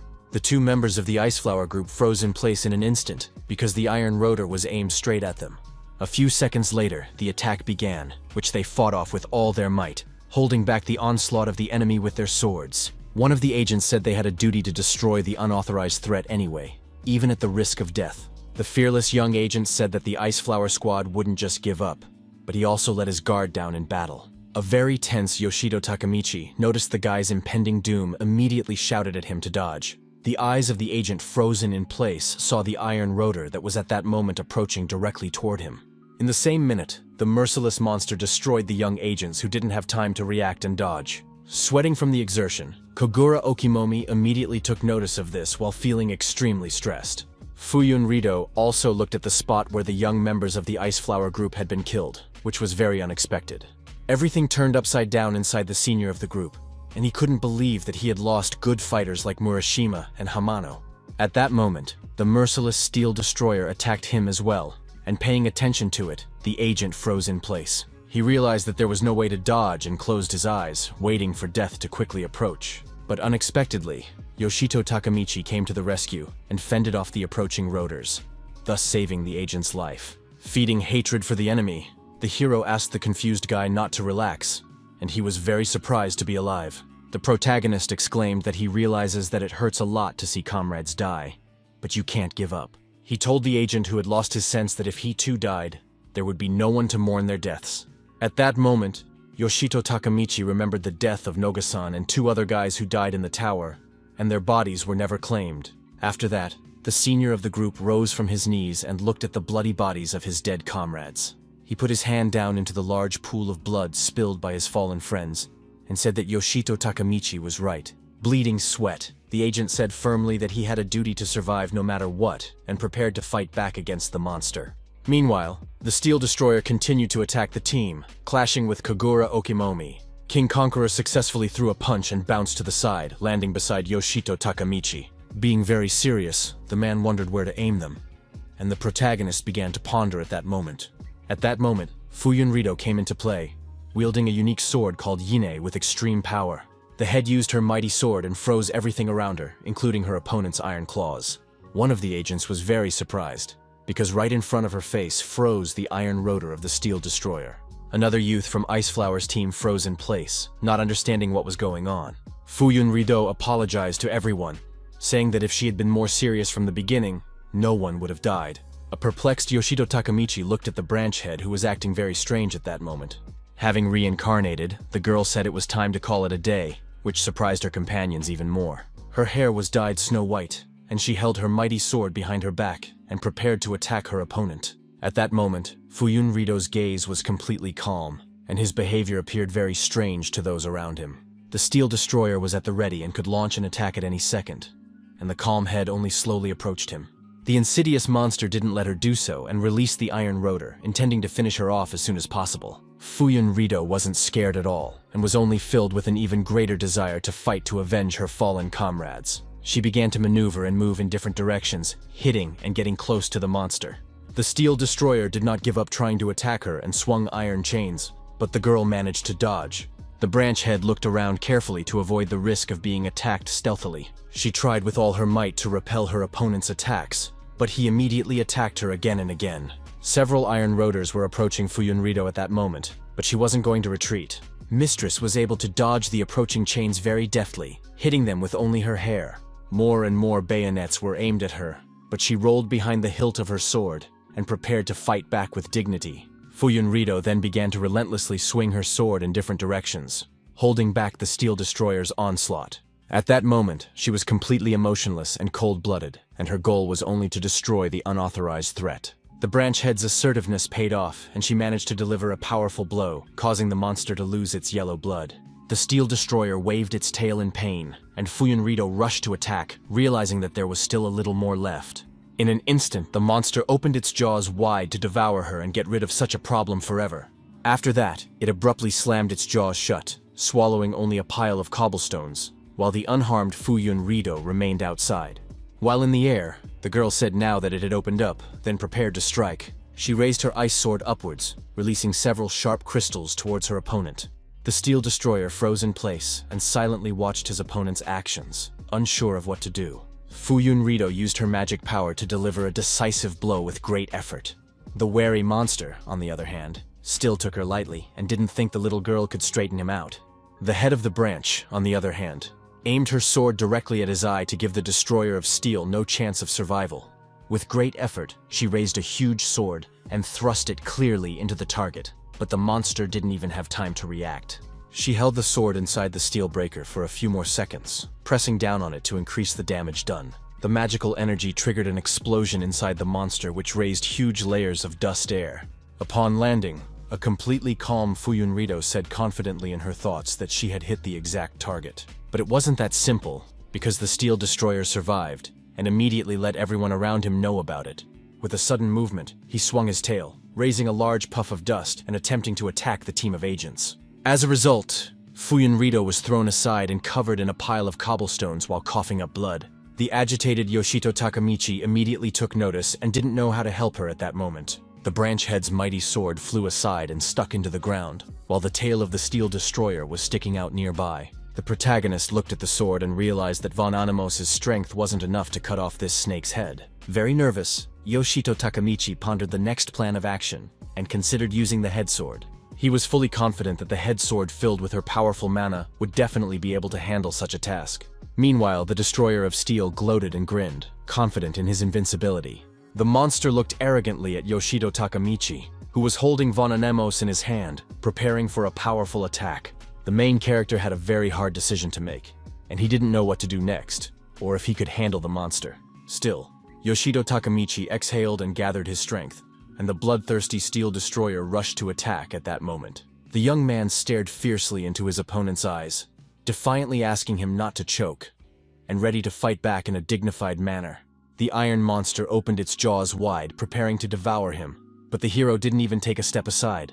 At one point, he did rush to the side, threateningly saying that the destroyer of steel would pay with his life for this. The hero didn't stop for a second and said he wasn't as fast as Fuyunrido, but he could do something too. The young man quickly got close to the head sword and grabbed it, twisting it in his hand and preparing to strike. Suddenly, he put his sword to his own throat and left a cut while smiling into the monster's face. Yoshito Takamichi in pain said that he had one proven method to help tear off the dragon's head. He died afterward, but was quickly revived at said point and said he normally wouldn't have gone for such a thing. But now he had an incentive. The protagonist realized that if he killed himself, the destroyer of steel would never guess where he would be reborn. The misled monster began to look around warily, trying to find an opponent who was taking advantage of this. At that moment, the furious Yoshido Takamichi was approaching him at great speed, eager to chop off his head. An incredibly powerful blow was struck directly into the belly of the steel destroyer, which immediately screamed in pain. The protagonist didn't sit him out and threw a few more punches, reducing the monster's chance of survival.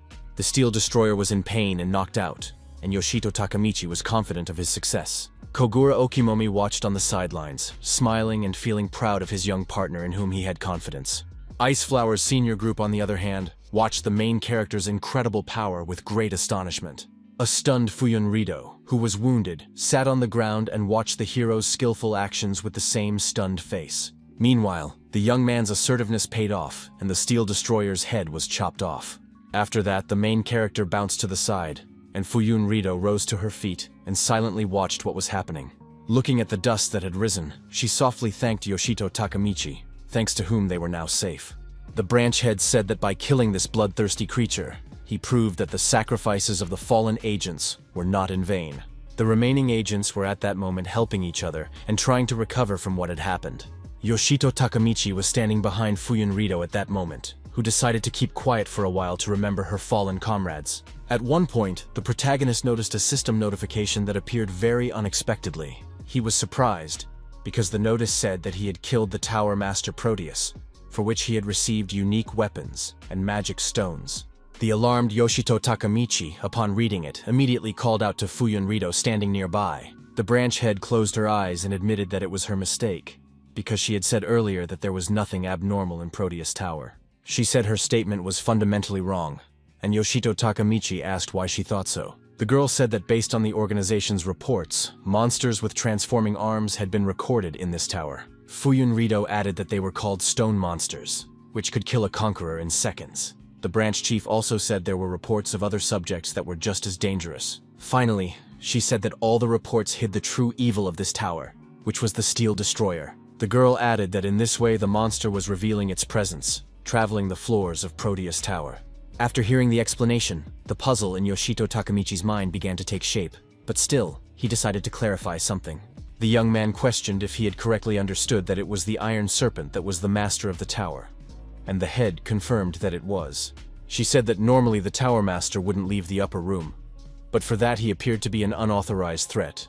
Now the protagonist was clear, and asked if it was true that he had just finished off the steel destroyer. Fuyunrido asked the young man if he had any objections to this, since he was so eager to ask. The hero scratched the back of his head and said that wasn't the case at all, and the branch head tried to figure out what he meant. The young man said that the head, Kogura Okimomi, and the Ice Flower boys contributed much more to the battle than he did. The Conqueror King, meanwhile, kept his hand on the shoulder of the senior of the group, silently listening to the protagonist. Serious at the time, Yoshito Takamichi said that despite their best efforts, this battle was not without casualties. He then looked at the notification that said there were only 10 seconds left before the tower disappeared. The protagonist just wanted to become even stronger than he was now, and that was the only goal he had. Soon the tower began to dissolve into space, and he and the others were forcibly teleported to the real world. A short time later, Yoshito Takamichi and Kogura Okimomi were in the office of the head of the Tokyo branch. The young man placed a silver ring on the table and asked Fuyunrido to take a look at it, believing it to be of value. She asked if it was true that it was the weapon that got him for defeating his boss, and the guy confirmed that it was. He also used the inventory window and dumped a whole bunch of magic stones on the table, which were also rewards. Fuyunrido looked at them emotionlessly and asked if he was thinking of buying her. But the young man said that it wasn't like that at all. Yoshito Takamichi said that they defeated the Tower Master with their combined efforts, hinting that he should share with everyone. The guy then said he decided to give the award to them, adding that Kogura Okamomi supported his initiative. The protagonist asked the chapter to use this to support the rest of the conquerors. After a while, they were in a hallway where one of the agents approached Yoshito Takamichi. The young man immediately recognized the agent from the ice flower, and the serious man, on the other hand, introduced himself as Ryudo. He said he had business with them, and an interested Yoshito Takamichi immediately inquired as to what it was. Ryudo said that the control was preparing for a large-scale operation, and added that the Ice Flower Squad would also be brought in as a strike force. Clenching a sweating fist, the nervous agent said that although he had become the squad leader, he was not yet strong enough to handle that role. With sweat on his face, he said he didn't want any more of his comrade to go to the other side of the world. After that, the agent suddenly bowed to a surprised Yoshito Takamichi and asked to take him as an apprentice. He kneeled for a while the protagonist and his partner Kogura Okimomi looked at the begging agent in silence. A month had passed since the Steel Destroyer's assassination, and the leader of the Ice Flower Squad, Ryudo, had been training all this time. Every day he put in a tremendous amount of effort and practiced his strokes, and it all started to pay off. He was throwing himself around in the gym, throwing some good punches and having a great desire to fight. Watching this, Kogura Okimomi smiled as he noticed that the student had a pretty good grasp of the material he had learned. Ryudo was now very confident and fought with dignity against his teacher, which pleased him greatly. The young leader had been practicing in sweat, and it was evident in his skillful movements as well as his confidence. Kogura Okimomi was making him sweat and dodging punches, so the guy understands that there are tense situations in combat. The teacher really liked the young man's fighting attitude.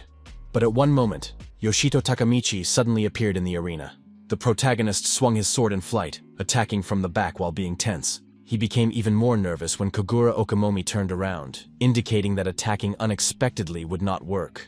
The Conqueror King, with a smile on his face, immediately repelled his attack without even making much effort. His loss of vigilance was immediately taken advantage of by Ryudo, who crept up from behind and swung his sword. Both students were thrown off in different directions by Kogura Okimomi's powerful strikes, which were astonishing in their skill. A nervous Yoshito Takamichi tried with all his might to slow his slip while holding the hilt of his sword tightly. Ryudo also made an effort to break, which he managed to do successfully, but he was exhausted. A cheerful Kogura Okimomi told the panting boys that they had shown themselves somehow weak this time. He also added that they should put in more effort, as they were clearly capable and could have performed better. Exactly a month ago, Ryudo had begged to take him on as an apprentice, and Yoshito Takamichi and his senior partner had looked at him silently at first. The hero said that he wasn't strong enough to take someone on as an apprentice, as he still needed to learn and study himself. He added that the mission to conquer the Protea was part of the training, and a tense Ryudo listened to him in silence. Suddenly, the newly minted leader placed his sweaty hand on the protagonist's shoulder, being encouraged. Ryudo offered to train together, and a slightly flustered Yoshito Takamichi agreed and asked him to settle down. Feeling very uncomfortable, the main character tried to push away the clingy leader of Team Iceflower. Kogura Okimomi said that since they were both so enthusiastic, he would take over their training, which made Ryudo very happy. The man told the enthusiastic youth that before the conquest of the demonic Zeus Tower began, he would get them up to speed. Yoshito Takamichi was currently reflecting on the entire month he and Ryudo had spent in the training room challenging the king. Judging by the feelings of the main character sweating from training, he started to fight much better than before. At the same time, he realized that he was still a long way off from the conqueror King Kogura Okimomi, who was no longer a recruit. The outgoing Yoshito Takamichi smiled, about to compliment the king, but also as if plotting something. Suddenly, together with Ryudo, he rushed to attack Kogura Okimomi, recognizing that he was indeed incredibly strong. The perplexed king looked at the guy and said that it was true, but Yoshito and Fuyun had contributed greatly to the battle against the Steel Destroyer. He said that it should not be forgotten that some conquerors might just be powerless against a certain type of monster. The king effortlessly repelled the attack of the attacking disciples, and said that if they became even stronger, a lot of things would change for him. Brushing them aside with a counterattack, the king said he wouldn't have to put any effort into the battle at all, if that was the case. Yoshito was saying in his mind that even though they fight with real weapons in training, they couldn't even manage to scratch the master. The unbeatable Kogura Okimomi was striking at the students with ease, and the hero was nervous and confused. Falling to the ground after another blow from the master, the protagonist immediately began to get up, albeit with difficulty. At that moment, Ryudo shouted to his comrade in arms that he was in danger. Shi-wary Takamichi immediately turned around. At that moment, the two disciples rushed to attack Kogura Okimomi, who was standing still and was ready to do so. Yoshito Takamichi made a leap for an airstrike, and Ryudo, on the other hand, lunged at the master with his sword while on the floor. Both attackers were confused because the teacher used the fire ability while being completely calm. With a sly smile, Kogura Okimomi said it was time to warm up the boys a bit, which sounded intimidating.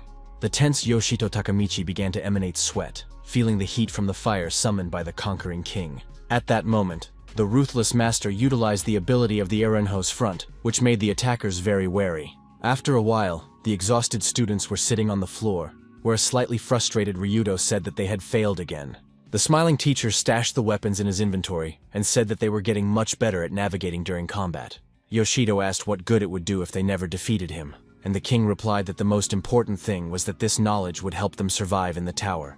The hero was offended that they couldn't even scratch him, and the man said that meant they'd have to put more effort into it. After that, the three of them left the training room, and the disciples could finally rest after their hard training. A surprised Yoshito Takamichi looked at the digital scoreboard in an instant, where he saw an unexpected notice. The scoreboard said that planning for the strategy to take over the Tower of Zeus was complete, and now accepting submissions for the conquest. The alarmed hero immediately asked Kogura Okimomi to pay attention to it, and the man asked if the time was right. Ryudo also read the notifications on the digital scoreboard, and clenched his sweating fist tightly. Remembering his fallen comrades, he confidently said that this time to protect his squad, after all, it was not in vain that he had trained for a month and prepared for the capture of the tower. A couple days later, the exam for the right to participate in the conquest of Zeus's tower began, where the man told the participants that the head would be testing their abilities. It was said that participants could fight as a whole group, and depending on the results, they would be assigned to operational areas. After that, a serious agent in black glasses asked the first group of conquerors to go for an aptitude test. A completely calm Fuyun Rido said she heard that they had intentionally left Yoshito Takamichi and didn't expect to see them. She then asked the two girls to demonstrate their skills to her, hoping to see a good result. Those girls turned out to be Sekiya Mona and Shiramachi Yuri, who had gained experience and were ready to show off their abilities. Yoshito Takamichi and Kogura Okimomi, meanwhile, were in the safe zone on the 60th floor of the demonic Zeus Tower. In the safe zone was the Conqueror's offensive camp, which is where they headed to get a little familiarization. There were simple conquerors around, chatting among themselves, discussing everyday matters. Yoshido picked up on the fact that there were quite a few people here, and the king said that it wasn't just people working that were gathered in this safe zone. The man added that there are also conquerors here, engaging in battle and shedding blood for a common goal. The protagonist smiled and asked if that meant Ryudo was also around here somewhere, since he was the leader of the Ice Flower. Kogura Okimomi said that Ice Flower is one of the main offensive forces, so they can only meet him on the battlefield. Yoshito Takamichi said that they still had to live to see this meeting, and the king understood his sarcasm because he remembered his immortality. They both laughed a little, which provided some distraction and a chance to soothe their souls. People nearby noticed their laughter, and one of the men called them scumbags, saying they might as well be ashamed. The partners paid no attention to this, which really pissed off the defiant man, who called them underdogs. He exclaimed that they didn't come here to have fun, and Kogura Okimomi and Yoshito Takamichi stopped at one point. With frightened eyes, they looked at the upstart who dared to insult them, and asked what he wanted. After the faces he saw, the man immediately descended to the ground and immediately fell silent, proceeding to sweat. Kogura Okimomi embraced the confused boy, advising him to keep his spirits up and not go crazy. Yoshito Takamichi asked the man not to drift off, then said that he could understand him after all. The protagonist agreed that few people would enjoy being in a place where there was nothing but noisy lava all around. The Zeus Tower was considered the tallest now remaining, and 150 stories high, but it was only passed to the 59th. It had long been open to the general public, and many had tried to capture it. But there was one big but. On the 60th floor, many conquerors died, and the Tokyo branch took it upon itself to draw up a plan to conquer the tower. All this was influenced by the abnormal heat, which greatly hindered the conquest, and due to which many people died. Yoshito Takamichi and the others were currently watching the noisy lava, wondering what would happen next. Wiping the sweat from his forehead, the protagonist admitted that it was indeed very hot in this place. Kogura Okimomi, remaining calm, said that if they went further, the damage from the heat would only increase. He said that the main thing was to keep the healers on them, but if anything happened to them, the whole group would be destroyed. The king then clapped his hands loudly, getting the group's attention, and said that they needed to work together. Kogura Okimomi said that the healer's job was to focus on all the other members of the group, and they in turn would guard them. Yoshito Takamichi realized that if someone tried to heal him because of the inversion, he would take damage on the contrary. He hadn't told anyone about this yet, and he realized that if he asked not to treat himself now, it would be weird. The hero said now to check if the heat status works as a curse in Persephone's demonic tower. Extending his hand forward, he opened his palm and concentrated as much as possible to check everything out. A notification suddenly appeared that heatwave status was imposed on him, but the skill had changed the conditions, and now health was being restored. A confident Yoshito Takamichi smiled, saying that everything had turned out just as he thought it would, so he wouldn't need the help of healers. The protagonist then decided to address the Kogura Okimomi ahead of him, who was all ears. The young man said he could handle the heat pretty well, so he would go first to check things out and rushed forward. The king, like the rest of the group, was stunned and stared open-mouthed at the fleeing Yoshito Takamichi. No one even had time to say anything to the escaped protagonist, who was completely confident. The young man, meanwhile, was running at a breakneck pace, realizing that it was probably not the smartest decision. But he had no other choice. Being wary, he looked around while running, hoping to see something interesting. Losing his guard, the protagonist was suddenly attacked and immediately lost a large amount of blood. He immediately fell to the ground without realizing what was happening, but he no longer had the strength to wonder at that moment. Laying in a pool of his own blood, Yoshito Takamichi didn't realize what was happening, and his eyes gradually closed. Still, the young man could still think and tried to consider the strangers who had suddenly attacked him. A few meters away, the hero saw strange creatures in white robes whose eyes glowed red. With the ability, health was restored, and without thinking long, Yoshito Takamichi began to rise, while being ready for a fight.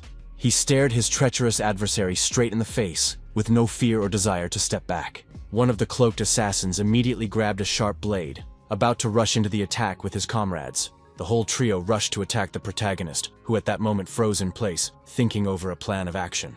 The young man jumped up on the spot, preventing his sword-waving opponents from attacking himself. Much to their annoyance, he used the ability to push them back a bit, thus giving himself an advantage in further combat. Yoshito Takamichi then smiled slightly and said that he had been preparing for this trek for a whole month. After saying that, the hero rushed into the attack with a blade in his hands and said that they might not even think that they would finish him off so easily. With a sharp swing of his blade, he tried to strike at one of his opponents, who managed to dodge. The assassins in robes weren't slumbering either and swung their blades, which alarmed the hero, but he didn't panic.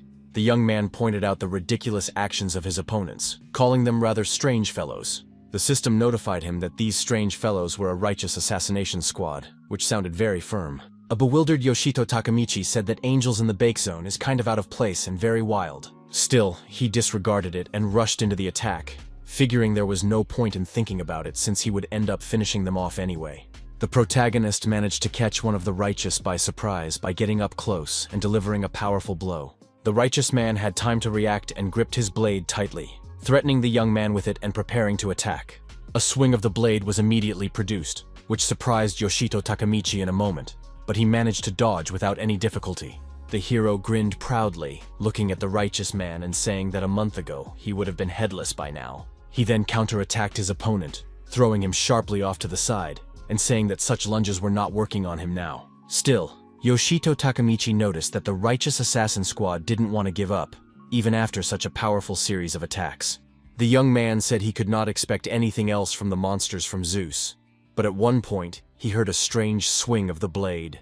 As it turned out, at that moment he had a sharp dagger flying at his opponent, which made the young man very wary, but he managed to dodge. The righteous, meanwhile, took advantage of the distraction and began to quietly scramble away to stay alive. The sharp-eyed Yoshito Takamichi immediately took notice and extended his arm in front of him, watching his opponents slip away. He immediately rushed after them with blade in hand, wondering if they had so easily decided to retreat.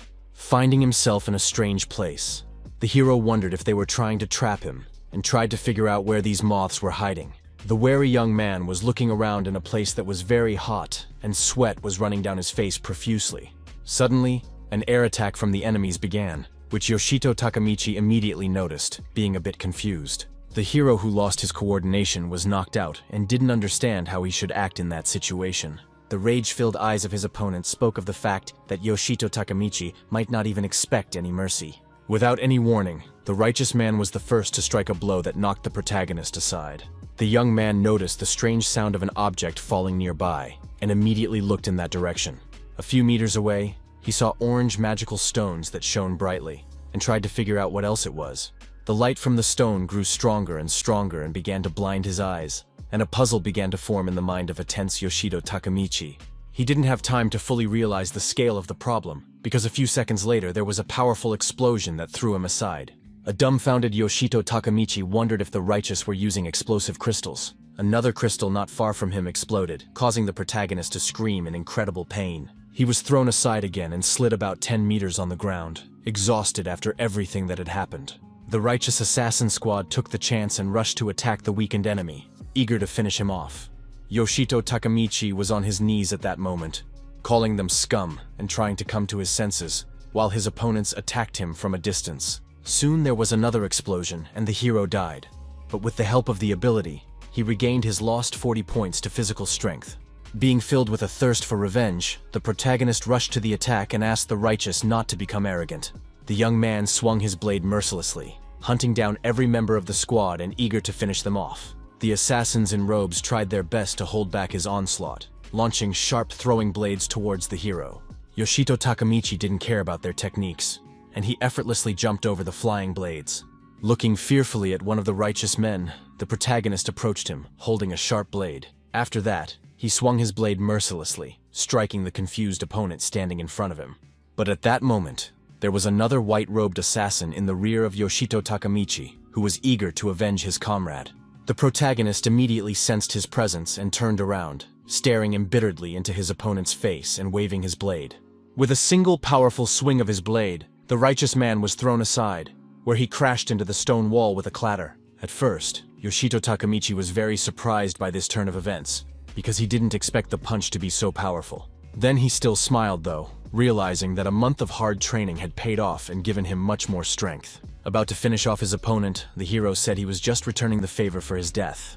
After these words, a blow of incredible power was struck directly into the chest of the righteous man, who almost immediately lost consciousness. From the impact, orange magic stones that possessed explosive properties scattered in different directions. The half-beaten holy man was no longer able to resist and stretched out his arm in front of him.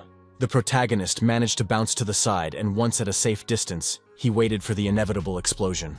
A few seconds later, there was a powerful explosion that made Yoshito Takamichi feel the intense heat from the flames. Exhausted from the battle, the young man fell to his knees and began to catch his breath, looking up at the rising columns of smoke. Rising to his feet, he noticed the congealed blood around his wrist, which was immediately apparent. What surprised him was that despite the heatwave burns, the inversion healed them quickly, which was very convenient. The hero then read system notifications that the number of explosive crystals had decreased, and so had the heatwave damage. Looking carefully at the explosive crystals, the young man wondered if they were the reason why there was a debuff on this area. Looking around, he emphasized the fact that there were quite a few of them here and it was worth being careful. Yoshito Takamichi decided to think simpler, and realized that if he destroyed all the crystals, the debuff would evaporate accordingly. Then he rushed forward at full speed, realizing he had a bunch of other things he couldn't wait to get done with. With his actions, the protagonist provoked explosions of magic crystals, doing it very carefully and quickly. The team of conquerors, led by Kogura Okamomi, meanwhile moved forward through the tower, keeping vigil.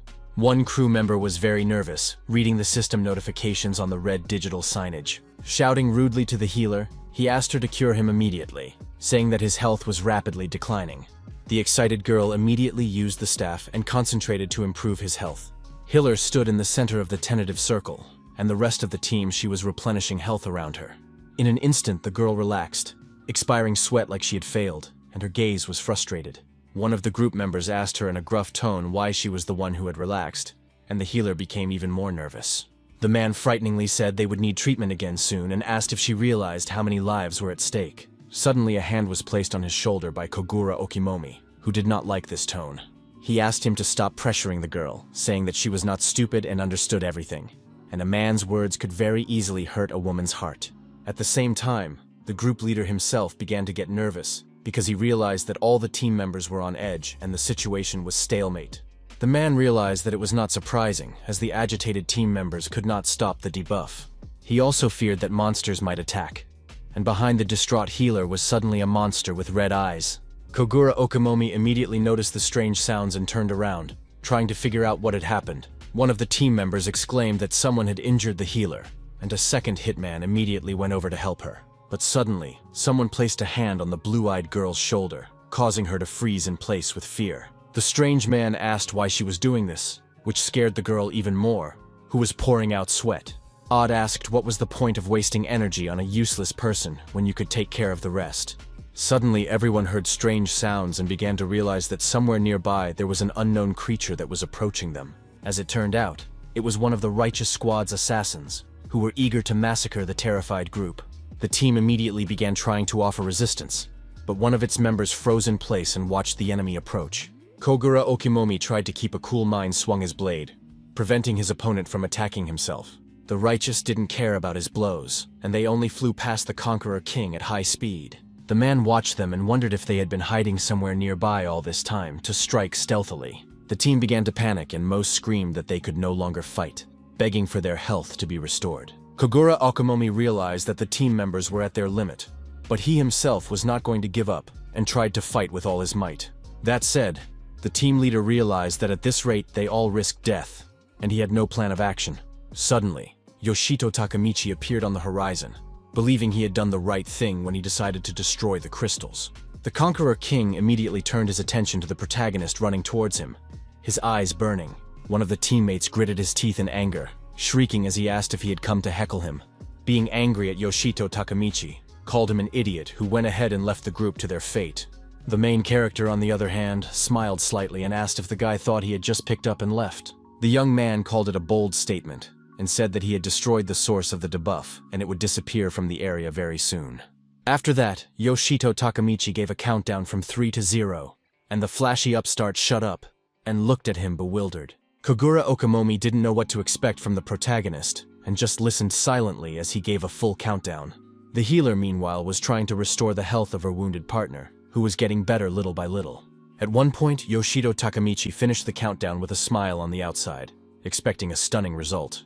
Everyone in the group realized at one point that they were no longer losing their health, and were trying to figure out what had happened. Kogura Okimomi cracked the righteous man's head without looking, and asked Yoshito if it was correct that he understood how the debuff worked, and decided to do it all himself.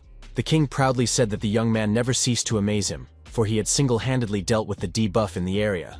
The hero, however, looked at the previously screaming upstart and asked if the fool who left them and ran away was still a fool. The perpetually disgruntled guy with the scarred face acknowledged that he had helped them, while looking at the young man incredulously. Kogura Okimomi said that thanks to Yoshito Takamichi, the group's fighting spirit has been restored again, and it couldn't be happier. The king then looked into the hero's eyes and asked if he was ready to move on, while naming his partner, which surprised him.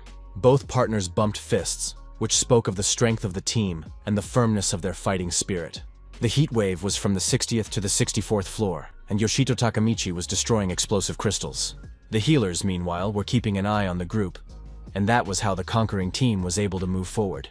In a gloomy room not far from them, lit only by torches, strange sounds were heard. As it turned out, the source of the noise was one of the righteous men pulling on an iron chain with spikes. Using a carabiner, he hooked a spiked chain to an iron plate attached to the wall. After that, the white-robed holy man looked at his associate while muttering and making strange noises. The grates were opened, after which strange creatures began to slither out of them with a rumbling sound, making loud noises.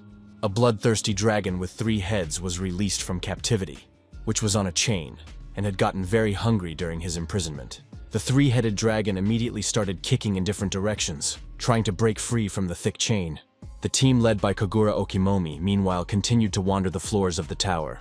The leader said that they had reached the 65th floor of the demonic Zeus Tower, and were in a safe zone at that moment. A wary Yoshito Takamichi looked around and noticed a blue portal a few meters away. The young man was a little surprised, for even the portal was open, giving comfort and convenience to the conquerors. Kogura Okimomi said with a smile on his face that it was now possible to move between the lower floors. The band leader then said that we should start by letting the guys rest, because not everyone could stand on their feet anymore. A disgruntled guy with a scar on his face, breathing heavily, asked the protagonist how he could stand on his feet after the journey he had traveled. Yoshito Takamichi pondered for a bit, trying to formulate a speech to answer the curious kid. He thought back to the month of hard training when Kogura Okimomi had nearly driven him and Ryudo to death. The hero did not talk about it and only said that he survived and not in such conditions, so it is not a problem at all. The young man then told the exhausted member of the group that they needed to gain strength to go on anyway. He added that he and Kogura Okimomi would meanwhile continue exploring the 65th floor, which amazed his companions. The scarred boy asked if they would go on alone, but suddenly a familiar male voice said they didn't have to worry about them. Kogura Okimomi and Yoshito Takamichi immediately turned around because the man's voice was very familiar to them. The main character immediately smiled, and Ryudo said that from now on, Ice Flower would join the exploration of the same point. Ryudo smirked and adjusted the tie on his shirt, saying that they had finally met, which couldn't have been more gratifying. He said that all the monsters that remained from the 61st to 64th floors, he and his squad had cleared out. It was also said that the technology group was gathering resources there, and they rushed to their buddies because no one else needed help. The Ice Flower leader smiled and said that they had apparently arrived just in time. Yoshito Takamichi slammed his fist against his fist and said with a smile on his face that he was damn right. The pink-haired pretty healer and the guy with the scar on his face were smiling, because the moment of reunion was very pleasant. Soon the group continued on their way, where Kogura said there was no heat wave here and Yoshito said they wouldn't have to deal with destroying the crystals. Walking behind Ryudo warily said that it was too early to relax, while the protagonist on the other hand began to listen to his point of view. The Ice Flower leader said based on experience that with each floor, the probability of encountering a middle floor monster increased. He added that in a tower with few floors, such monsters are not found. But it's different here. In an instant, Yoshito Takamichi froze in place and remained silent, which was immediately noticed by Ryudo standing behind him. The hero said the guy got a chance to fulfill his duty as a commander and protect his subordinates, and he asked in what way. Suddenly, the Ice Flower leader's eyes went wide and drops of sweat began to run down his face. Seeing the huge door ahead, Yoshito Takamichi said with a shudder that what Ryudo was talking about had happened. A few minutes later, the team was already inside the room, the inside of which was dark and damp. Staring into the unknown, Yoshito Takamichi froze in place, concentrating on his senses. Somewhere in a dark corner of the poorly lit room lurked a three-headed dragon who realized he could get enough of the humans. He tried to get off the chain and free himself to fight his opponents without restraint. The three-headed monster turned out to be the bloodthirsty Hydra of Destruction, who was aggressively set against the people who disturbed its peace. A wary Ryudo immediately ordered his subordinates to get ready and to be extra careful, for they were in the enemy's lair. The three-headed Hydra opened its mouth wide and immediately rushed to attack, ignoring the fact that it was chained up. Her eyes were frightening in their fury, and she herself let out a loud growl as she tried to pounce on the team. While the rest of the team rushed to attack, Yoshito Takamichi wondered why a dragon would be sitting on a chain. The wary young man immediately shouted to Ryudo that something was wrong with the monster, and it wasn't worth hitting it. But it was too late. In the same minute, all three heads of the Destruction Hydra were chopped off, but that didn't speak of victory over the monster yet. After cutting off the heads, the Hydra was freed from its iron fetters, though it no longer needed it. The team spread out in a perimeter around the dead monster's body, scrutinizing it closely. The tense Ryudo exhaled with relief at that moment, but suddenly he heard strange sounds from the Hydra. At that moment, the blood from her severed head stopped flowing out, and it was as if a regeneration process had begun. The rebel monster managed to grow ahead and once again glared furiously at the confused team, who hadn't expected it. A flustered Yoshito Takamichi couldn't believe that Hydra Destruction had the ability to regenerate. What made it even more stressful was that on top of all this, her collar had come off, and she now had complete freedom. The bloodthirsty monster opened its jaws wide again, intending to devour the entire team to satisfy its hunger a little. The Hydra of Destruction stared greedily at the frozen-in-place Ryudo, who didn't know how to confront her. A worried Yoshito Takamichi shouted to Ryudo because he was very afraid for him, but the group leader asked him not to worry. Ryudo began waving his blade around, saying that he had trained as much as the protagonist, so he was ready to prove himself. The other members of the Ice Flower group froze in place as they watched his skillful actions. The leader of the group said he couldn't be killed that easily, but Hydra turned his attention to the two agents and tried to attack them. The battle-hungry Ryudo ran at breakneck speed, saying that he would not allow anyone to injure his subordinates. The fierce, bloodthirsty dragon meanwhile wriggled around, trying to attack anyone, but nothing worked.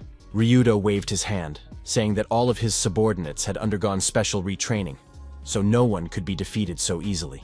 In the mouth of one of the Hydra's heads was a magical sphere endowed with an enormous amount of energy. The same magic ball was also in the neighboring dragon's head, but that didn't scare the resistance members at all. The team leader swung his blade in flight, confidently saying that the current ice flower would not lose to anyone so easily. His subordinates didn't stand by and rushed into the attack as well, flying swiftly towards the Hydra of Destruction. From all sides, the huge dragon was struck by the sharp blades of the ice flower group members. Yoshido noticed that they started moving much faster, and their movements became more precise, and Kogura said that they really didn't have to worry about the ice flower. He then happily rushed into the attack with his young partner, saying that it was their turn to advance. The Hydra of Destruction, meanwhile, was filled with more and more rage, not about to surrender to the wretched humans. Yoshito Takamichi pointed out that this insidious snake only regenerates its head, but the wounds on its body do not heal. The young man asked the king if they should focus on other body parts to defeat the monster. Kogura Okamomi called this a bad idea because the dragon is too huge, and they won't be able to land a fatal blow on it. Focused on the target, the king swung his blade and said that they needed to find out how the monster regenerated. He then made a high jump for an aerial attack, intending to strike to probe the ground.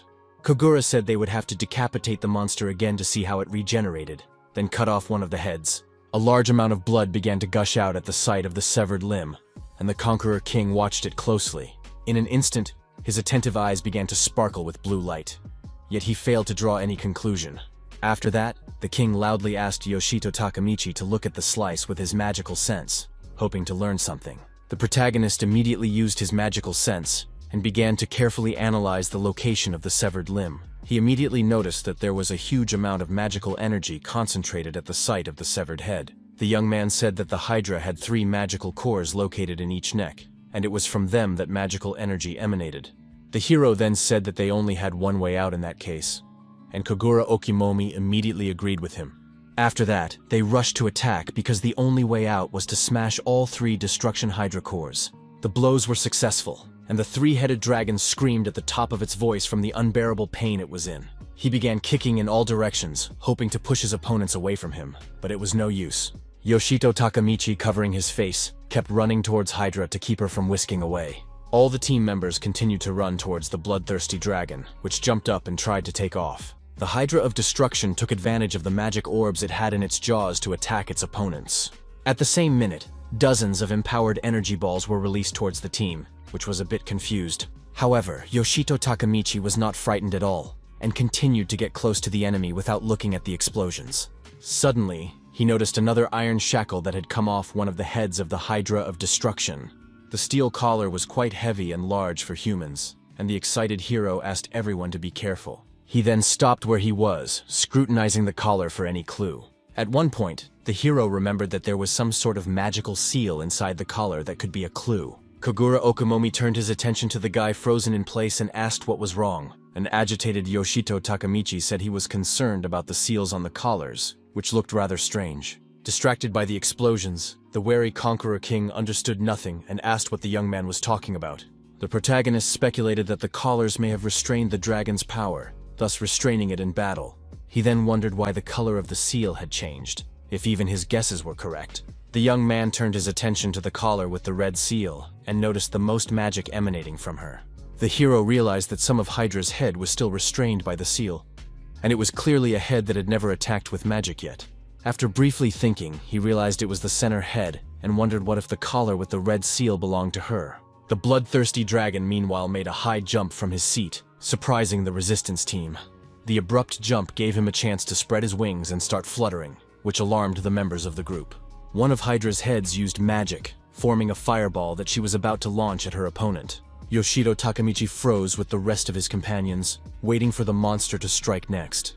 The members of Ice Flower's group silently watched the scene while being ready to act at any second. The Hydra of Destruction meanwhile finished forming a fireball, and the hero realized that it was the center head that would be struck. A few seconds later, the fierce dragon released a fireball towards the opposing team without any pity. Colliding with the ground, the balloon triggered a powerful explosion that scattered whole piles of cobblestones in different directions. The team members managed to survive being on the sidelines, but everyone was nervous, not knowing what to do. A tense Kogura Okimomi ordered everyone to jump immediately, and the entire team obeyed this, thus remaining unharmed.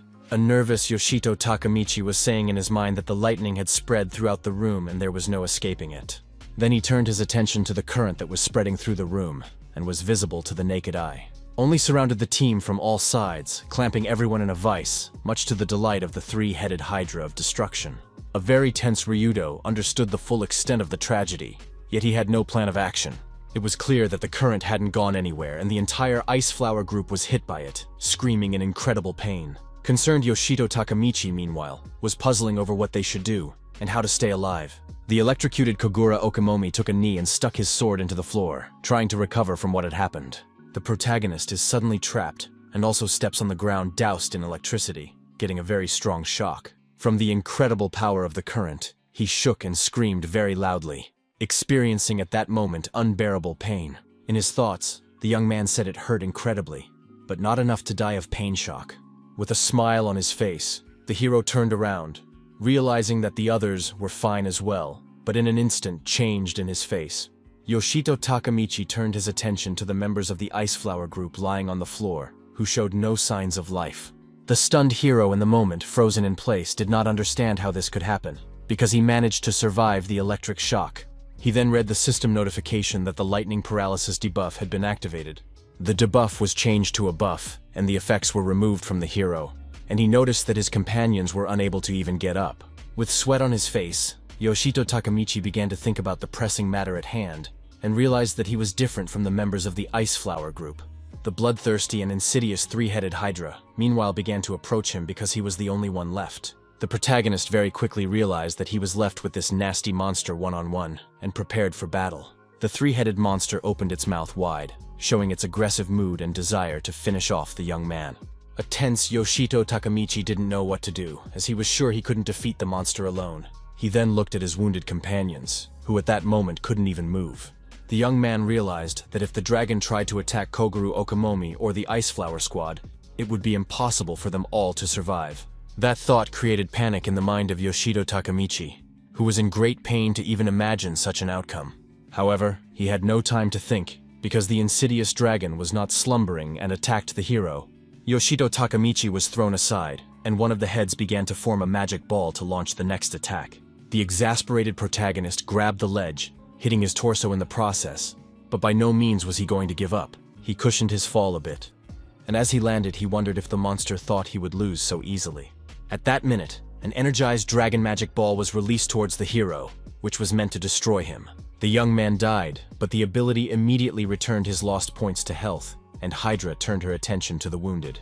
Bouncing aside, an enraged Yoshito Takamichi exclaimed at the top of his voice that he wouldn't let the monster attack his friends. The dragon got fed up with him and attacked the guy again, killing him, but once again the points were returned. Upon seeing the revived hero, the enraged Hydra once again used the energy balls to finish him off for good.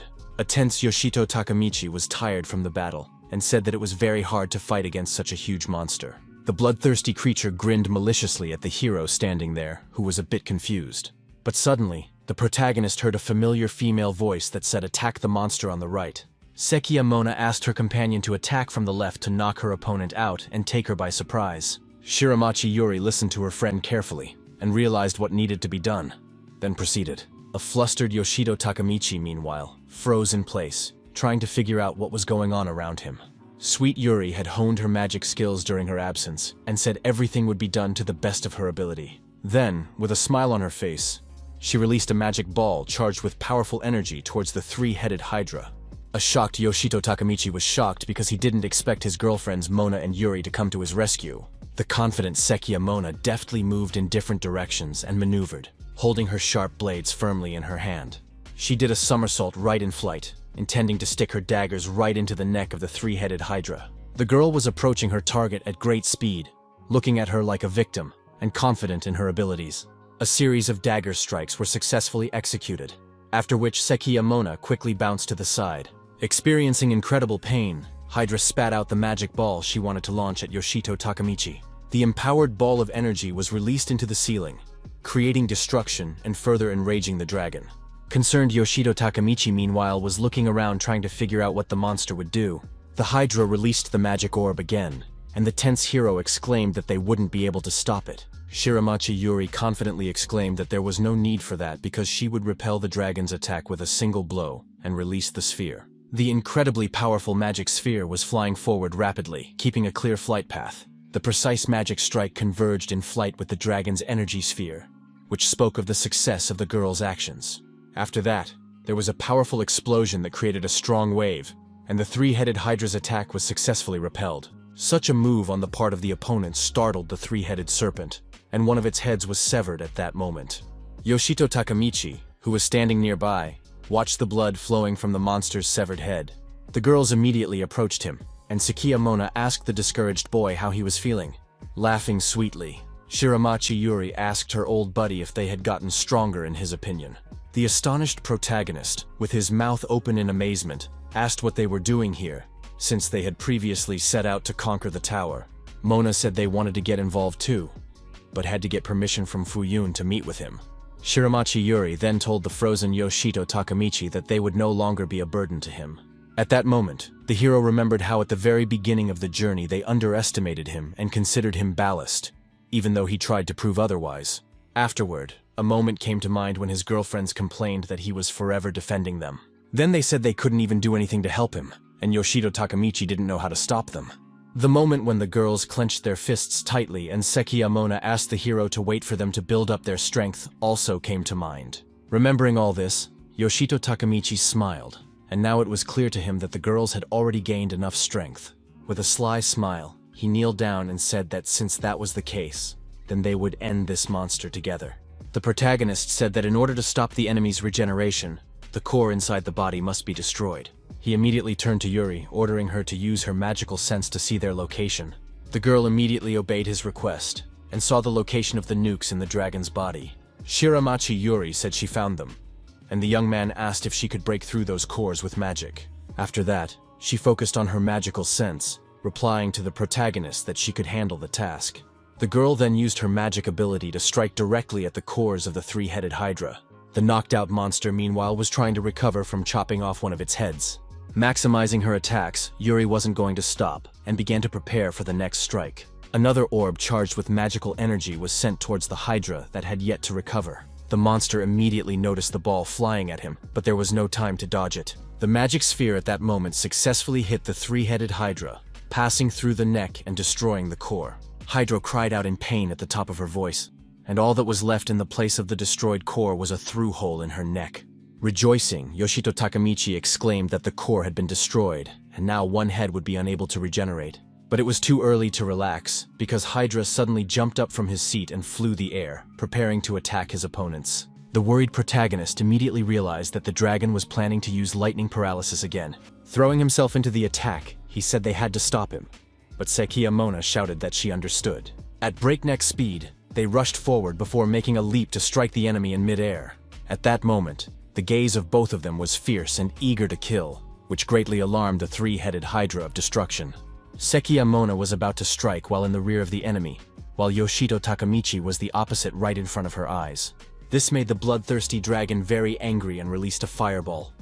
But the blows had already been struck. The heroes rejoiced, realizing that their plan had succeeded, and they were able to prevent the dragon from doing what it intended. Still, a tense Yoshito Takamichi exclaimed that the monster kept reading the spell, so their plan didn't work.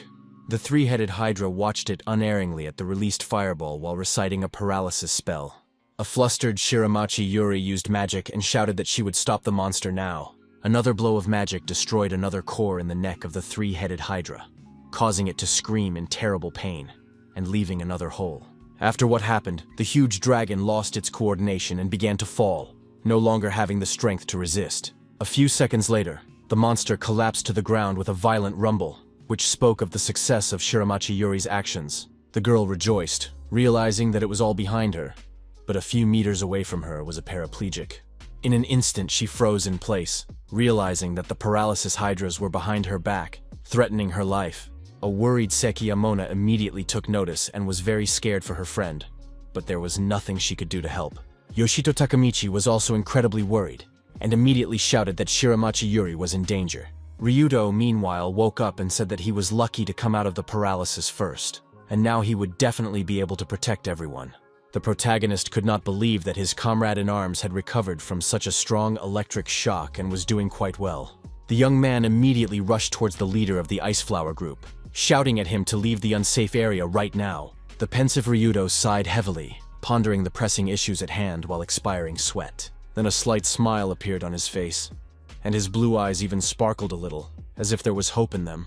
The leader of the Ice Flower group abruptly got to his feet, smiling, saying that his wish had come true after all. After these words, there was an incredibly powerful fire explosion that caused immense destruction. Holding on tightly to the hilt of his sword, Ryudo said with a serious face that he would definitely be able to protect everyone now. He then smiled as he looked at the aftermath of the powerful explosion, with a very strange demeanor. Standing nearby, an alarmed Shiramachi Yuri looked at him in surprise, not understanding what was happening to him. An equally perplexed Sekiya Mona stared at the Ice Flower leader, trying to figure out what purpose he had in mind. Concerned Yoshito Takamichi, unlike them, realized that Ryudo was in danger and at risk of death. After that, there was another powerful explosion that threw the leader up and then tossed him aside at high speed. He flew a few dozen meters to the side, while feeling a lot of pain after the explosion. With no way to prevent it, Ryudo soon crashed into one of the walls, destroying some of the structures and completely collapsing to the ground. The rumbling fall provoked the raising of much dust and smoke, behind which the crashed leader could not be seen. Still, the smoke gradually began to dissipate, and lying in the ruins was a bloody Ice Flower leader who showed no signs of life. Meanwhile, the tenacious three-headed Hydra jumped up again, showing its fury, albeit without its two cores. What he saw made Yoshito Takamichi's heart squeeze, and he became furious, eager to finish off the vile monster. The protagonist then heard the sound of a sword making contact with a stone slab behind him, and immediately turned around. The worried young man couldn't believe that Kogura Okamomi had come to his senses and began to gradually rise to his feet. The tense King Conqueror asked the protagonist for forgiveness while feeling bad about himself. Yoshito Takamichi then noticed that the Ice Flower squad was slowly rising as well, squeezing his eyes shut from the pain in his soul. In his thoughts, he said that brave Ryudo's sacrifice was not in vain. The protagonist then turned to a nervous Kogure Okimomi rising from his knees, who was all ears. The guy said he was going to chop a couple heads off that nasty monster and asked if he'd keep him company in doing so. The sweating, conquering king remained silent at first, closing his eyes to catch his breath a little. Then a battle-hungry fighter with sword in hand jumped up and asked if Yoshito Takamichi doubted it. After that, the partners rushed into the attack, fueled only by their thirst for revenge for their comrades and hatred for the bloodthirsty dragon. With great fervor, they ran with their blades at the enraged Hydra, who wasn't about to give up either. One of the monster's heads immediately formed a magic ball to at least somehow hold back the onslaught of opponents. In the same second, the sphere was released towards the partners from the mouth of the fierce monster that fought to the last. Included in the game at that moment was Shiramachi Yuri, who clearly understood that her job was to fend off the opponent's attacks. The girl immediately activated her magic ability, thus repelling the monster's attack, and counterattacked it. She was as focused as possible and kept a cool mind to make sure she didn't make any mistakes. The three-headed Hydra, meanwhile, had caught a blowback, trying to recover from it while still not intending to give up. The fierce monster rose into the air again, trying to keep out the assertive Yoshito Takamichi, who was getting close. To help the protagonist at that moment came the equally fierce Sekiya Mona, who unexpectedly attacked the monster from the air. The girl acted very carefully and prepared to deliver a sudden strike with two daggers straight into the enemy's neck. The incredibly powerful blow was delivered exactly as planned, causing the Hydra to scream in pain. After that, the dragon came crashing to the ground again with a rumble, and Sekiya Mona was about to land. Jumping to the ground, she looked at the three-headed Hydra with long tongues sticking out of two of its heads. Eager to kill Kogura Okimomi, meanwhile, ran towards the monster to cut off its head and avenge Ryudo, who had fallen. He realized his wish. With a sharp swing of his blade, he severed the head of the Hydra, which could no longer resist. The bloodthirsty dragon's entrails were sticking out of its severed head, and it was deprived of any chance of survival. At that moment, Yoshito Takamichi was approaching him from on high, about to play the final chord in the dragon's story. Burning with a thirst for revenge, the protagonist repeated that he was not going to retreat from his goal and wanted to strike a decisive blow. The impulsive young man exclaimed that he would not let the Hydra of Destruction resurrect and stuck the blade right into its protruding innards. At that moment, the insides were like a crystal that emitted a yellow light that blinded the eyes. The exasperated Yoshito Takamichi paid no heed to this and continued to push the dagger inward with all his might. Suddenly, a yellow-haired maiden appeared and asked who dared to take the life of her favorite servant. The team members, meanwhile, gathered around the dying Ryudo and couldn't believe that such a fine man was no longer with them. A worried Yoshito Takamichi held his head, realizing that the guy was still alive and there was hope for survival. At that moment, Ryudo struggled to mumble the name of the main character, and his eyes began to gradually roll upwards. Tears began to involuntarily roll down the hero's eyes, and the leader of Ice Flower's group asked him not to make such a face. With a tight grin, he said he already thought he was going to die, but Fortuna bent over him and let him live. The blue-eyed Ryudo said it looked like he would live, which gave hope within the associates gathered around him. Extending his arm forward, the guy said that he would be patched up and rest for a while, and then burst back into the fray. Yoshito Takamichi cried, looking at his comrade with pain and realizing that all these were just words, but in reality, he was dying. Closing his eyes, Ryudo muttered softly one last time that he would definitely burst into battle with him soon. After that, his snow-white arm weakened, and the brave leader of the Ice Flower group no longer showed any signs of life. The main character couldn't believe his demise, and screamed, and his eyes poured uncontrollably with words of heartache.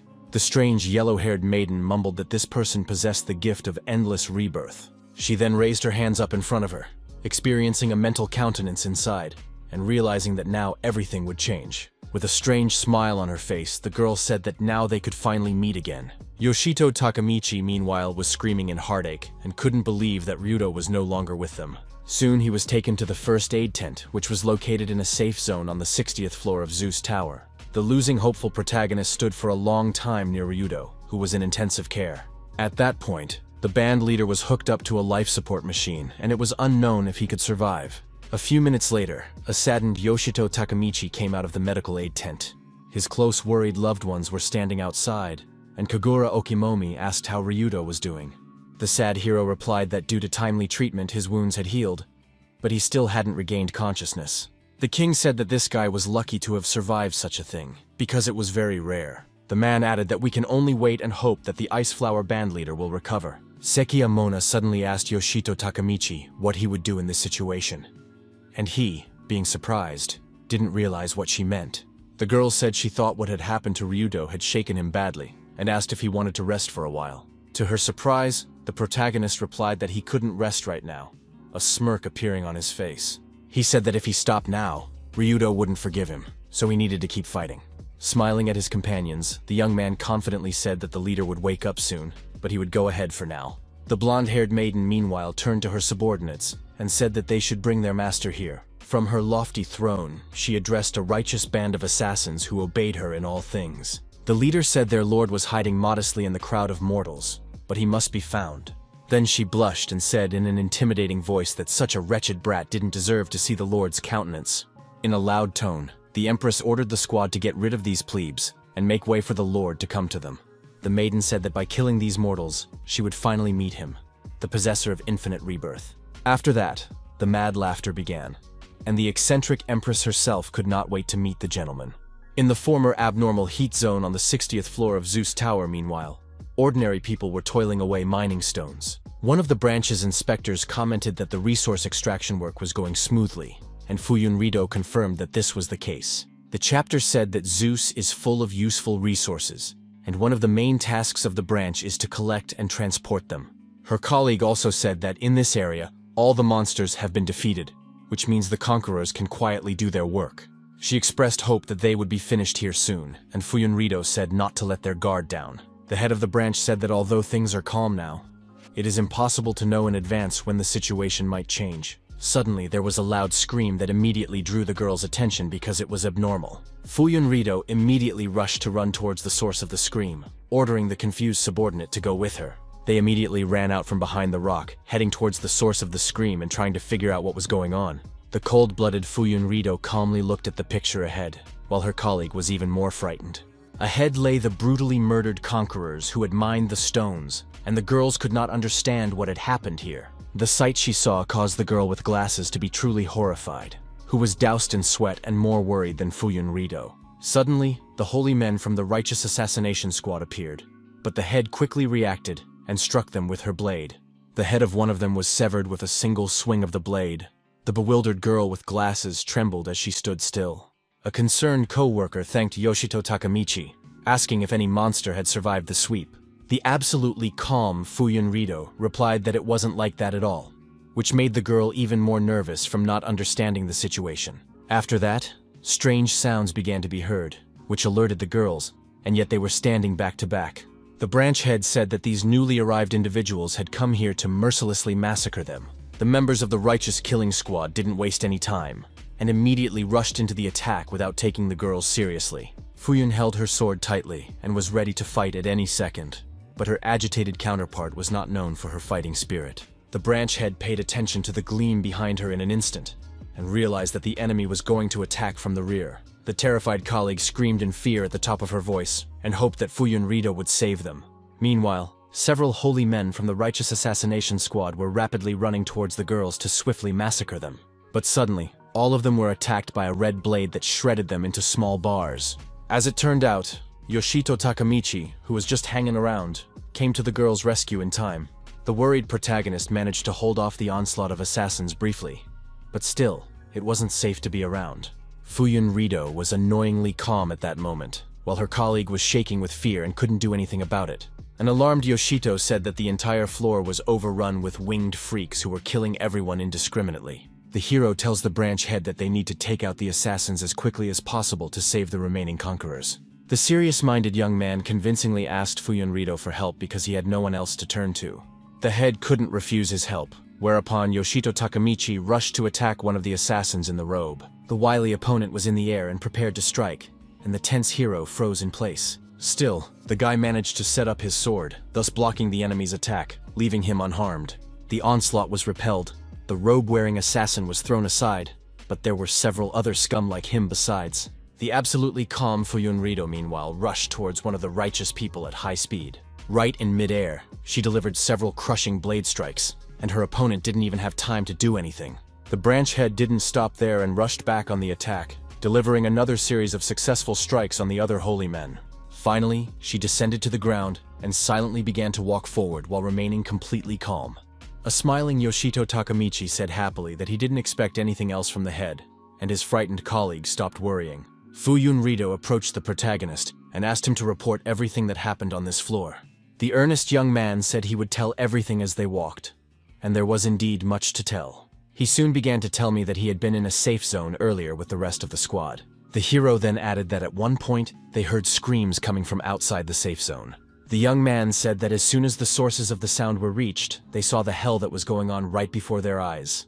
At that moment, he saw with his own eyes what kind of atrocities the ruthless holy men of the righteous killing squad were doing.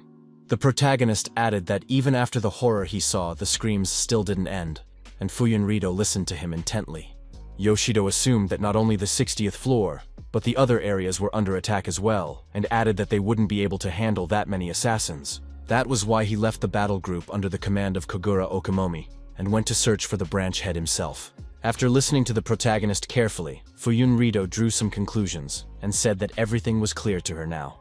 A small team of conquerors nearby, meanwhile, were trying to fend off an onslaught of assassins they hadn't expected to see. The ruthless assassin managed to knock the sword out of the hands of the sturdy conqueror, who then became confused.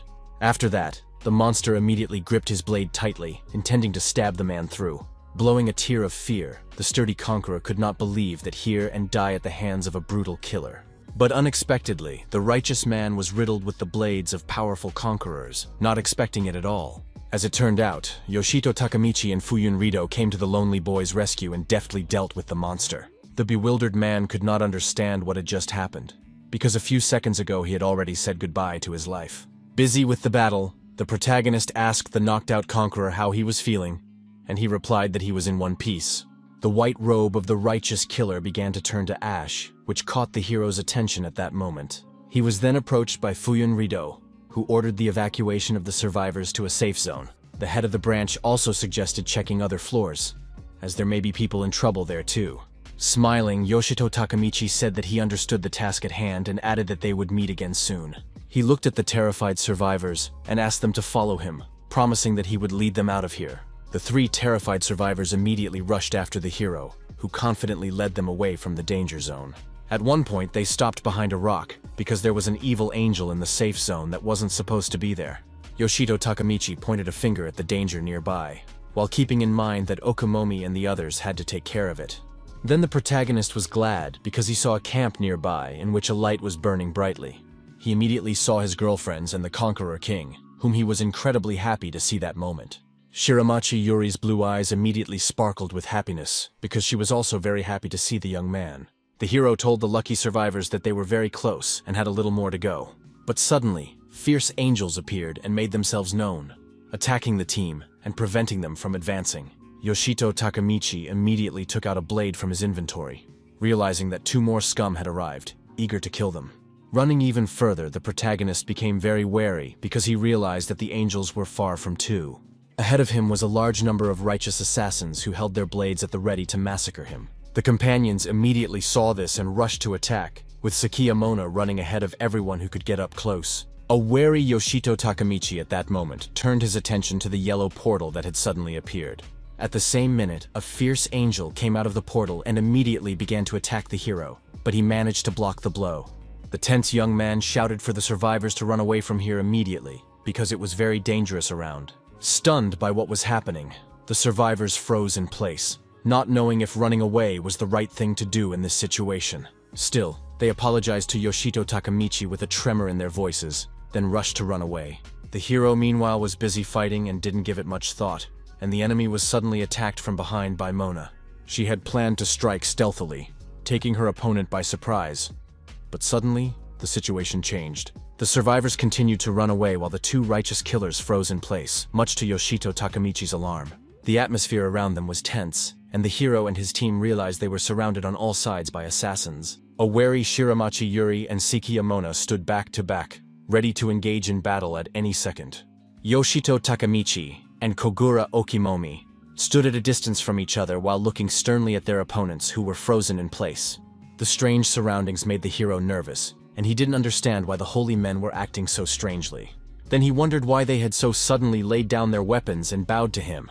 After that, strange things began to happen to the yellow fierce angel portal, which also caught the young man's attention. At that moment, it was as if the teleporter was about to explode from the large number of monsters it had entered. A wary Kogura Okimomi couldn't figure out what was going on with the portal, but he didn't raise a panic. A nervous Yoshito Takamichi said that if the righteous assassins suddenly attacked them all at once, they would not be able to fight back. The young man then thought deeply about his future plan of action, realizing that he had very little time to think. Looking at the yellow teleporter, the hero told the fierce angels that they had a pretty bad way of inviting people in.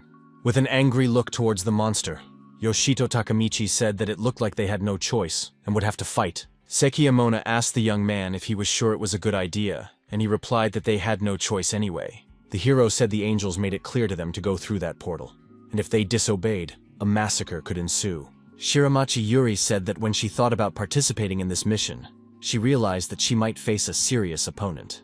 At that moment, the girl held the magic staff firmly in her hand, about to show herself in all her glory against the righteous killers.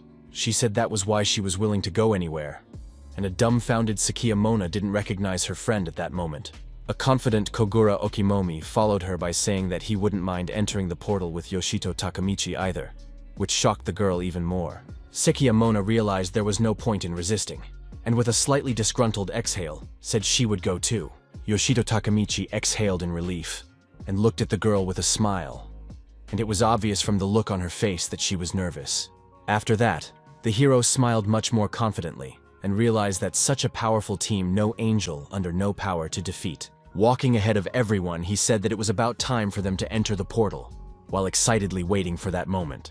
A few minutes later, the entire team teleported to another location, and the portal didn't let them down in any way. At the head was Yoshito Takamichi, who, along with the rest of the team, looked around warily. Suddenly, the protagonist heard a female voice that made him tense up and freeze in place.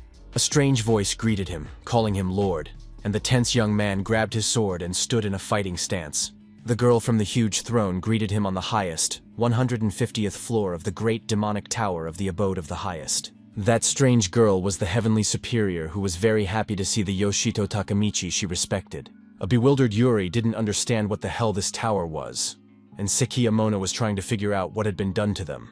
The wary hero didn't let her finish, and immediately told her that they had been transported straight to the boss's room. The heavenly superior was kneeling while looking at the protagonist, and about to say something to him. Suddenly, she was strange about something. But Yoshito Takamichi didn't know what it was about, and remained as tense as possible. The girl asked where he was, and said she could clearly feel his presence, but she was only an ordinary mortal in front of her. The The nervous protagonist still stood silently in place, and the abbess saw a yellow particle inside him. Sitting with his eyes closed, the completely calm abbess felt something strange inside him. She then asked in a loud tone why there was a piece of their god's power inside Yoshito Takamichi. The tense protagonist still didn't understand anything and didn't know what to do next or how to survive. Suddenly, the oddball heavenly superior began to laugh, and her laughter made the young man and his loved ones uneasy. After that, she released her huge hands towards the hero, saying that no human has the right to possess this power. At that moment, Yoshito Takamichi froze in place, looking at the huge hands that were rapidly approaching him. One of the arms struck the ground powerfully, thus throwing the protagonist and his team aside and knocking them off balance. Then a huge hand swung, coming towards the hero, who was a bit confused, not knowing how to act. Still, he was grabbed and squeezed in an iron hand, and the heavenly superior said in an intimidating tone that she would turn him into dust. She then said she would break his spirit, and the young man barely managed to breathe while being squeezed by the iron hand. The furious abbess said she would do anything to bring back a piece of their god, namely infinite rebirth. His hand clenched tighter and tighter on Yoshito Takamichi, who turned red from the exertion and began to grit his teeth while breathing heavily. The pressure was so high that all the veins in the hero's face protruded, and he felt like his eyes were about to pop out. At one point, the iron arm opened up and dropped the protagonist, who began to freefall from the height.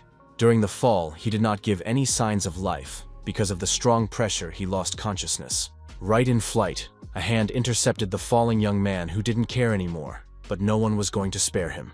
At that moment, Yoshito was incredibly tightly squeezed in his hand, causing a large amount of his blood to scatter in different directions. The system immediately notified him of his death, and the worried Shiramachi Yuri was very worried about the hero. A few seconds later, the panting youth revived, and the inversion skill gave him back the lost 20 points to his attack power. Gradually coming away from what had happened, Yoshito Takamichi looked sternly at the treacherous celestial superior. She said again that minute that the gift of infinite rebirth should not belong to mortals. The abbess added that if the hero dies a few more times, the power will take away everything they have, and she will return the gift of their god. Yoshito Takamichi was perplexed by what he heard, and assumed she was talking about infinite debuffs. The girl then swung her arms out to the sides, thus taking control of the huge iron hands. Hands were immediately sent toward Yoshito Takamichi, whom she wanted to end as soon as possible. Engaging one of the special techniques, the heavenly superior began to destroy the floor right under her opponent's feet. Sekiya Mona and Kogura Okimomi managed to bounce to the side, unharmed, but highly stressed. A tense Takamichi dodged the enemy's attacks along with the rest of the team, thinking of a further plan of action. He immediately decided to go around the heavenly superior from the rear to strike a surprise blow, taking her by surprise. A few seconds later, a high jump was made that gave the protagonist a slight advantage in the air. Swinging his blade, a furious Yoshito Takamichi said it was better to attack than to run away from the abbess endlessly. Suddenly, she stuck her arm out in front of her, using magic against him to stop the guy right in midair. The magic worked immediately, and the golden glowing chains were meant to stop the protagonist. A knocked-out Yoshito Takamichi didn't understand how this could happen, yet he was stuck in midair and unable to move. He was shackled in magical chains, and the gloating abbess laughed in his face at the top of her voice. Laughing madly, she grabbed her head and asked if he really thought he could hit it. She told the discouraged hero that he should be punished for taking a piece of their great god. After that, the abbess took the blade in her hands and said that since it possessed the gift of endless rebirth, there was something she should do. With a swing of her blade, the madwoman let out a lot of blood from the hero, saying that she only had to kill him an infinite number of times. Yoshito Takamichi immediately panicked, realizing that this would continue indefinitely, but he couldn't free himself from the shackles. Losing more and more blood with each passing second, he began to lose consciousness, and the abbess said it was necessary to exhaust his body and spirit. The young man's flowing blood made her soul rejoice, and she told herself that once the pain of death broke him, she would take the gift for herself. Suspended on gold chains, Yoshito Takamichi was not showing any signs of life at that moment, only bleeding. At that moment, he, still unrevived, wondered what this madwoman was carrying and tried to figure out how to get out. The hero then revived and immediately grabbed his blade, glaring angrily at the abbess who had caused him much pain. At the same moment, the blades struck each other, which was a surprise to the madwoman, for she thought it would be impossible for him to get out. The enraged young man exclaimed that before he went completely mad, he would blow her head off, much to the abbess's surprise. Fighting off his attacks, she smiled not at all fearfully and said that he was trying for nothing, because in the end it wouldn't work out anyway. With just one swing of the Heavenly Superior's blade, Yoshito Takamichi was abruptly thrown aside and knocked out. The deity again used the chains to prevent the protagonist from moving and killed him. The young man could not resist this special move and only tolerated her antics while still keeping his foot in her hand. This whole situation made him very nervous because there was no way to get out, and the chains were clutching him around his neck. The treacherous Heavenly Superior only smiled, once again convinced of her invincibility. A flustered Yoshito Takamichi tried to get out, but the long chains began to pull him in different directions, making him even more frightened.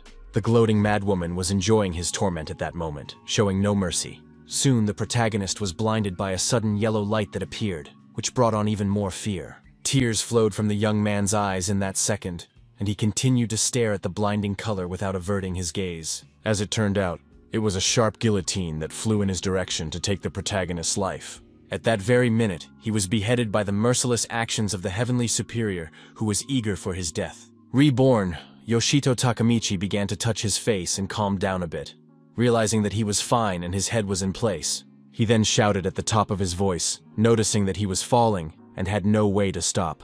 The Heavenly Abbess immediately took notice and asked who had allowed him to leave.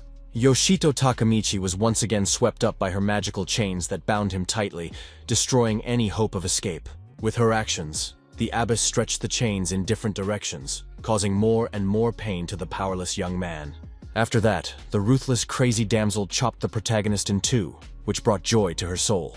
After his death, the young man was revived very quickly, while realizing that he would again suffer unbearable torment. He screamed at the top of his voice in fear and unbearable pain as he tried to break free of his chains, and the abbess only gloated. She released the magical chains at him again to shackle him and continue to taunt him, bringing joy to herself. This time, the chains began to encompass the neck of Yoshito Takamichi, who was very nervous at that moment. The Heavenly Superior firmly grasped the hilt of the blade and said that she would pierce through his heart. In the same instant, a sharp blade passed through Yoshito Takamichi, who didn't even have time to react in any way to her words. He began to cough up blood, and his eyes rolled back, and the Mother Superior asked him to remember to curse his natures as he died in agony. Gloating over the hero's agony, she asked him to pray with all his heart for the deprivation of the gift. But at that moment, the hero didn't even hear her. The merciless Heavenly Abbess continued to hold the blade inside him, saying that he should forfeit the endless rebirth. She then slid the blade out of Yoshito Takamichi's body, who immediately collapsed to the ground with a clatter, showing no signs of life. The young man was lying in a huge pool of his own blood, and the madwoman said she would end his miserable torment if he lost the skill gift. Meanwhile, Shiramachi Yuri, who was standing nearby, looked on with a pained expression, but did not intervene. The girl looked silently at the bloodied and exhausted Yoshito Takamichi, who gave no signs of life. The main character was lying face down, and with the naked eye you could see a huge through-hole in his back. Shiramachi Yuri was very unpleasant to look at, and the desire to avenge his loved one was growing stronger by the second. With tears in her eyes, the blue-eyed girl shouted at the top of her voice, feeling anger and great hatred towards the Heavenly Superior. She immediately grasped the magic staff tightly, using the ability and intending to take revenge. Looking sternly at her opponent, she said that she would no longer allow Yi to lay a finger on Yoshito Takamichi, who was very dear to her. After saying those words, a powerful magic charge was released towards the Heavenly Superior, who did not feel any fear. The absolutely calm maiden in the throne prepared to block Shiramachi Yuri's attack with her iron hands. The blow was successfully blocked, and she said she was interested in absolutely no one but a deity. With a frightening look, she smiled and asked if Shiramachi Yuri thought some ballast could hurt her. After that, the Heavenly Superior prepared to return the blow to the sender, confident in her abilities. But in an instant, she froze in place, being wary because she sensed something very strange. Looking at the opened palm, the girl noticed that there was no energy or charge in it.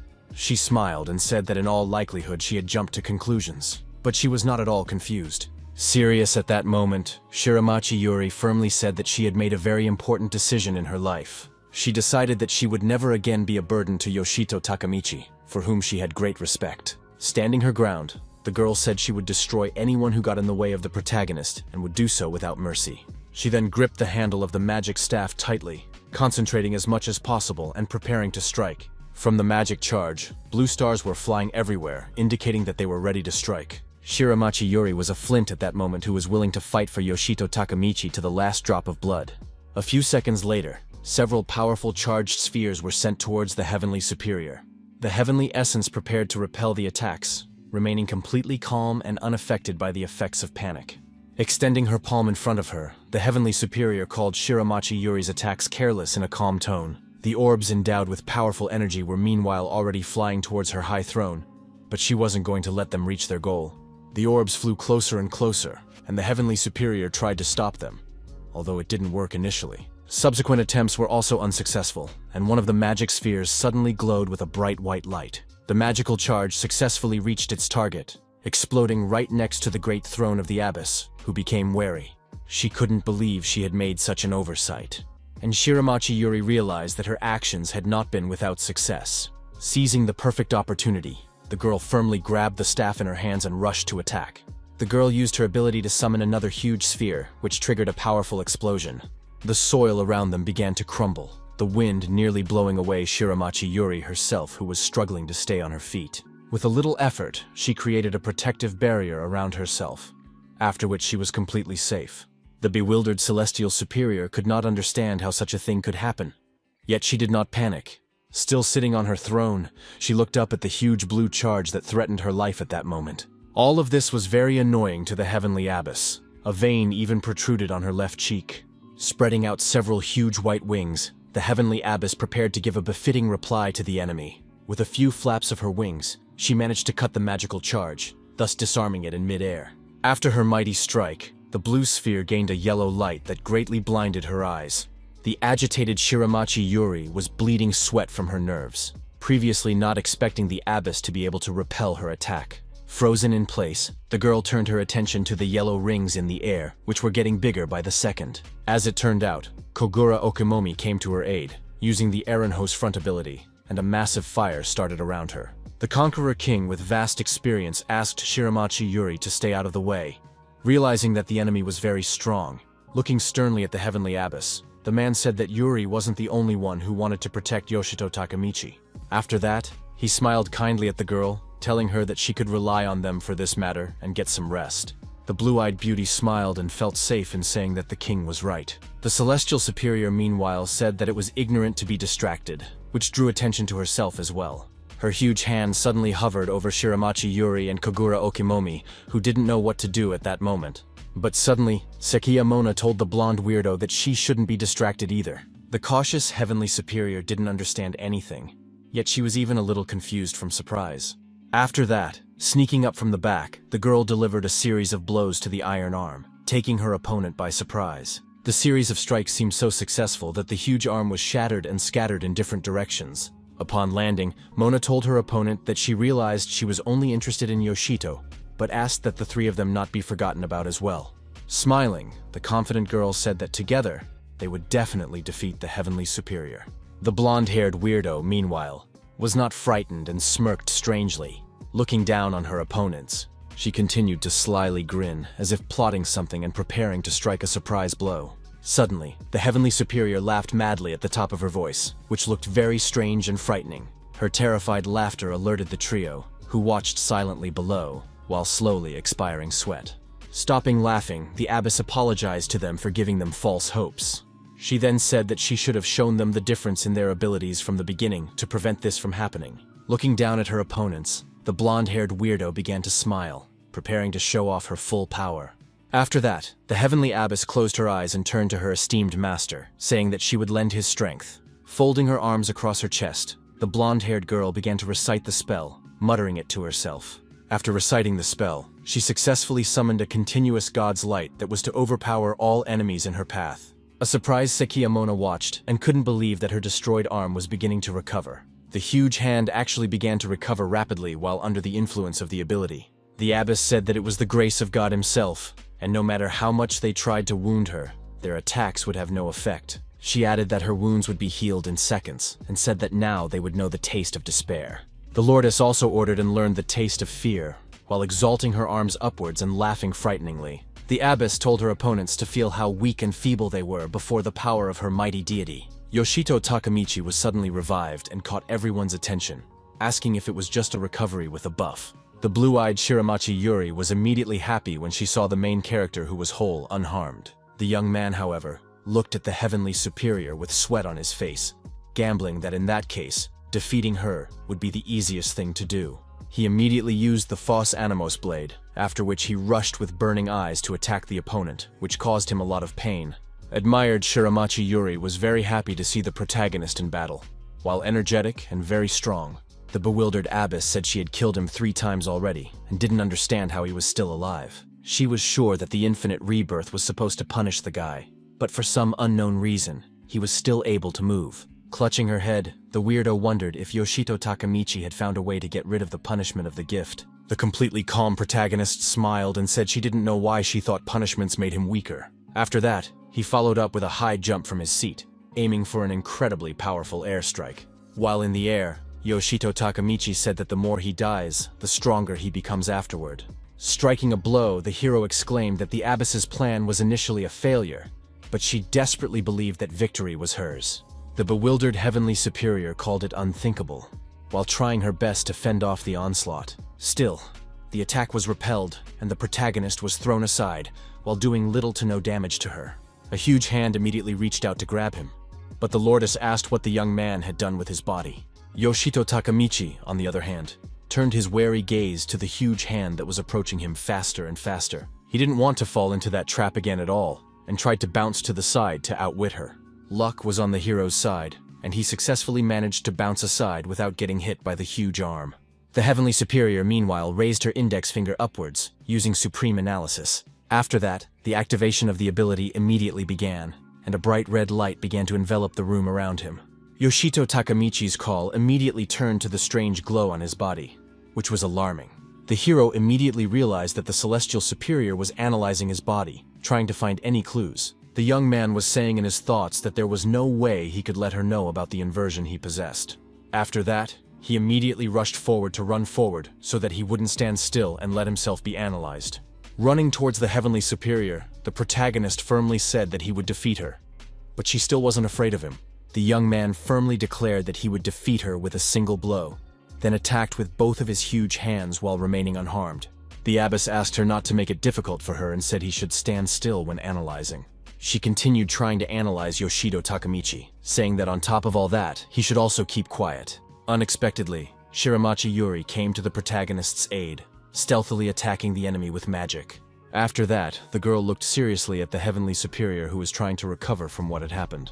The enraged blonde weirdo immediately realized that Yuri had done it and lit up with a desire for revenge, and, pointing a finger at Shiramachi Yuri, she called her an inferior being and told her to disappear immediately.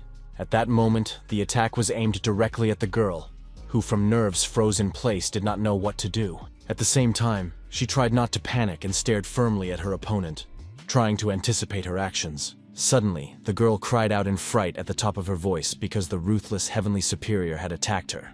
At the last moment, Sekiyamona came to the rescue, grabbing Shiramachi Yuri in her arms and bouncing off to the side with her. The savior, with a smile on her face, remarked that her friend had lost weight, for she had become much lighter. A shocked Shiramachi Yuri couldn't believe that Sekiyamona had come to her rescue and saved her from death. It was too early to rejoice at that moment, because the heavenly superior didn't slumber and continued to attack them. Sekiyamona did not have time to be frightened, but instead rejoiced because Koguru Okimomi, who got involved in the game. The charismatic conqueror king smiled confidently, using his ability and preparing to strike. The man swung his flaming sword sharply, and said that he was about to deal with this upstart who had taken up so much of their time. With an ability, he formed a cut in the ground that was filled with fire and approached the heavenly superior. At that moment, the high throne and the lordess herself were attacked by a huge wave of fire that was impossible to stop. The heavenly abbess, who had become furious, called them bugs and asked them how they dared to resist. Yoshito Takamichi caught her off guard and told her she was looking in the wrong place, then stabbed the weirdo through her. The abbess immediately regenerated, and the hero realized that one blow would not kill her, because wounds heal too quickly. He decided that in that case, he'd have to beat her until she could finally recover. The enraged blonde-haired monster immediately used the ability and rushed at him to attack with magic chains. This time, the nimble Yoshito Takamichi dodged the attack and said he wouldn't fall for it a second time. Looking fiercely into the eyes of her opponent, the protagonist firmly grasped his sword and prepared to deliver the final blow. A strike of incredible power was successfully struck, and the knocked-out heavenly superior froze in place. For the fatal blow, Yoshito Takamichi used an incredibly strong ability, the inflorescence chain, which helped him a lot. The defeated Heavenly Superior was in unbearable pain, going through the agony that the hero went through. After a few seconds, half of her body dissolved, but the protagonist still didn't relax. Being tense, with sweat on his face, he wondered if he had actually killed her while looking at his opponent. At that moment, half of the Heavenly Superior's body wasn't there. But still, she said in an intimidating tone that the analysis was complete. A very nervous Yoshito Takamichi immediately began to streamline with sweat, and the monster realized that he had an inversion skill. The superior then began to regenerate, while laughing slyly, and realizing that she now knew all the trumps up the guy's sleeve. She happened upon the throne again and prepared to attack Yoshito Takamichi, who at that moment didn't know what to do next. Laughing frighteningly, the Lordess called his skills a vile combination, and was sure she would overpower him this time. The abbess said she could share the blessing with him, only needing to reborrow the power of the deity itself. Raising her hands up with a smile on her face, she once again took advantage of the continuous divine light. A tense Yoshito Takamichi was in the center of the trap, and the monster called the incredibly fast healing of wounds a wonderful sensation. Blue stars hovered in the air, which began to gradually turn red in color, making it even more alarming. Soon they were completely colored red, and the abbess said that this grace would be a real curse for the hero. Sweating from nerves, Yoshito Takamichi froze in place, not even realizing what awaited him next. Laughing crazily, the blonde-haired weirdo said that he would now die countless times. The hero was again subjected to agonizing torture, and a large amount of blood suddenly spurted from his mouth. The abbess wondered how soon he would break, whereupon the hero died, but quickly woke up elsewhere. He said to use the above recovery on it, knowing the inversion is a real effort. Yoshito Takamichi realized that her magical light was repairing any damage in seconds and killing him in the same instant. No matter how hard Yoshito tried or what he did, death would come in the end. He wanted to see what would happen to the light the next time he returned. Of course, the situation was extremely unpleasant, but there was no other way. He had to check it this way. A few seconds passed, and Yoshito found himself back in the game, standing once again before the pedestal of the Heavenly Matron. Barely coming to his senses, the boy felt that the light had disappeared. This was excellent news. But then the Heavenly Matron, smiling predatorily, told the young man not to worry. She would bestow her god's blessing on him again and again. She planned to do this as many times as necessary, and the light fell on the main character again.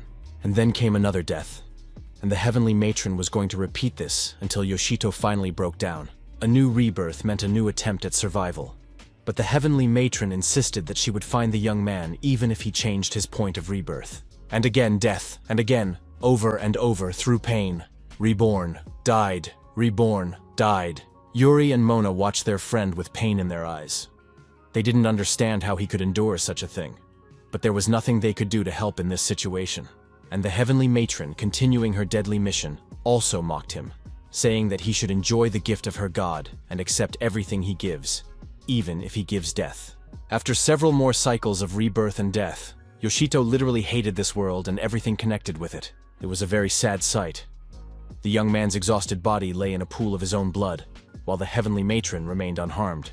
Yuri could no longer bear to see her friend being tormented. She called out to him, but the young man did not respond.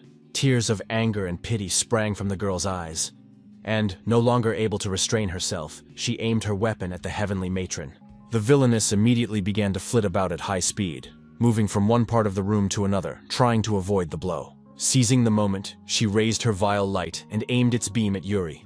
The girl's eyes filled with pain and horror. But at the last moment, Mona jumped forward, shielding her friend with her body, and knocked the blow aimed at Yuri away with her weapon. Finally, Okini joined the battle, trying to distract the Heavenly Matron from the girls. The Heavenly Matron dodged all the blows and did not understand how much longer these insects would try. After all, they could not defeat her anyway. Okina did not react to her words, realizing that there was no choice, and that only active action could change the course of the battle. Okina decided to continue fighting in the name of his fallen comrade. With a sword in his hands, he walked towards the villainess, declaring that his weapon would not rest until she was dead. All his power was activated and concentrated in a single blow, and the man raised his arms, preparing to deliver a deadly thrust. But the Heavenly Abbess, as always, was stronger and faster and was able to dodge the blow again by simply moving out of the way. In addition, the huge stone hand that was helping the Heavenly Matron had already been activated and was approaching Okina from behind. At the last moment, the man noticed the movement behind him and managed to jump back, and the blow hit the wall. The hand crashed to the ground, and then Okina swung his sword with all his might and cut off several fingers. But that was nothing compared to what Yoshito had gone through, dying countless times. The heavenly abbess activated her divine light, thanks to which her wounds healed so quickly that she did not even have time to feel the pain. With a nasty smile, she said that she was unfamiliar with the feelings of such lowly and weak creatures as these humans. Meanwhile, sweet-talking the player, the heavenly matron activated her stone hand and knocked Okina off his feet. Okina was simply knocked out cold, and the girls realized that their second companion had also fallen victim to the heavenly matron. The villain herself first decided to extract endless rebirth from Yoshito's lifeless body, and then planned to kill his friends. Yuri and Mona had no intention of giving up, knowing that their chances were slim, but they wanted to make a final stand. Yoshito still lay lifeless in the middle of the hall, showing no signs of life, while his friends were subjected to continuous attacks from the heavenly matron. The young man felt that he was between worlds. He was neither alive nor dead, as if standing at a crossroads. He had to move to one world or the other. Numerous instances of harm caused by divine powers were confirmed, but in response, a limited expansion of inversion abilities was received. An interpretation of Godslayer also became available, something new and probably interesting. Yoshito realized that he would now go and test this skill. It turned out that the inversion of the God Killer was when the usual inversion skill was applied to enemies. Yoshito took a lot of damage because the heavenly matron had cast instant healing on him. It also worked on the villain, which meant it was time to return. The young man prepared to repay her in kind. This time, he would return to the game and take a fresh look at what was happening. There was nothing to smile about, because his friends could die at any moment.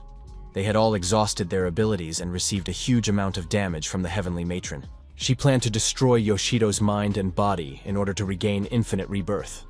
The young man died once again. He noticed that the others were fighting at their limits, and he himself had died so many times that soon his psyche might not be able to withstand it. That is why Yoshito needs to finish off the heavenly matron as quickly as possible. Before being reborn again, the main character activated the God Killer interpretation and prepared for a counterattack. The villainess was surprised to see something new in the guy's hands, and even distracted herself from the other players, staring at Yoshito. The guy prepared to attack. He had an energy ball in his hand, which he was going to test on his opponent. The heavenly abbess realized that she should not miss this blow, and immediately tried to attack the young man. But he managed to dodge all her attacks. Yoshito, once again revived after his death, rushed into a counterattack. It didn't matter to him how many more times he would have to die. If he could finally attack the heavenly matron, the battle would be over. Another resurrection, and another attempt to counterattack with the God Killer's interpretation. A barrage of incredibly powerful counterattacks, and again, death, and again pain, and again resurrection.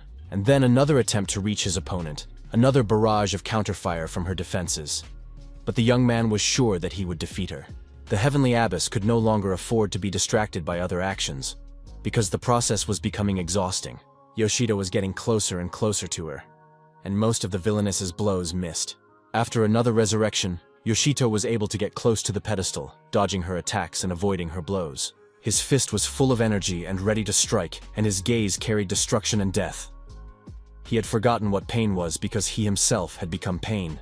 Despite the barrage of return fire and stones, the young man was already in close proximity to his opponent. It got to the point where Yoshito was climbing the pedestal, and the heavenly matron was forced to attack almost herself. The heavenly matron's chains were used to bind the young man's legs, but he managed to break them, though it cost him another life. At one point, it seemed that Yoshito would not be reborn again. Even the heavenly matron felt tired. This was followed by many more deaths and resurrections. The villainess was killing herself with her own power. She knew she was strong and did not believe that anyone could harm her, because her opponent still showed no serious resistance. But suddenly, after another rebirth, the lifeless body of Yoshito was no longer where it had been. The stone floor was covered with cracks and dents.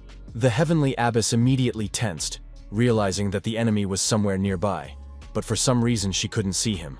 At that moment, completely unnoticed by his opponents, Yoshito crept up behind her and was ready to attack. Since she had bestowed divine light upon him, he was now going to share his blessing with her. The young man raised his hand to strike, and the villainess found herself powerless, as if trapped by her own pedestal. A loud, piercing scream filled the room as the opponents stared at each other with immense hatred and anger.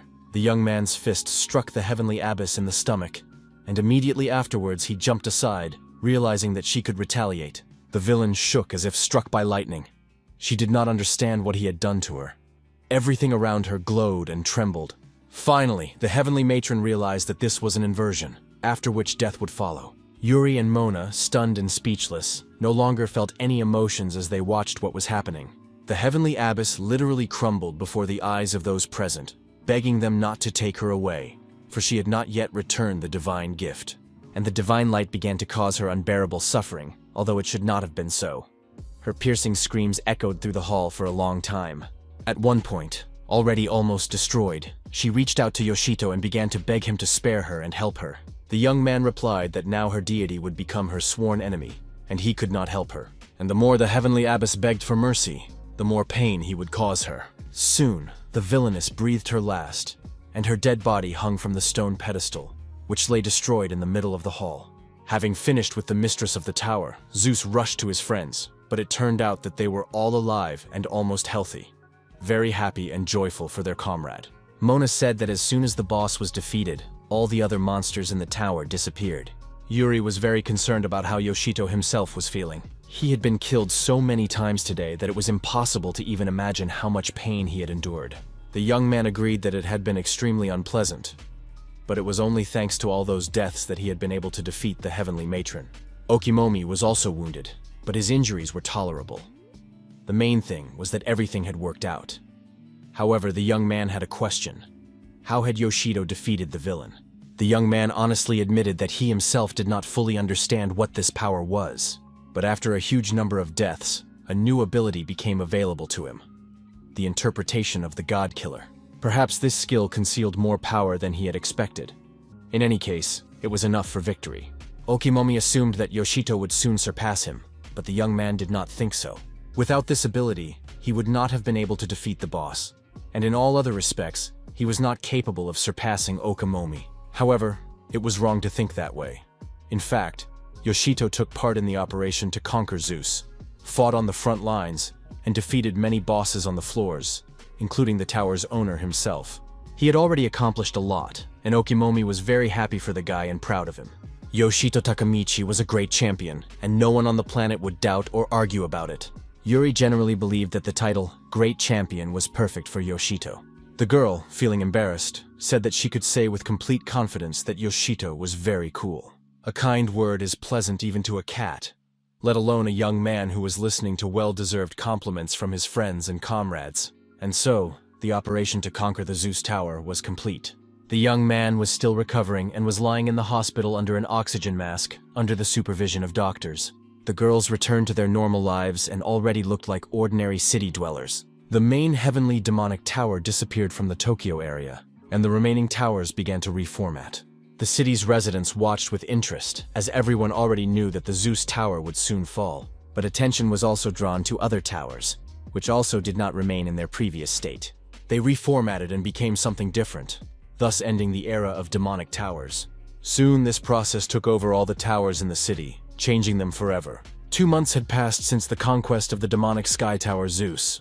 Thanks to the strategy of the tower's management bureau, Zeus was eliminated. However, after its disappearance, all the towers around it began to change. Their dark appearance mixed with a scarlet glow stirred up the public and planted anxiety in people's hearts.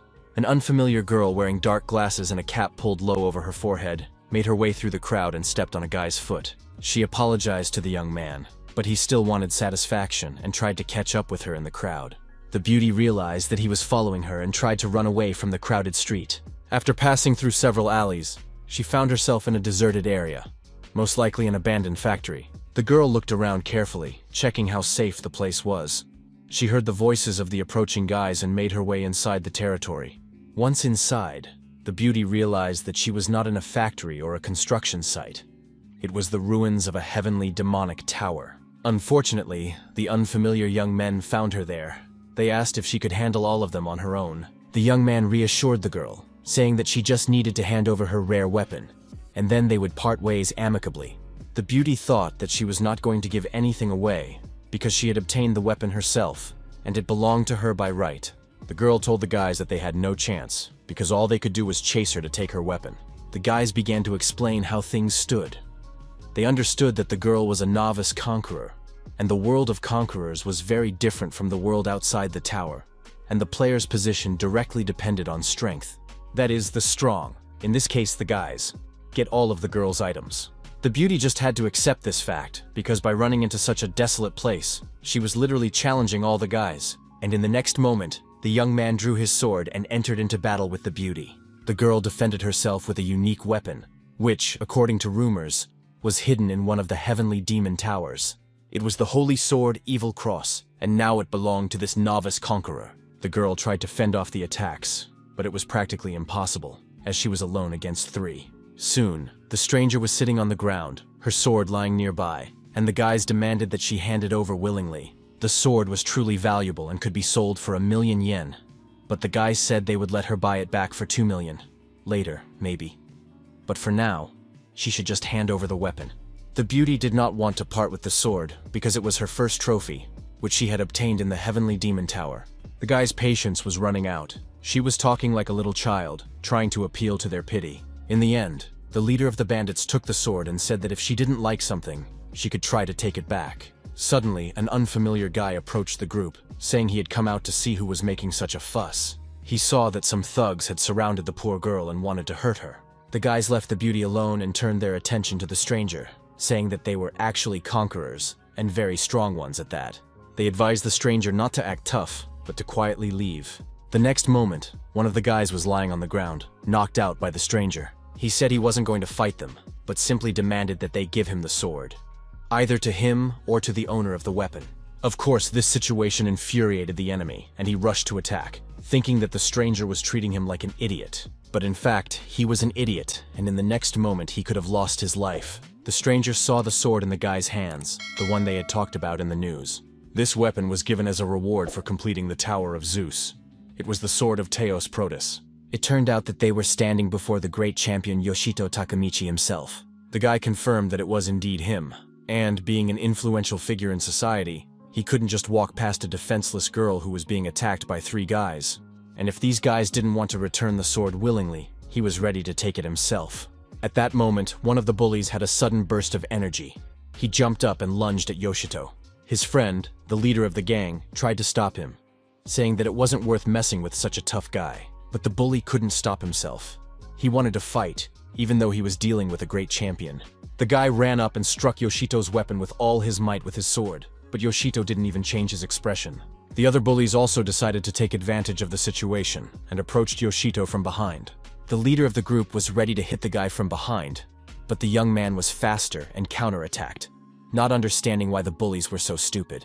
After all, it was obvious to everyone that they were no match for Yoshito. In less than a minute, all 3 thugs were knocked out and lying in different parts of the yard. The leader screamed in agony because Yoshito had cut the guy's weapon in half with his sword, and now he was left without any equipment for future games. The other 2 bullies didn't want to tempt fate any further and ran away, leaving their friend in tears. Finally, the stranger realized that the threat had passed. She came out and sincerely thanked her savior for what he had done. Yoshito returned the sword to the girl and told her that among the conquerors there were not only good people, but also thieves like these.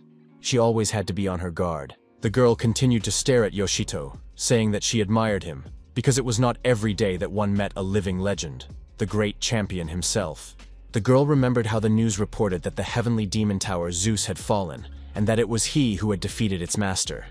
But now all the towers were painted red and were called the Scarlet Heavenly Demon Towers. The Control Bureau blocked access to them for the safety of the conquerors. It conducted investigations to identify the reasons for such drastic changes, and people were afraid of the unknown.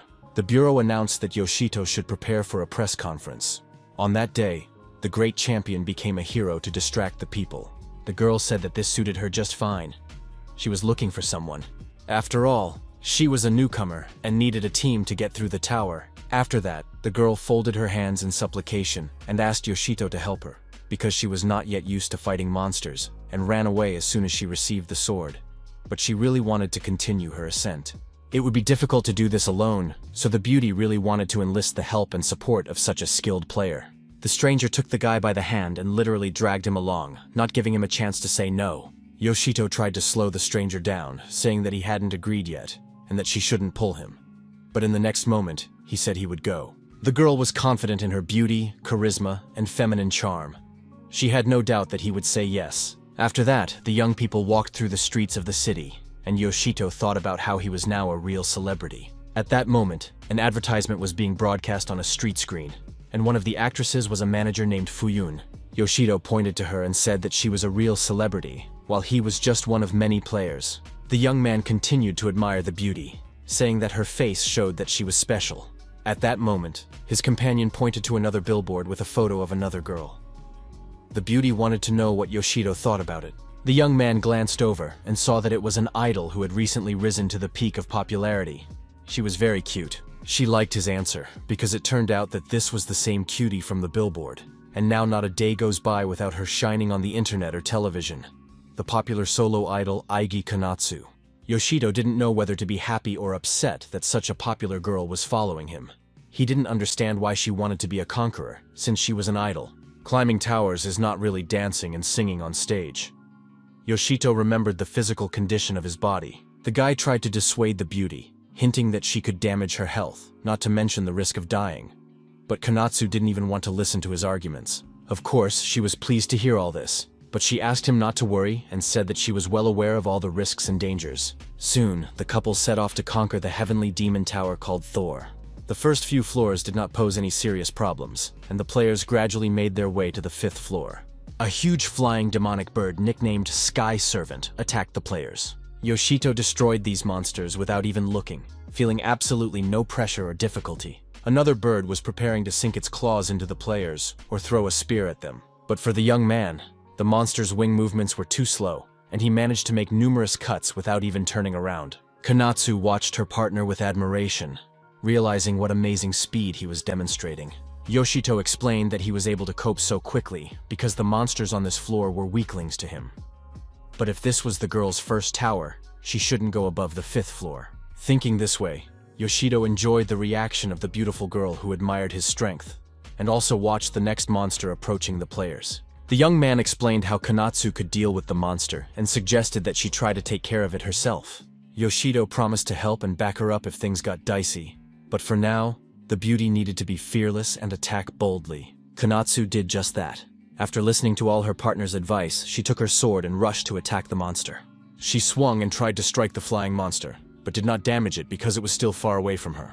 After that, the monster began to attack and literally pressed the beauty, who was not ready for it to be so strong and fast. The heavenly servant couldn't understand what kind of kindergarten was standing in front of him and was about to tear the beauty apart.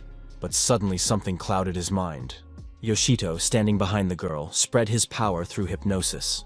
In this way, he paralyzed the monster, and the beauty managed to run up and deliver the decisive blow. But then the dying monster began to make sounds that spread in waves across the floor. Of course, no one knew what the monster was saying, but it was clear that before dying, it had called its friends. Kanatsu, looking in horror at the flock of huge flying monsters, realized that she couldn't handle them all on her own. Yoshito was of the same opinion. The threat was too serious, and therefore it was time to end the girl's training. It was necessary to seriously tackle the problem. He promised that he would deal with this flock himself and do it with one blow. Activating his abilities, he rushed between the monsters at tremendous speed, hitting each one. Some of the flying monsters surrendered and died immediately, while one of the opponents descended to the ground, holding his staff in his beak. Yoshito continued to fight. He was so strong that he cut the creature in half with a single blow. Kanatsu watched the events unfold intently. She was convinced that the young man was extraordinarily strong, but this fact did not reassure her. On the contrary, it frightened her even more. In a couple of minutes, the entire room was littered with the bodies of dead or wounded flying monster birds. But one of them found the strength to let out a piercing cry. The players were terrified when they heard, and then saw their next opponents approaching from afar. Soon, neither the walls nor the ceiling were visible because everything around them was swarming with flying monsters. They were extremely aggressive and were going to take revenge for their fallen comrades. Yoshito was a very experienced player. He understood that such a number of opponents was not the end. The young man took Kanatsu by the hand, and the girl looked at him with interest and fear. Kanatsu felt her palm tightly clasped in the hero's hand, and assumed that he would either let her participate in the battle or show her how to do it properly. But the young man was too experienced a player, so, clutching the beauty's hand tightly, he ran at full speed, realizing that he could not cope with so many opponents. Running up to the open exit of the tower, Yoshido told his friend that she had chosen two difficult tasks, especially considering that she was still a complete novice.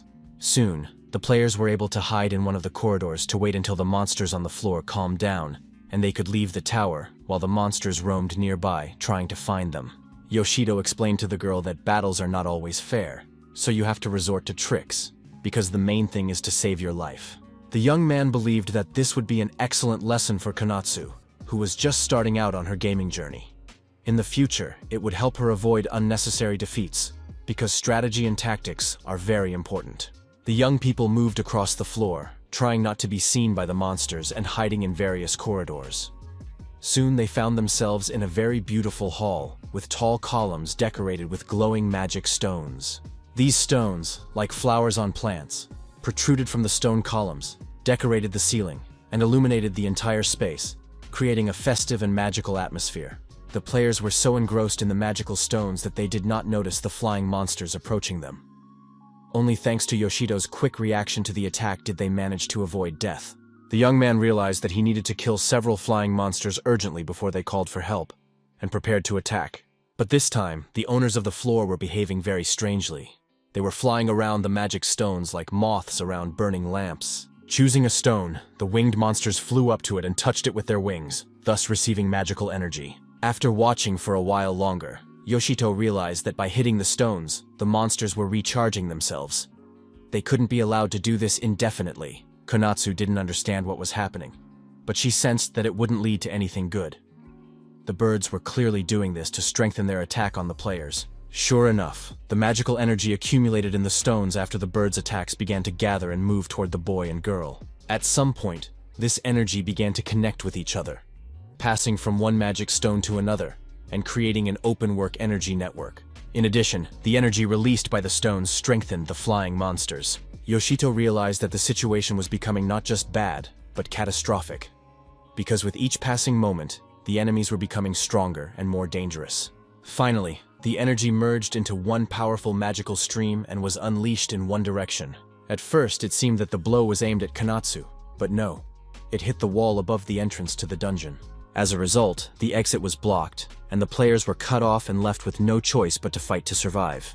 Yoshido rushed to attack the monsters, intending to destroy them quickly and decisively, as well as to stop the energy of the stones so that the birds would not be able to strengthen their abilities. At this time, the feathered enemies, having restored their power, used their staffs, spinning them in front of them and protecting themselves. The stick spinning in his hands was so fast that it created a protective shield in front of the monster, allowing him to direct the flow of magical energy in the right direction. Soon, this led to Yoshito being killed right before Konatsu's eyes. The girl watched in horror and with a wild scream as her partner and protector was gone. After a while, Yoshito recovered thanks to his endless rebirth. But now he understood what he was dealing with. At first, the boy thought that the birds used magic stones only for recharging. But now it was clear that the monsters were capable of creating weapons from the energy of the stones, spinning their staffs and directing the flow at their enemies. It soon became clear that Yoshito was in for a rough time. He had to dodge the energy streams that could destroy him again at any moment. The young man writhed and tried to avoid the new weapon, leading the birds into a dead end. But suddenly, a huge explosion thundered behind him. The fact was that Konatsu was standing right there, shocked, watching what was happening and realizing that she was unable to protect herself. Yoshito couldn't let his friend die, and managed to shield the beauty from the magical charge aimed at her. The hit was direct and extremely painful, even for an experienced player like Yoshido. It felt as if a million lightning bolts had pierced his body, and the electric current burned the young man to ashes. The frightened girl, who was in such shock that she was barely aware of what was happening, only managed to realize that her companion was gone. The young man lay on the floor of the hall, unresponsive, and smoke rose from his body like charred wood. Konatsu knelt down beside him, sobbing, trying to revive him. She screamed and begged the young man to wake up and get up. The beauty wailed, shed tears, and cursed herself for taking Yoshito on this mission. He shouldn't have come here to help such a useless novice like her. Meanwhile, another flying monster appeared under the ceiling.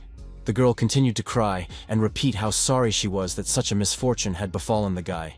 While the flying monster had already prepared its spear for attack, Yoshito was very pleased to hear all her lamentations. He sat down and told her not to worry. He wasn't going to die, and she just needed to wipe her tears. The last thing he needed was for such a popular idol to cry over him. The young man pushed the beauty away and rushed at the approaching enemy. The feathered monster was killed, and it turned out that Yoshito had once again saved the beauty's life. Konatsu couldn't find the words to express her gratitude and admiration. She just looked at the young man as if he were some kind of mythical deity, because she had managed to see the skill that had been talked about in the news. Yoshito confirmed that he possessed the unique skill of infinite rebirth, which meant he could not die, and the beauty could use the young man as a shield if necessary. Konatsu had no intention of doing so.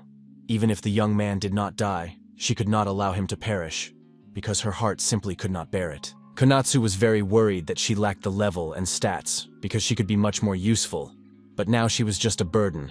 The girl asked Yoshito how many similar monsters she needed to kill in order to level up and fight them on equal terms. Yoshito believed that killing 2 such flying monsters would be enough to level up, but it was impossible to say right away how many levels she needed to level up.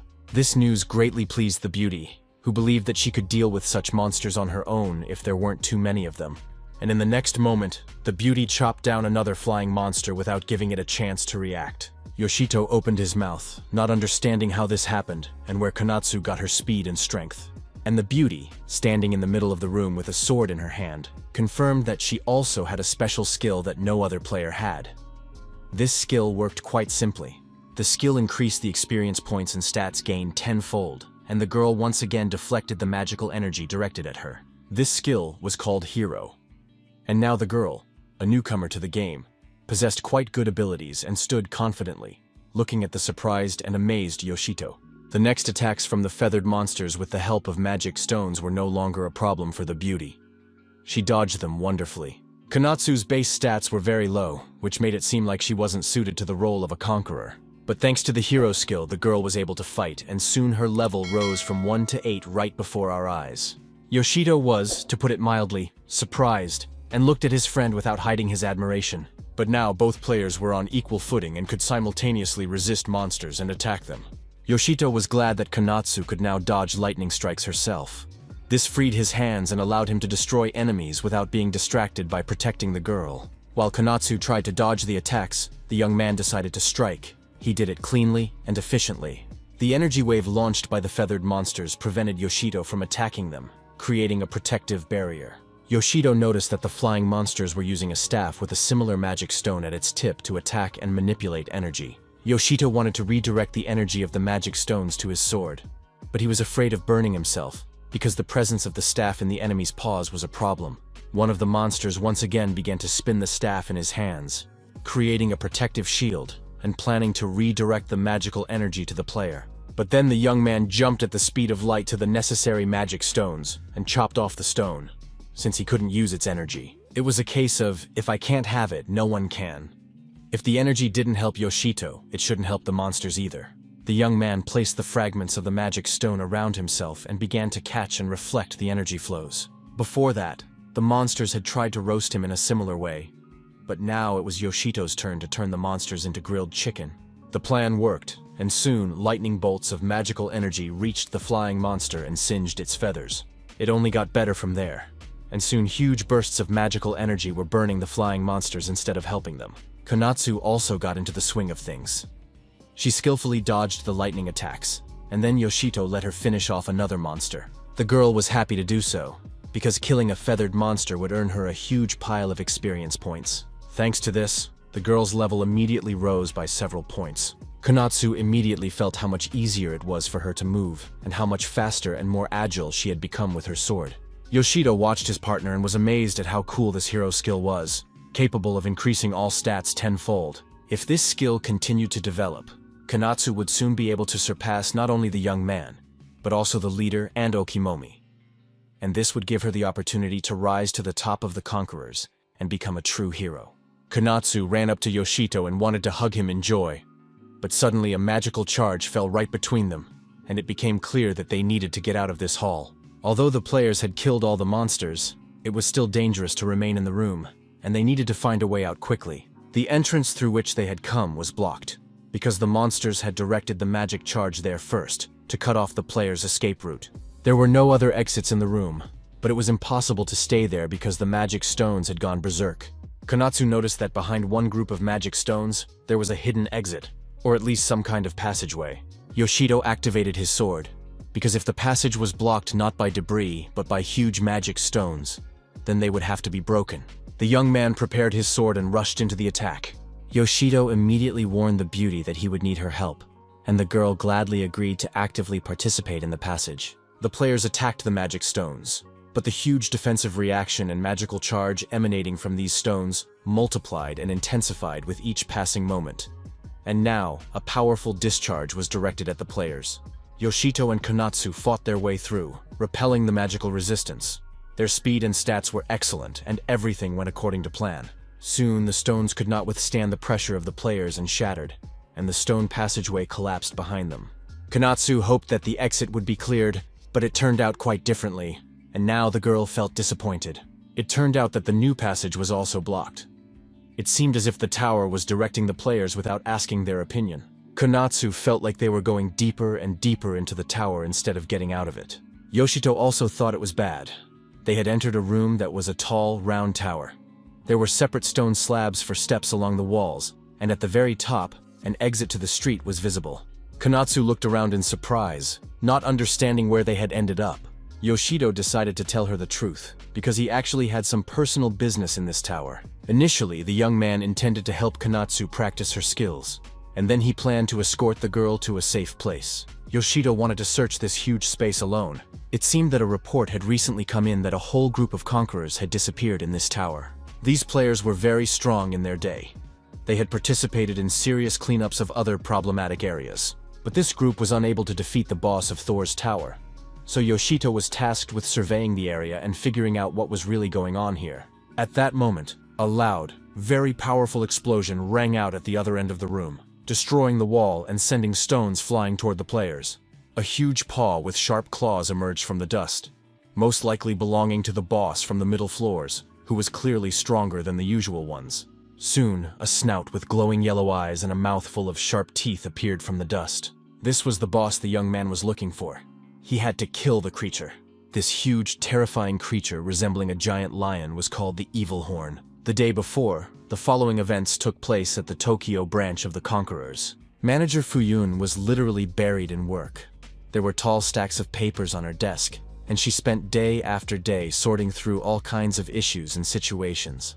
Yoshido was summoned to her office, and he was acting strangely, constantly looking around, trying not to run into strangers who had been literally terrorizing him after the young man freed the Tower of Zeus. The guy was constantly dragged to all kinds of press conferences, talk shows, and interviews, but Fuyun reassured Yoshito, saying that there was no one else here but them. In addition, the manager was sure that no one was forcing the player to participate in all these events. Everything was done by mutual agreement. Fuyun said that thanks to Yoshito's active participation in public activities, they managed to distract people from the appearance of the Red Heavenly Demon Towers. Research showed that these towers were no different from the old ones. Fuyun promised that now no one would take the young man away and force him to participate in public activities because serious problems had arisen. Yoshito realized that it was time to end the charade and asked why he had been summoned this time. The manager asked if the young man knew anything about the Thor Tower. Yoshito didn't have any special information. He had only seen the tower while walking through the streets of the city. The young man also knew that the association had recently made a plan to conquer the middle floors of this tower. This was true. However, while searching for a passage from the first to the middle floor, a huge empty area was discovered. In this area, there was a separate boss who was clearly stronger than the usual bosses typical of such floors. It turned out that the unspoken rule of all towers, which stated that the higher the floor, the stronger the monsters and bosses would be, had been broken. This was the principle on which all towers and dungeons in games were always built. And now, there was a large space between the first and middle floors. In this space was a very strong monster, completely atypical for such a level. According to the association's data, the strength of this monster was comparable to that of ordinary bosses. Fuyun wanted Yoshito to destroy it. The conquerors had never encountered such a creature before. Even if the young man couldn't defeat this monster, the leader would assign him the status of unauthorized threat. Yoshito knew that the status of unauthorized threat was given to very powerful monsters. If this monster was similar to the Iron Snake, many conquerors were in danger right now. Yoshito did not need to be persuaded and agreed to carry out the mission, confirming that he would deal with this monster. Fuyun thanked the young man for his responsiveness and warned him that a difficult battle awaited him. Therefore, she gave the player an item that he did not expect to see again, but he took it with joy. At that moment, the monster spotted the players on its territory, opened its huge mouth, and let out a terrifying roar. After that, the creature rushed to attack the young man, and it turned out that this lion had horns like a bull, as well as huge powerful wings. The monster looked truly menacing, and the presence of wings suggested that it would also attack from the air. And indeed, this huge, powerful, muscular monster literally hovered above the ground, changing position and maneuvering between obstacles. Konatsu had no idea how they would get to the monster, but Yoshito had an idea in case the enemy proved too fast. The young man decided to use this item right away and rolled up the sleeve of his jacket. It turned out that he was wearing a bracelet on his wrist, a reward for killing the iron snake in the Proteus Tower. It was a unique piece of equipment from a Peiron Mikani, an unusual bracelet. It was a weapon that could be used to hit a target at long range. The bracelet was a spear on a flexible cable that could be fired in the desired direction. Yoshito never thought he would use this weapon again, but now he released the spear and aimed it at the monster. Hooking onto it, the young man pulled himself up to the monster and cut it with his sword. Yoshito did this in midair thanks to the bracelet. Yoshito immediately realized that his opponent was very strong, because the blow received by the monster was powerful, and the monster showed no weakness and was preparing to attack. The golden horn rose up with its wings and seemed to hang in the air. But then, its wings began to vibrate and glow with a pink light. It seemed as if they were being saturated with additional magical energy. Yoshito understood that this glow did not bode well and tried to predict how it would all end. Finally, the monster, having fully recharged its wings, rushed to attack the player, who by that time was already planning to leave the room. The enemy was very fast and agile and also intelligent. It wanted to cut off the guy's bracelet, and Yoshito was wounded in the arm. Yoshito tried to attack the enemy, but he clearly lacked speed and maneuverability in the air. Another glow emanating from the wings of the flying monster caught the attention of the young man, who still did not know how to deal with it. But then the entire flow of magical energy crashed down on Yoshito, and the young man died. Coming to his senses, the player realized that the enemy was indeed very strong. But now he had to start fighting with all his might. The golden horn once again rushed to attack the player. Yoshito managed to dodge the attack, then quickly jumped onto the monster's back and grabbed its mane with his hands, crouching between its horns. The beast couldn't throw the player off and began to climb high into the air, trying to shake him off. It rose higher, and eventually the young man managed to free himself and land on one of the stone ledges of the tower. Yoshito attacked his enemy from above, cutting off one of its horns with his sword. This provoked the monster's terrible hatred and wild roar. Yoshito knew he had to destroy the monster before it had time to fall, but the monster was no fool either. It grabbed the player, completely depriving him of the ability to cause any harm, and together they began to fall from a height onto the floor of the stone room. The fall ended with a powerful blow, which killed Yoshito once again. Konatsu had not participated in the battle until then, but it became clear that Yoshito was fighting with his last ounce of strength. In such a situation, the hero simply could not stand aside. Konatsu took out her magnificent sword called Evil Crest and announced her first attack. The girl was ready for battle. She watched the battle between Yoshito and the flying monster closely and analyzed the situation. After that, Konatsu figured out how she could get to the top of the tower, and now her partner lay dead in a pool of blood at the feet of the huge monster. Konatsu knew that the young man possessed infinite regeneration, so he would soon return to life. But she also understood that alone, the young man could not defeat such a huge and powerful monster. Besides, Konatsu herself wanted to help him, because the young man had saved her life many times. Konatsu was a complete novice. She had received a notification that she possessed the first card, but she still didn't understand what that meant. Most likely, something like very powerful skills. At that moment, the monster spotted another player, and leaping forward, the huge, powerful monster approached the beautiful girl. Konatsu was very quick and managed to wound the monster, which caused it to hate her intensely. However, the monster immediately dodged and prepared for another attack. The girl was ready to strike the flying monster again, and the ferocious monster approached its prey. Konatsu's resistance convinced the monster that it too had to fight her with all its might. The glowing magical wings reminded Konatsu that after this attack, the young man had died once again. Therefore, she had to run away urgently. At that moment, a flying spear on a rope appeared near the monster's ear, which had been released by Yoshito from his bracelet. The young man had already returned to life and was about to continue the battle against the monster, so he hooked the monster's horn. The monster was furious. Not only was there a spear stuck in its horn, but it also prevented it from maneuvering freely. The flying lion began to thrash about, trying to knock the spear off its horn, banging its head against the stone ledges. Having rid itself of the spear, the monster rushed to attack the player who was causing it trouble, and Yoshito, sword in hand, rushed at the enemy. They clashed in battle. The young man slashed with his sword, while the flying lion tried to devour him.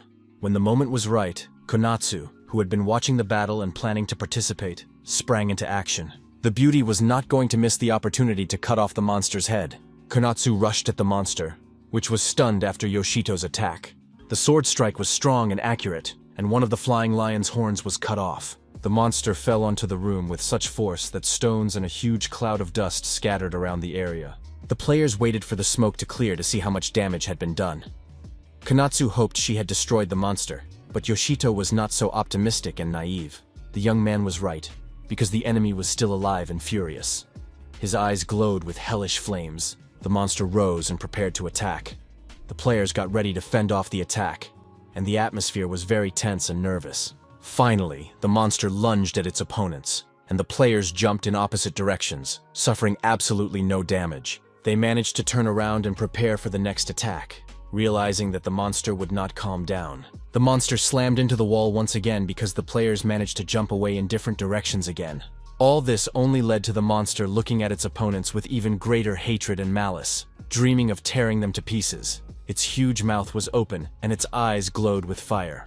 Yoshito managed to jump away and climb onto the monster's wing, realizing that he had to prevent the monster from flying away. Konatsu also understood that she had to attack her opponent before it could take off again. Yoshito had not forgotten how he had fallen from a great height along with the monster. The young man understood that if the monster flew too high, the player's attacks would simply not reach it. After hearing this, a brilliant idea, in her opinion, popped into the beauty's head. She took Yoshito by the hand, just as he had taken hers a moment ago. Without saying a word, the girl grabbed the young man because they had to act quickly before the monster took off. By this time, the monster was already gaining speed and began to gradually rise upward, so the players immediately rushed after it, intending to catch up with their opponent. They managed to grab the monster by the tail, but that was enough to keep them from staying below and climb up the tower with the monster. The golden horn felt the players hanging onto it and tried to shake them off by banging against the stone steps located on the inner wall of the stone well. The monster was no longer thinking clearly and was out of control because it was getting closer and closer to the top of the tower, which was not completely open. Golden Horn slammed into the upper floors with all his might. Perhaps the monster hoped to break through them and fly out, or maybe he just didn't notice the stone slab. The blow was powerful, and the monster's entire body shook. Konatsu didn't have enough strength to hold on, and she fell off the monster's tail, starting to fall down. Yoshito realized that saving his assistant was more important at that moment. He let go of the tail and activated his magic bracelet. The young man launched a spear from the bracelet into one of the next steps to overtake the falling Konatsu. After that, the guy managed to intercept and catch the beauty literally a few centimeters from the floor, preventing her from crashing to her death. The situation could have ended very tragically. Yoshito sat the girl down and told her not to move or struggle, because he had to abandon another attack on the monster to save her life. At that moment, the already beaten and wounded monster, which was also on the ground after hitting the upper floors, rushed at the player, intending to tear him to pieces. Yoshito understood that he had to cut off the wings of this flying creature, otherwise the situation would reach a dead end. The guy rushed into the attack, ran behind the monster and chopped off its wing, causing wild pain and growling from the bleeding beast. Not giving the monster a chance to recover, Yoshito successfully attacked the beast again, cutting off the flying creature's second wing. The next few moments proved decisive in this battle. Yoshito struck blow after blow, turning the monster into a bleeding creature. Soon, the player felt that his opponent was no longer putting up any resistance. The young man jumped over the monster and prepared to deliver the final blow. It had been a long time since the guy had felt such satisfaction as he plunged his sword into the monster's carcass. It had indeed been a difficult battle, but the result was amazing. Konatsu approached the boy, trying to assess his condition and health. All this time, she had been sitting quietly on one of the slabs, not disturbing the player. Yoshito raised his hand in a victory sign, clenching his fingers into a fist, and smiling happily, announced that the interdimensional boss had been defeated. In one of the towers of the Red Demons, there was a small window from which a strange sound came. The sound was like snoring or even growling, but it was constant and indicated that someone was inside the room. If we could peek inside, we would see the silhouette of a monster lying under the window. It showed no signs of life. But suddenly its eyes opened, and a yellow light burned in its gaze. The monster took a few steps, growling. In its hands was a huge, powerful axe. Its left hand was made entirely of magic stone, and the mere sight of this monster could frighten any player. At that moment, the Tokyo branch of the Conquerors was holding a player briefing. Yoshido told the boss how everything had gone and confirmed that the interdimensional monster had indeed been defeated. Fuyun thanked one of her best subordinates, saying that he was a very reliable player and could always be counted on. The girl reported that she had already sent branch employees to that part of the tower to thoroughly check the area. After this inspection, the tower would be reopened to everyone, and then Yoshito would receive payment for his work. However, there was a slight discrepancy because this time the player was not fighting alone, but in a pair. His partner was Konatsu. Despite being a newcomer, she had already made her way to the top missions. The beauty was bursting with happiness and pride, and she told everyone how cool she was. The branch manager clearly did not expect to meet her. Konatsu hoped that when she became a conqueror, she would be able to meet the famous and renowned Fuyun. But, to everyone's surprise, this meeting happened much sooner than anyone could have imagined. Yoshido couldn't understand if the girls knew each other, or if they were even acquainted at all. Konatsu explained that she often met Fuyun at promotional photo shoots for magazines when she was working as an idol. The girls met at these events and became friends. Konatsu expected Fuyun to know about her special skill, because as soon as she acquired it, she immediately told the branch manager about it. Everyone understood that the hero skill was a truly powerful ability that could open the door to the top of the conquerors for a player. However, their profession was still fraught with great risks, and so Fuyun did not recommend that Konatsu become a conqueror. But the girl believed that since she had been given such power, she should use it for the good of all people. After all, that was the duty of a true hero, and possessing the hero skill made the player a hero in Konatsu's eyes. The beauty claimed that fear still reigned in many people's hearts, even though the situation with citizens' anxiety over the appearance of the Red Towers had stabilized. Konatsu wanted to become a conqueror and show everyone that there was nothing to fear, because there was a true hero nearby, just as she had planned to become. Fuyun said that she would no longer dissuade the beauty and respected her position. At that moment, confirmation came that the safety of the interdimensional space of Thor's tower had been confirmed. Yoshido offered to split the reward with Konatsu, but she was categorically against it, because she felt she hadn't really done anything. After defeating the boss, Yoshido decided to check the interdimensional space for other monsters. He found a passage with a teleport on one of the upper floors and opened it. Fuyun said that this made their work much easier, as they now had a clear path to the tower's master. Fuyun forbade Konatsu from going there because the girl still had too little experience to fight the master. The beauty was very upset by this turn of events. Yoshido didn't want to go against the tower boss alone and was about to leave the branch when suddenly familiar voices called out to him. After all, if there was no one else to challenge the boss, Yoshido could count on them, and they would gladly go with him. The young man turned around and saw his good friends, Mona and Yuri, who were ready to join him in the cleanup. Yoshito was genuinely surprised and happy to see his friends, whom he hadn't seen for a couple of months after the Zeus Tower was cleared. The girls admitted that they had also recently begun carrying out assignments from Fuyun and were thus working for the branch. They had just arrived to inform their common boss that they had completed the mission assigned to them. The beautiful blue-eyed Yuri was very happy to see Yoshido again. At that moment, Konatsu interrupted the conversation and asked the young man who these cuties were, and asked him to introduce her to the girls. And then, literally, lightning struck the room. It seemed as if the earth shook, and the sky and the earth completely switched places. Yuri was literally crushed morally and mentally, because she saw that Yoshito had a new girlfriend. It seemed that they were very close. Yoshito was literally stunned to hear these words, and even Konatsu looked genuinely surprised. The young man clung to the beauty, and demanded that she tell him that everything was not as it seemed, and that in reality there was nothing between them. But huge tears were already welling up in the eyes of the beautiful Yuri, who couldn't believe and accept such a truth, because she had seen how beautiful Konatsu was. The girl was angry and upset, and all this resulted in a huge stream of tears, screams, energy, and a fountain of water literally pouring out of the branch building. The 40th floor of the Divine Demon Tower. Thor was where the players gathered to defeat the next boss. Mona was very happy to be working with Yoshito again. She believed that together they could defeat the tower's master. Yoshito, although he had not yet established a normal relationship with Yuri, the girl continued to sulk at him. Still noted that this was the first time the three of them would fight the boss alone. It was very exciting for everyone, but Mona wanted the young man to see for himself how much the girls had leveled up.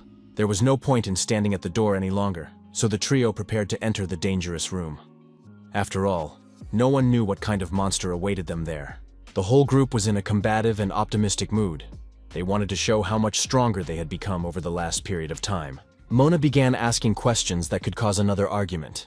She asked the guy if it was okay to leave Konatsu at the branch. Yoshido didn't want to bring up the subject in front of Yuri, but the young man confirmed that Konatsu was too inexperienced and her level was very low. Yoshito believed that the girls should first hunt on the lower floors of the tower and raise their level. He did not know that Konatsu was following the trio and had heard the entire conversation. The beauty agreed that she was a novice and her level was low, but today there would be a battle against the master of the Heavenly Demon Tower. Konatsu dreamed of catching at least a glimpse of him. She wasn't going to interfere or cause any trouble. She just wanted to watch. The girl followed Yoshi and his company, studying the players' tactics. After all, on the way to the Tower Master's room, they had already killed all the monsters. Konatsu admitted that these players' strategy was simply unmatched, and she could learn a lot just by observing their strategy and tactics. Besides, the girl had no intention of entering the room where the tower boss was located. She just wanted to look in from outside through the open gate, and while the beauty was peeking through the door, she was noticed by one of the floor guards. A lone monster named Ptah. He activated the magical energy from the magic stones and prepared to attack Konatsu. The energy gathered from one stone to another, combining into a single strong and powerful energy stream. Konatsu saw Ptah and remembered how her battle with similar flying monsters had gone, and how they had dispersed the magical energy strike. Everything was beautiful and wonderful until the flying monster began its attack against the girl, and she could no longer hold back, screaming at the top of her lungs and rushing after the players. Yoshido heard a strange screech coming from behind them. This screech belonged to some unknown monster. Konatsu ran into the room and slammed the door behind her at the last moment to avoid the attack from the flying monsters. Thus, she found herself in front of the players, who looked at her in surprise. Yoshito was very angry. He immediately began to scold the beauty, saying that she had no business being there, and ordered her to leave the room immediately before it was too late. But it was probably already too late, because the door slammed shut behind Konatsu, and the monster, the boss of this tower, sensed that someone had entered his domain. It was too late to leave, and there was nowhere to go. The players took out their weapons and took up fighting stances, preparing to face their opponent. They saw a huge, motionless monster in front of them, showing no signs of life. But despite this, everything was shrouded in a fog of horror. The monster still did not move, and the players had the opportunity to examine its huge muscles, sharp horns, wings tipped with sharp claws, and the axe in its hands. Its hand, or rather paw, was motionless, as was its entire body. It showed no signs of life at all, but suddenly the arm glowed like a magic stone, and the armor on the hand clenched into a fist. It became clear that the blows from this arm would be devastatingly powerful, and then it finally came to life. It was the Devil Gargoyle. His eyes glowed with hatred, and he was ready to attack anyone at any moment. Konatsu couldn't utter a word, paralyzed with horror, and the only thought that flashed through her mind was that this was the master of the tower. Yoshido shouted at the girl to stand behind the players and not even think about coming out until the tower boss was dead. The huge half-creature had already spotted its potential victims, and in one leap, the Devil Gargoyle flew upward. The monster grabbed its axe with both hands, swung it, and gliding with its wings, looked for a victim for its first attack. His gaze fell on Konatsu, sitting alone and completely defenseless. The girl was so shocked that she didn't even try to hide. All the players noticed that the monster was deliberately targeting Konatsu. Yuri immediately activated her ability and dispersed the water energy. A powerful stream of water hit the monster's body and knocked it off course. This was enough to knock the Devil Gargoyle off course, and the monster had to land on its feet without reaching its target. Yuri, without taking her eyes off the monster, asked Konatsu how she was feeling and if she was hurt. Yuri was ready to clash with the Devil Gargoyle once again. She reassured the newcomer, saying that they would look after the beauty. It was clear that blue-eyed Yuri did not hold a grudge against Konatsu. She considered the girl one of her own and was ready to defend her. Meanwhile, Yoshito could calmly attack the tower's owner and not worry about his girlfriend's life. The young man did not want to delay and prolong the battle, so he gathered his strength and rushed to attack the Devil Gargoyle. The monster did not sit idly by either.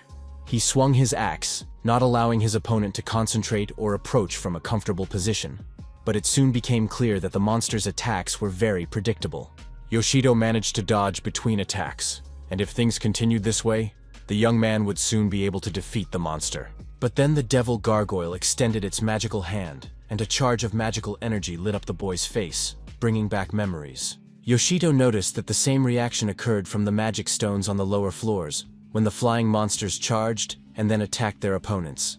The outcome of this battle was predictable. Yoshito was unable to resist the powerful discharge of magical energy that incinerated his body. The young man fell unconscious to the floor, showing no signs of life. The main boss of the tower monsters took obvious pleasure in seeing the effect he had on his opponent, and prepared to deal with the other players in the same way. The girls realized that there was no one left to protect them, especially since they were protecting Konatsu, who was too inexperienced a player. The gargoyle devil rushed at the players with an axe in his hands, and now the graceful and slender Mona stood up to him. The girl managed to dodge the monster's attack and crouched low just as his axe flew over her head. The monster looked in surprise at the place where its opponent had just been. It did not notice where she had gone.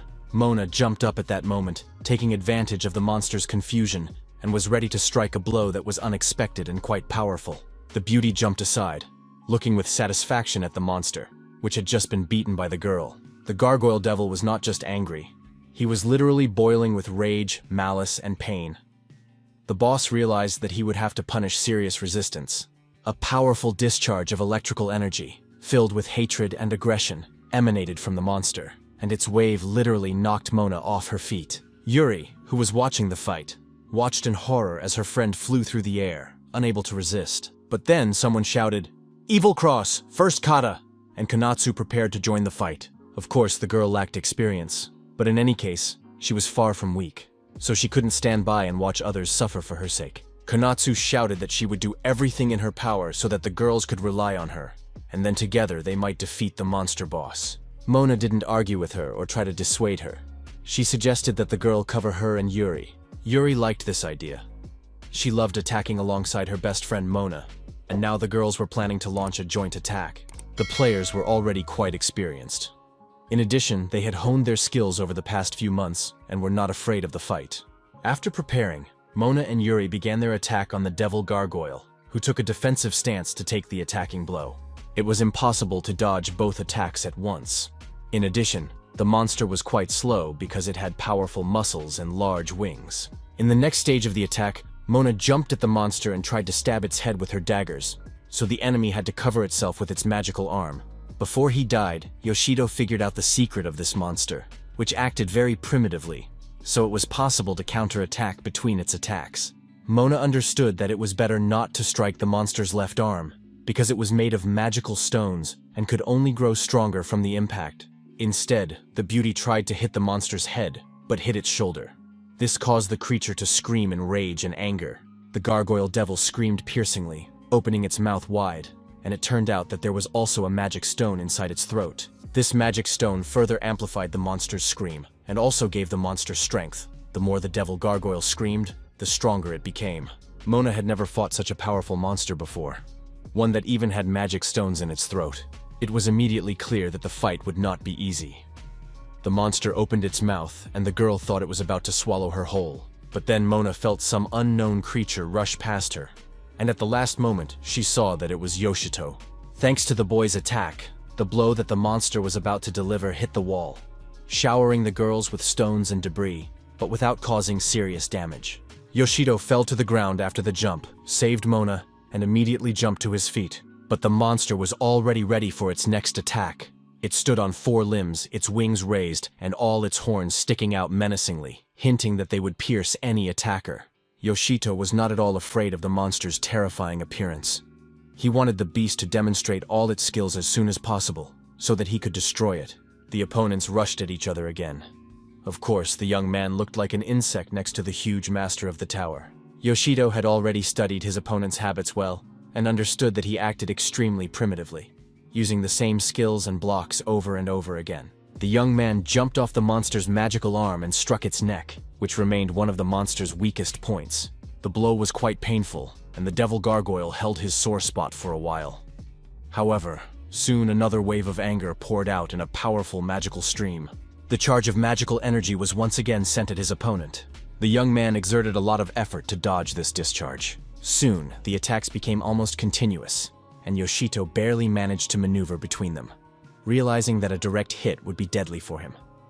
taking advantage of his small size and quick reactions. He dodged blow after blow. Once again getting closer, Yoshito took advantage of the predictability of the attacks and struck. The devil gargoyle took his axe and struck his own arm, made of magic stones, with all his might. This caused the magical energy charge to increase exponentially. It seemed impossible to avoid such an attack. Yoshito was bound to die in the next moment. However, a miracle happened. The entire flow of energy was stopped by the girl's attacks. This time, Yuri and Konatsu became the heroes, successfully timing their counterattack to interrupt the monster's attack. After analyzing the situation, Yoshito realized that his opponent was ready to strike himself in order to create powerful discharges. The young man rushed into the attack again, maneuvering between flashes of magical energy. He was literally right under the nose of his opponent, who, despite his strength, was slow and dull-witted. Finally, Yoshito reached the head of the devil Gorgulia, raised his sword, and struck a direct blow to the monster's skull.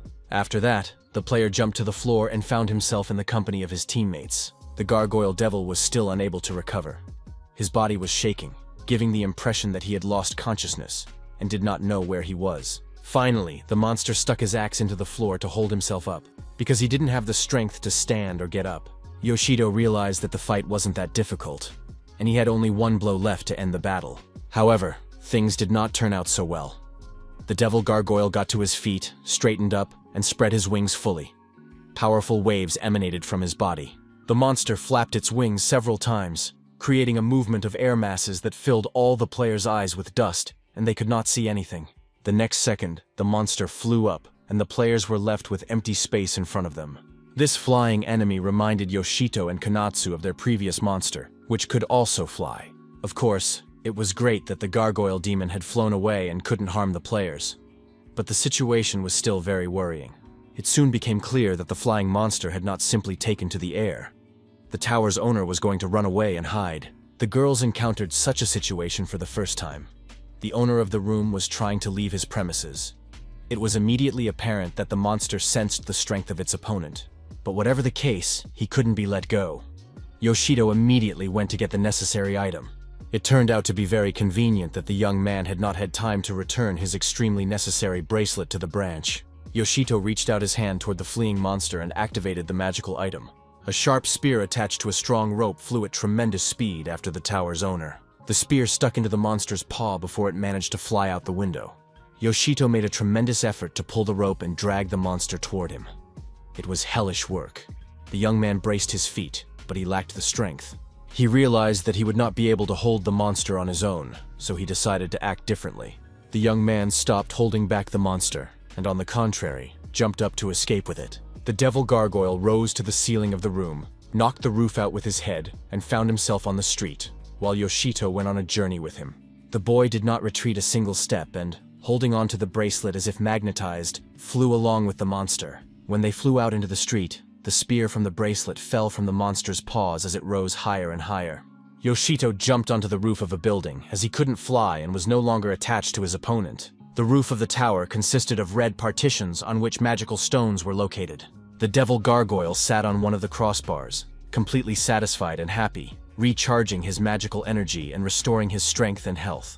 After that, the monster rose into the air and directed a magical charge at the player, who was on the roof at that moment. The guy managed to jump away at the last moment, or rather, was thrown back by the blast wave.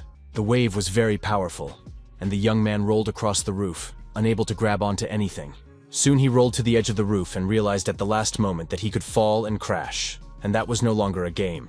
Yoshito managed to reach out his hand and grab the edge of the roof, which kept him suspended at a great height. The young man caught his breath, realized the horror of the situation, and understood that he had to gradually climb out. Otherwise, he would not be able to hang on for long. Of course, he was comforted by the fact that even if he fell, he would be able to revive himself with his skill. But falling from such a height would cause enormous damage to his mental health, and he might return as a vegetable. Yoshito decided that it was better not to fall, so he needed to climb up as quickly as possible before the devil gargoyle came up with something else. It turned out that the monster had not forgotten about its enemy, and was already closely watching the young man hanging by his hand. The monster opened its mouth, where the magic stones were located, and began to gather energy for a powerful blow. Yoshito barely managed to jump away from the place where he had been hanging just a moment ago. The monster's blow hit exactly the right spot, and the young man flew down, hoping that during the fall there would be a chance for salvation. He was flying backwards, but immediately remembered his irreplaceable bracelet, and hoped to use it to avoid the fall and take revenge on the monster. The gargoyle devil was so stupid that he didn't think his opponent could use the item and simply watched the falling player. The monster wasn't the only one who could move through the air. Thanks to his huge wings, Yoshito launched a spear on a rope in the direction of the beast. The rope wrapped around the monster's paw several times before it realized what was happening. The young man managed to pull himself up the rope to the monster's head and, drawing his sword, struck a blow. The player's next fall was accompanied by the activation of the bracelet, and the spear on the rope was directed at a new target. This time, the target was the horn of the devil Gorgle, around which the rope wrapped, and Yoshito was able to strike the monster's head. Now the monster was falling backward, and the young man stuck the spear into the tower wall, preventing himself from falling. The boy jumped onto the roof, but his enemy was still nowhere to be seen. Could the fat man have fallen and crashed somewhere below? The gargoyle devil stuck into a magic stone on the red floor as it fell, which increased its power, and the monster rose up unharmed. Yoshito was disappointed. His opponent was still alive. A huge amount of strength and energy had already been expended, but the monster remained unharmed. Moreover, after the fall, the monster became smarter. It flew from one location to another, activating magic stones, and Yoshito realized that the situation was not in his favor. And indeed, a few moments later, at least 3 powerful magical charges were directed at the young man. They all converged in one place, and the player had no chance to dodge. Yoshito died again.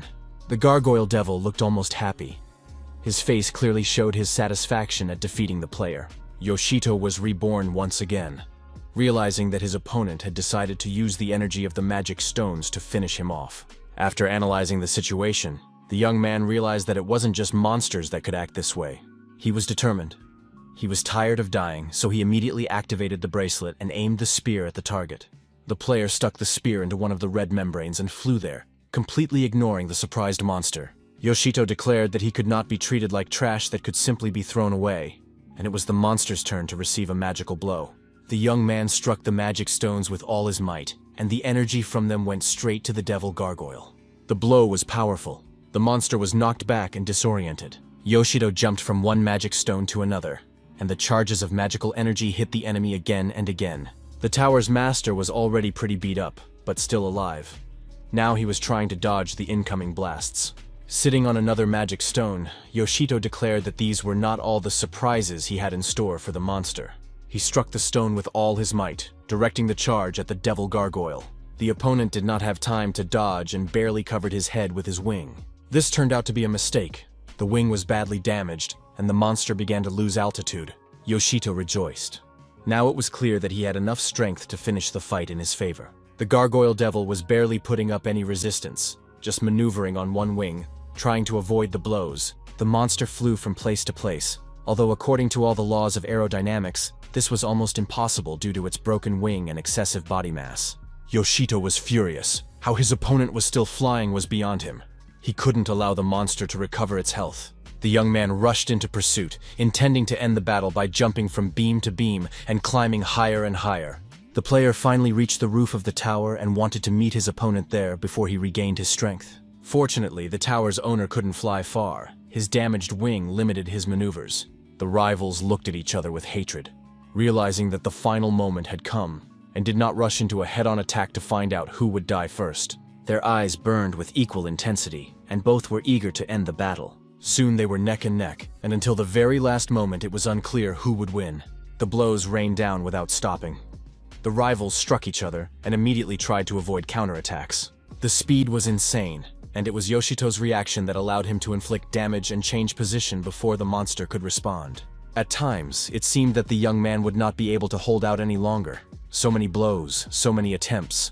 But his opponent was still alive and angry, as if it were impossible to defeat him. Suddenly, the monster twisted and flew up, knocking the ground out from under Yoshito's feet, and he felt himself falling. What's more, the monster played its trump card. A magic stone began to glow in the middle of its chest, gathering a powerful charge. It was too late. The monster had another magic stone hidden in its chest. The explosion caught up with Yoshito, and he died again. The young man knew that any master of the tower was an extremely serious opponent, but it was also an excellent opportunity to use his trump cards and level up his skills, which he did, returning to the game thanks to his ability to respawn infinitely. Yoshito decided it was time to use the trump card he had been saving for just such an occasion. The unique weapon he received after completing the Heavenly Demon Tower Zeus was called Teos Protus and had unusual properties. The sword's skill was simple. The charged attack could only be used once upon entering the tower. Of course, this required extreme precision and patience, but the power of the strike was virtually limitless. Yoshito realized that the time had come to use this sword and test it in action. He intended to end the battle with the tower's owner with a single blow. The devil gargoyle raised his hands with his axe, preparing to repel the attack. Yoshito exclaimed, "Theos Protus, crush the enemy with your divine power," and rushed at his opponent. This unique skill was supposed to defeat the tower's master. A heavenly pillar appeared where the monster had stood just moments before, and the creature's piercing screams echoed throughout the area. Soon the huge stone pillar split in two. Yoshito was completely exhausted and could not even stand on his feet. He sat down on the roof, unable to do anything. A notification appeared. The master of the Heavenly Demon Tower, unique weapons, and magic stones had been added to the player's inventory. Soon, Thor's tower would disappear completely. At that moment, the branch manager, Fuyun, was walking down the corridor when suddenly the phone rang. She was informed of an emergency, and the girl's gaze immediately became alert. Fuyun received complete information and learned about the disaster that had occurred. She gave orders to immediately block the passage to the Surth Tower and relay instructions to all employees. Outsiders had to leave the area immediately, and the Ice Flower Squad was urgently convened to discuss the current situation. Konatsu watched what was happening with surprise. She had never before been present at such an important event. Before the players' eyes, the demonic Tower of Thor disappeared after Yoshito's victory. Konatsu saw this with her own eyes for the first time. Yuri noted that the girls had hardly participated in the destruction of the tower boss. When he left the room, they were powerless. Indeed, they had only glimpsed Yoshi's battle against the devil Gorgulia through the hole. Suddenly, there was a powerful explosion, and for a while the girls couldn't understand whether it was good or bad. Perhaps their comrade had died. Mona couldn't even imagine how Yoshito had survived such an epicenter of the explosion, since he was in close proximity. At that moment, Yoshito approached and said that he was upset, but he certainly did not have the same foolish expression on his face as Mona. The girls greeted him with enthusiasm, looking at him with equally admiring eyes. Passers-by also began to pay attention to the guy. The news had already reported on the great player who had defeated the master of Thor's tower. Such popularity was burdensome. It was impossible to go about his business without attracting the attention of strangers. Yoshito didn't want to brag, but on the other hand, defeating the boss single-handedly deserved praise, and that felt good. It was especially nice when unfamiliar girls started telling him how much they adored him and had been following his life for a long time. To distract attention from Yoshito a little, Konatsu went out to her fans, who were admiring their favorite idol. Unexpectedly, the director of the Fuyun branch appeared on the street and congratulated the guy on his victory and conquest of Thor's tower. She immediately got down to business, announcing that she had not come by chance, but because she was looking for Yoshito. The branch manager recounted the latest events, and everything was so terrible that Yoshito felt as if there was no one left in the world. Hearing the story, he was shocked and agreed. The situation was indeed catastrophic. There was a serious problem with one of the demon towers. A spatial distortion had been detected around the Heavenly Demon Tower of Surt. At the moment, the entire surrounding area of the city was under its control. It was hard to believe, but it turned out to be the terrible truth. The entire area had become part of the tower's space as a result of large-scale spatial erosion. The spread of erosion has been slowed down, but it has not been completely stopped. If the process does not stop, the entire city will be swallowed up and become part of the demonic space. Under no circumstances could this be allowed to happen.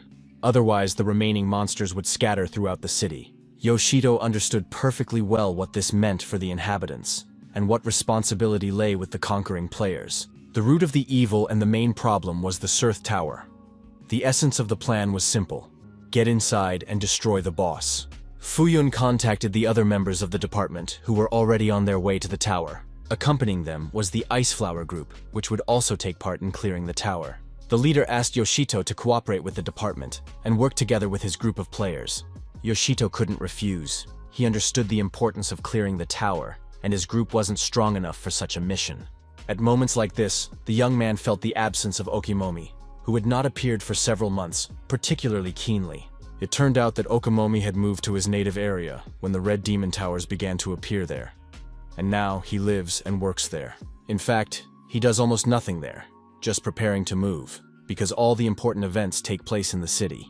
Yoshito understood that such anomalies could occur not only in the demonic tower of Surt, but also in other towers. Fuyun reported that she had already contacted Okimomi and asked him to return to the city as soon as possible, because the main task now was to defeat the mid-floor boss.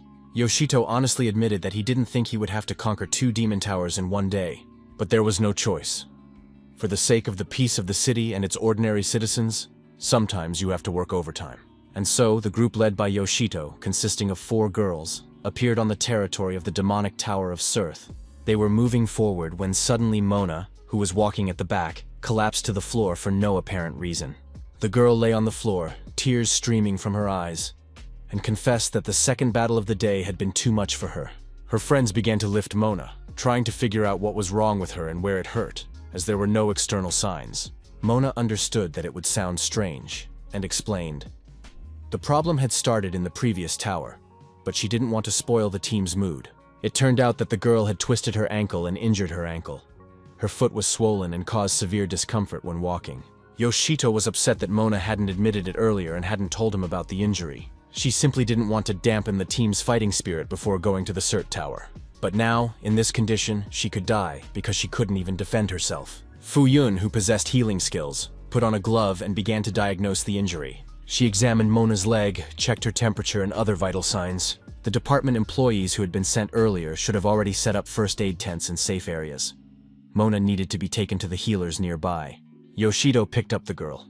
She wrapped her arms around his neck and pressed herself against him with immense gratitude. He carried Mona, while Fuyun created a cooling effect to relieve the pain in her injured leg. The whole group slowly made their way through the tower, giving the impression that they were simply strolling through a park. Finally, the players reached the first aid tents, where healers were ready to provide treatment. The tents were set up right inside the tower, which was convenient.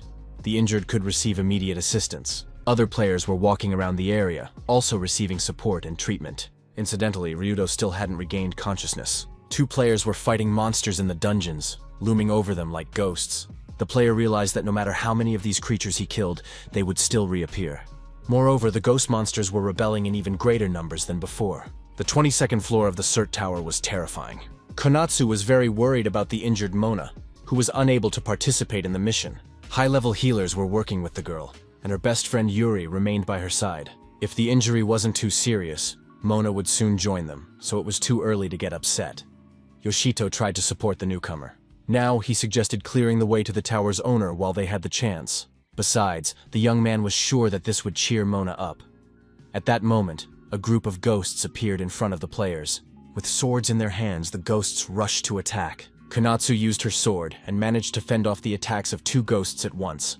Then she struck, and the ghosts were forced to retreat. The next wave of ghosts armed themselves with bows and fired arrows at Konatsu. Yoshito intervened, parrying the attacks with his sword and protecting his partner. Konatsu activated her powerful sword and shouted, "Evil Cross! First kata!" The blows were precise and deadly.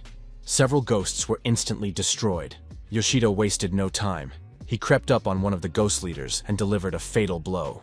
In this way, the room was cleared of monsters in just a few minutes. Fuyun literally crashed into the center of the ghosts, and they froze, their mouths open in amazement. The girl found herself in the thick of the enemies, but they did not have time to harm her. She masterfully swept them away with a single swing of her weapon.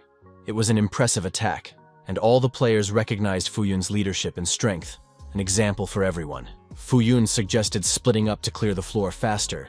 Yoshito stayed with Konatsu and she went with another player. Yoshito wasted no time and suggested starting the sweep immediately. To reach the room of the tower's master, Surth, they decided to work in pairs. Thus, the path to the tower master was divided into sections, each of which had to be cleared by a separate pair of players. All the pairs gradually advanced through the corridors, trying to destroy all the ghosts they encountered. Yoshito understood that there was no boss room on the lower floors, so it made sense to clear them in small groups so that all players could participate in the battle and not stand idle. The monsters on the lower floors were harmless, mostly ghosts. They posed no serious threat, so Yoshito destroyed several of them with a single swing of his sword. Together with Konatsu, he encountered another pair of ghosts, and was about to deal with them without any problems. Indeed, they quickly dealt with them, cutting the ghosts down without even feeling any difficulty. At some point, the young man experienced déjà vu. After each battle, he was left with a strange feeling. He turned to Konatsu and asked if she had noticed anything unusual during the mop-up. At that moment, one of the ghosts with a magic ball in his hands suddenly attacked the players. Yoshito cut it down with a single blow, leaving it no chance, but his inner unease did not leave him. The feeling came back again. It seemed like he wasn't fighting this ghost for the first time. The faces of the ghosts he had destroyed recently came to mind, and something about it seemed strange. Finally, Yoshito caught the thread.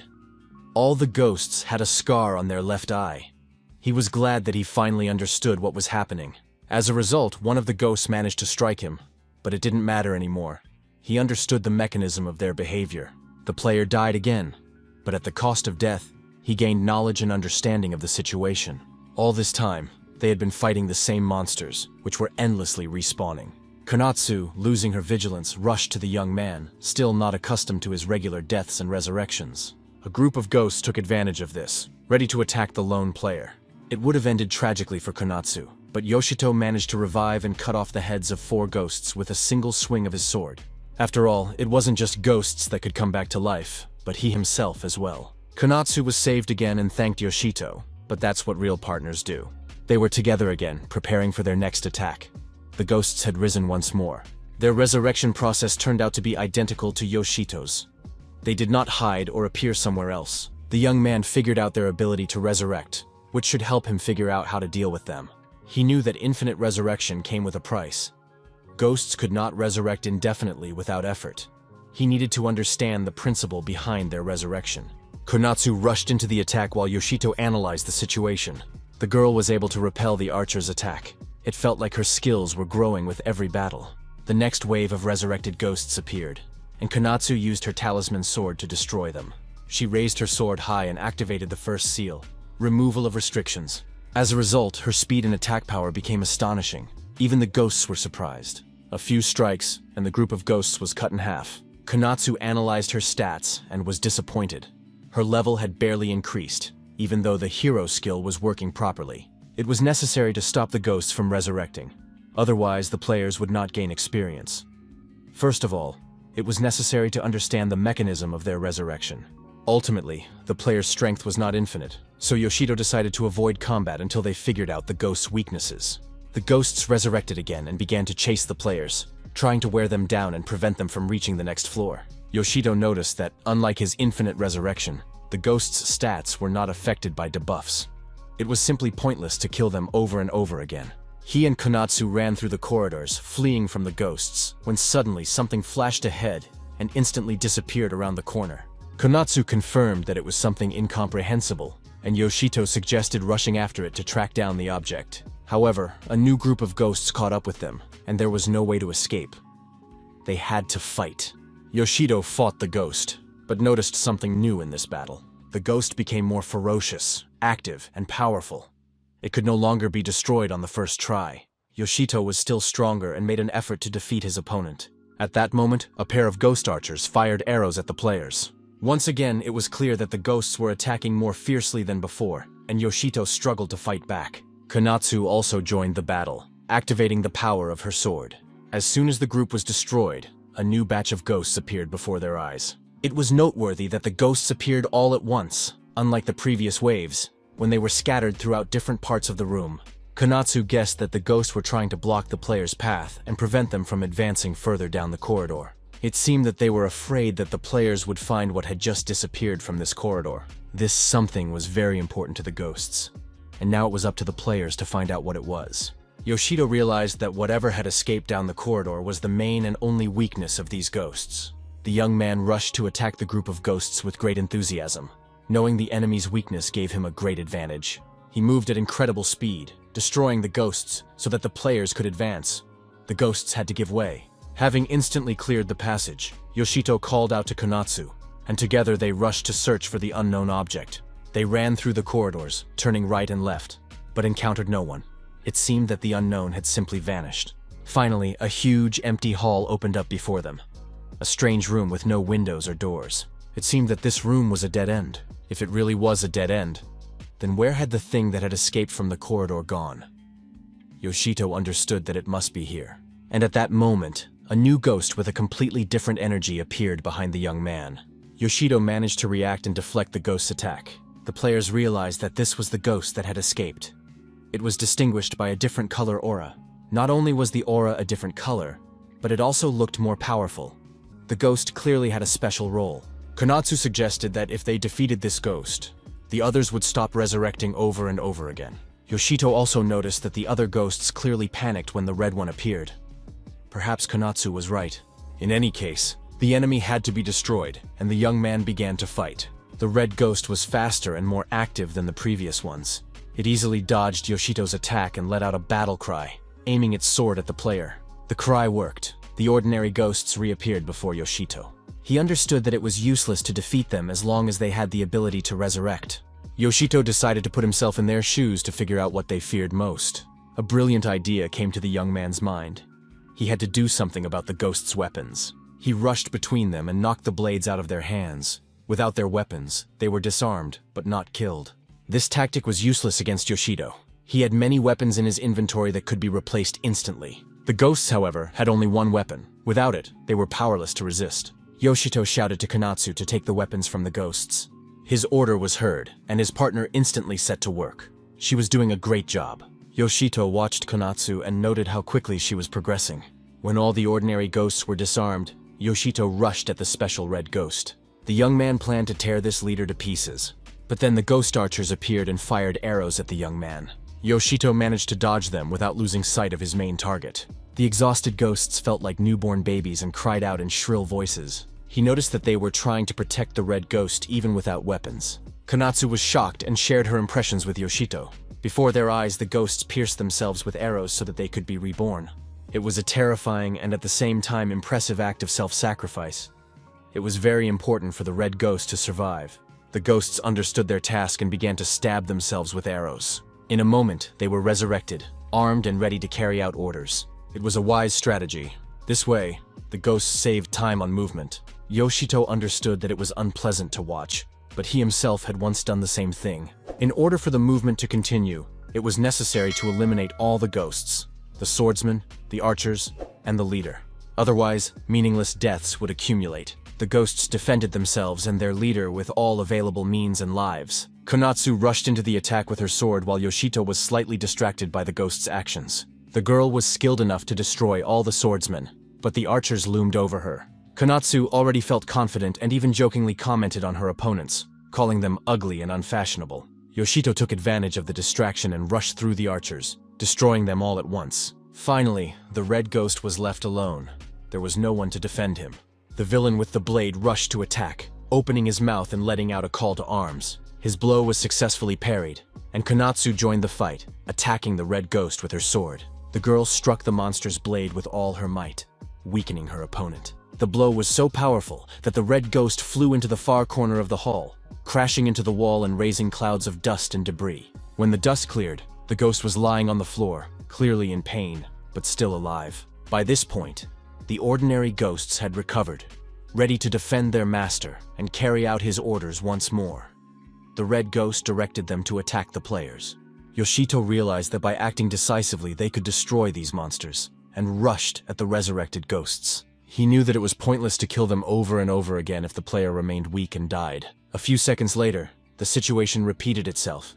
The red ghost once again confronted the players alone. He was not going to give up and resisted just long enough for his defenders to recover. Yoshito suggested that the ghost not waste his strength in vain. Soon the players would become stronger. In the young man's experience, even the ability to resurrect did not relieve the pain that pierced the body. After several more cycles of death and resurrection, it became clear that the ghosts were no longer appearing. Probably, the red ghost had the ability to resurrect the entire flock, and at some point simply gave up, taking pity on his subordinates. Konatsu was glad that it was all over, although she herself had performed very well. Yoshito and Konatsu had not yet recovered, when a girl with pigtails and glasses ran up to them and said she had been looking for them for a long time. The girl was with the leader, Fuyun. They had found the mini-boss's room 3 floors above, but now she was looking for Yoshito to ask for help.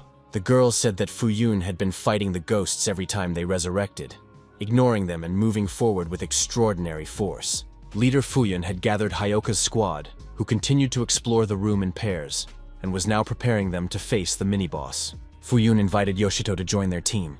Yoshito asked Konatsu if she was ready for the new mission, and she said yes. They decided to head out right away. Fuyun gratefully welcomed Yoshito and Konatsu. She announced that the team was assembled and it was time to set out to defeat the mini-boss. The Sky Tower of Surt had a separate room for the mini-boss. The players entered, looking around carefully. They did not know what monster awaited them. Yoshito noted that there were no special mechanisms in the room. A blue glow appeared at the far end, radiating energy in all directions. It soon became clear that this was a huge portal that had appeared right in front of the players. A monster fell out of the portal face down, probably the local mini-boss. It was a mixture of a wolf and a boar, pig ears and a snout, but overall resembling a wolf.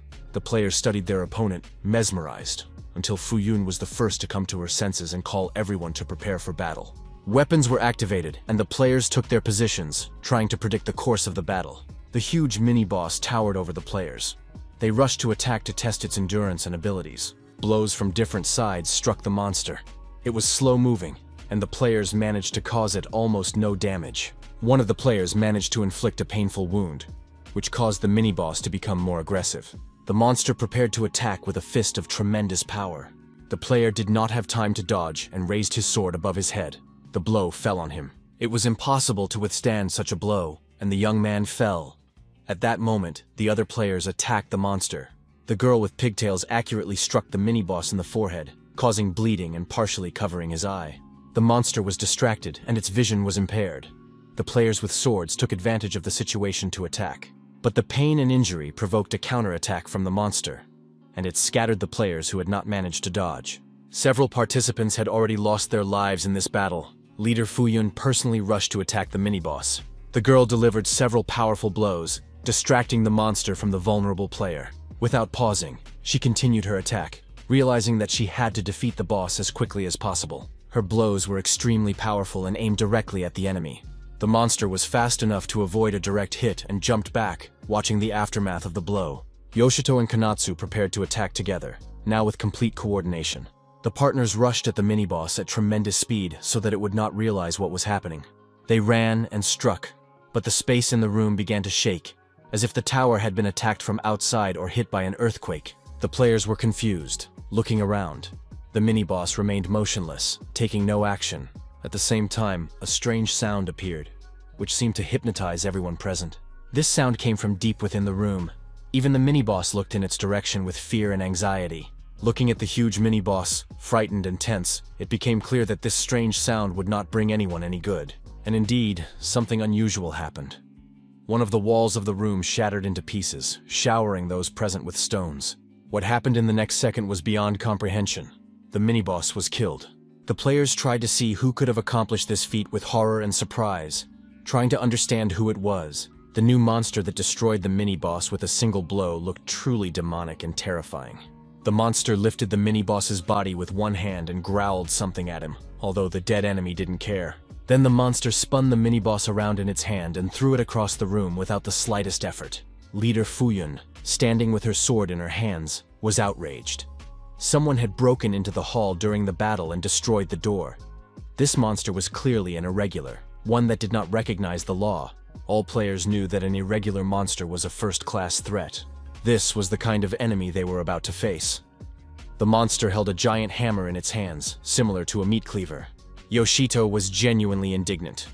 The players needed to get through the tower quickly, and now this obstacle had appeared. Fuyun explained that Hyoka's squad was originally created as a specialized unit to combat confirmed threats. Now their leader was absent, and the players needed to prove their effectiveness. In addition, Ryudo was still between life and death. Leader Fuyun gave the order to prepare for the upcoming battle. The target was a first-class monster that had to be eliminated. The players immediately joined the attack, trying to inflict damage, but their efforts had little effect. Fuyun rushed into battle using all her strength and abilities. Her blows had little effect on the monster. It remained unharmed. The villain himself came to his senses and, armed with a hammer, went on the attack against Fuyun. Without pause, the other players joined the fight.